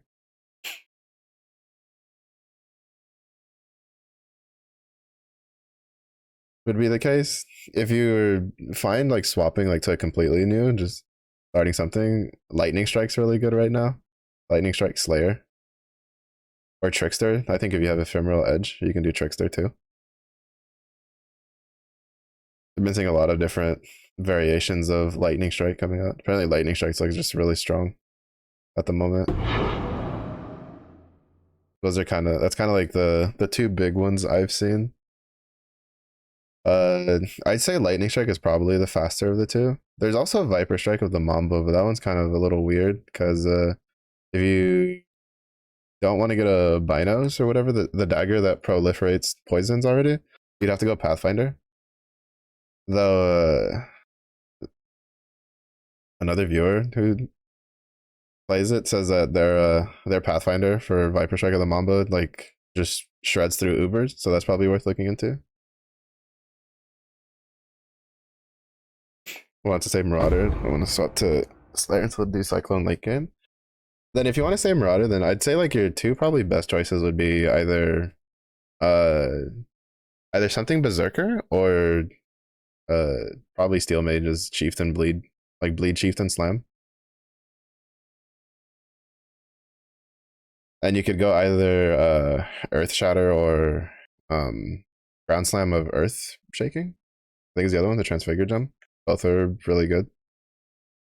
Kind of just depends on what kind of playstyle you like more. If you like the visual effects, I don't know. They definitely. I feel like they'd be faster than the cast when stun setup, but I don't know if they'd be like fast in the sense of what how you would like it.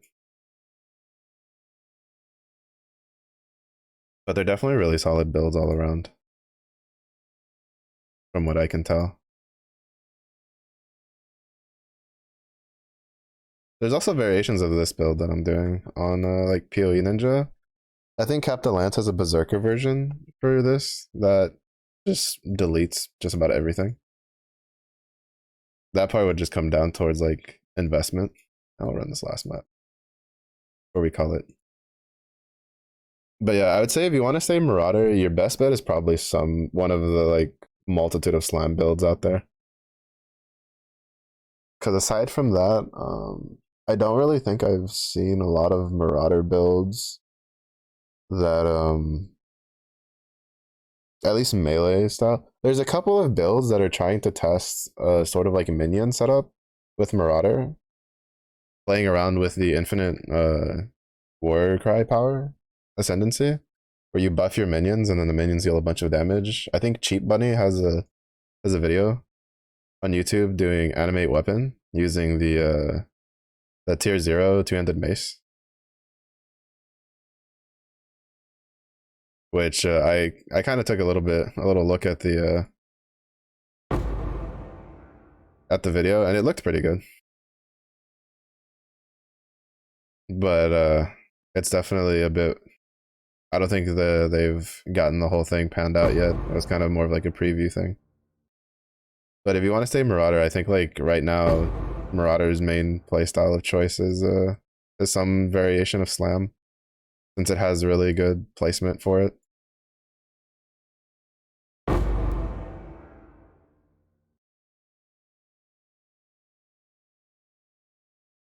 Aside from that, I mean, there's Righteous Fire, but Righteous Fire isn't particularly fast.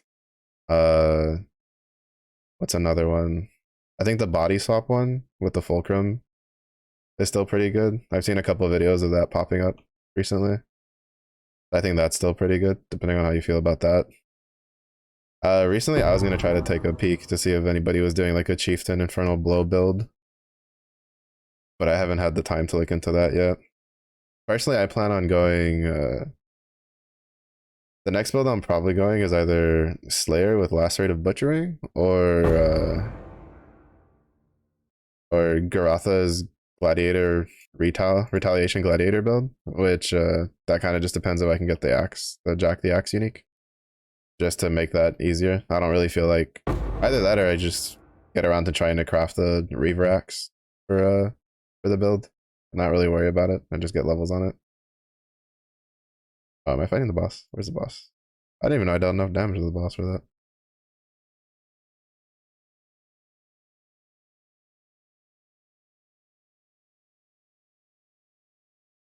But yeah, for Marauder, I don't. Yeah, if it's not Slam, I don't really know of a lot of other melee builds. I guess like there's still Alkaiser's Dual Strike of Ambidexterity Juggernaut with Trauma. I've heard that's still pretty good.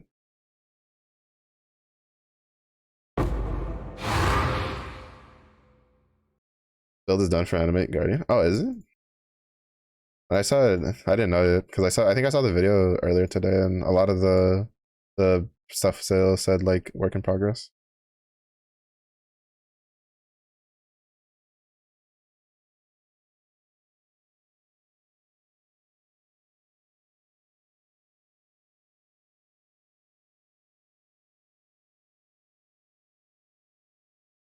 But yeah, if it's aside from that, it would probably be because the video for that looked pretty good. Looked pretty like the a lot of the content clearing seems pretty quick just because of how much damage that weapon deals. And since you don't have to worry about any of the real downsides with the animate weapon, it'd be pretty solid if you could get the gear to get it up and running.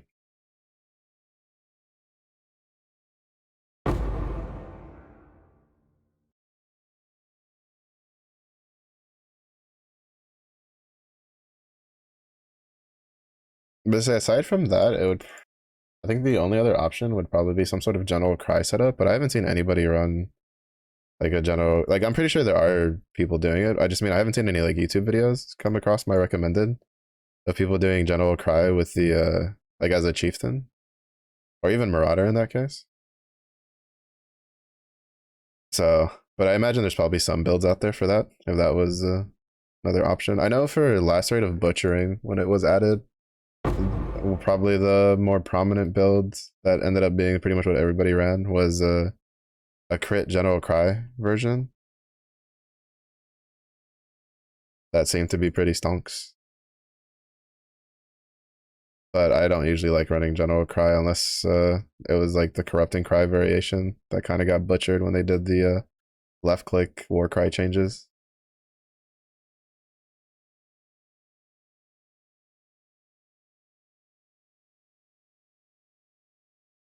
Rest in peace. That build. That build was actually kind of nice. Just hold down left click, watch everything around you die. Wait, where's the Pantheon, dude?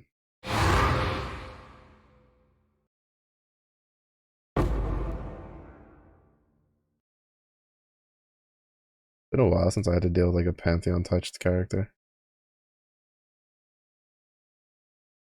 You know, that'd be a pretty good, cool league mechanic where we get that instead of the mob, right? We invest in like a Pantheon and it, you know, whatever Pantheon we're invested in, we get the pop up. The dude just pops up and does something. But, where you go? Oh, there you are. I wish he was a slightly different color than than the map. It's always so hard for me to find the boss on this map because of the fact that he like camouflages into the floor.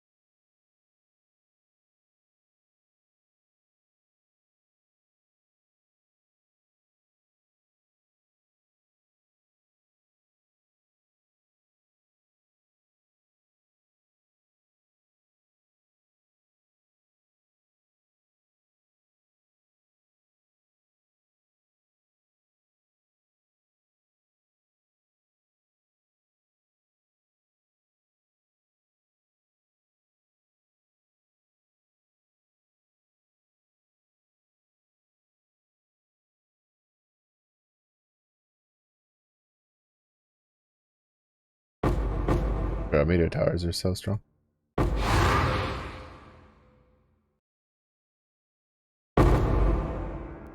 Getting a decent amount of crimson oils recently.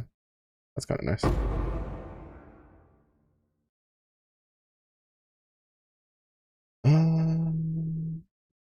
Transmutes. I'm like capped on those. Yeet.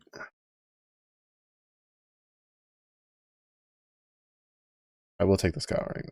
Scouring is nice.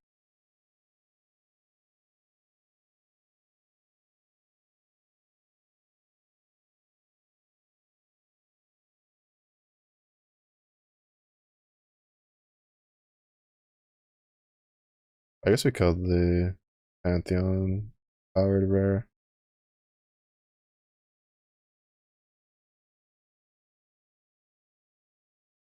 Incursions.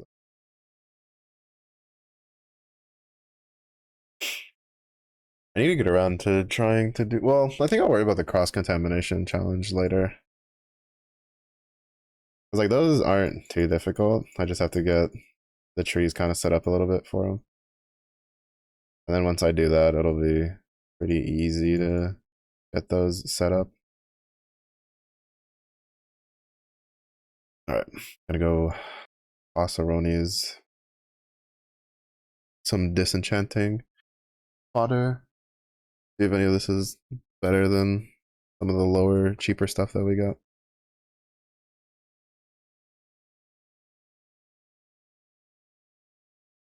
Or we'll just toss it all in without a care in the world because we have plenty of space. Nice. I don't think you should have anything besides currency. Yeah. But yeah, so for Marauder, that's about all I am aware of. So I would suggest, if not Cheap Bunnies build, then probably either Captain Lance Berserker setup or Steel Mage Chieftain. There might be some other stuff digging around on YouTube. I've seen a lot of people recently doing like Trickster shenanigans. It seems that there's a couple different setups. I know Viper Strike of the Mambo with Perfect Agony is extremely strong right now, probably almost considered overpowered, which is might end up being the next build I do. That is a build I want to get done, but that'll be in the future. Then I'll have to do some research on like Infernal Blow, see if there's a little sneakery that I can do with that. But yeah, that's going to be it for the night stream, though. I am tired. Went a little later than I was expecting. So I'm going to go. So thank everybody for watching. I do appreciate it. If it is early in the day, if you have a good day. If it was early in the day for you as well. Stay safe, stay hydrated, and I will see y'all in the next one. Bye bye.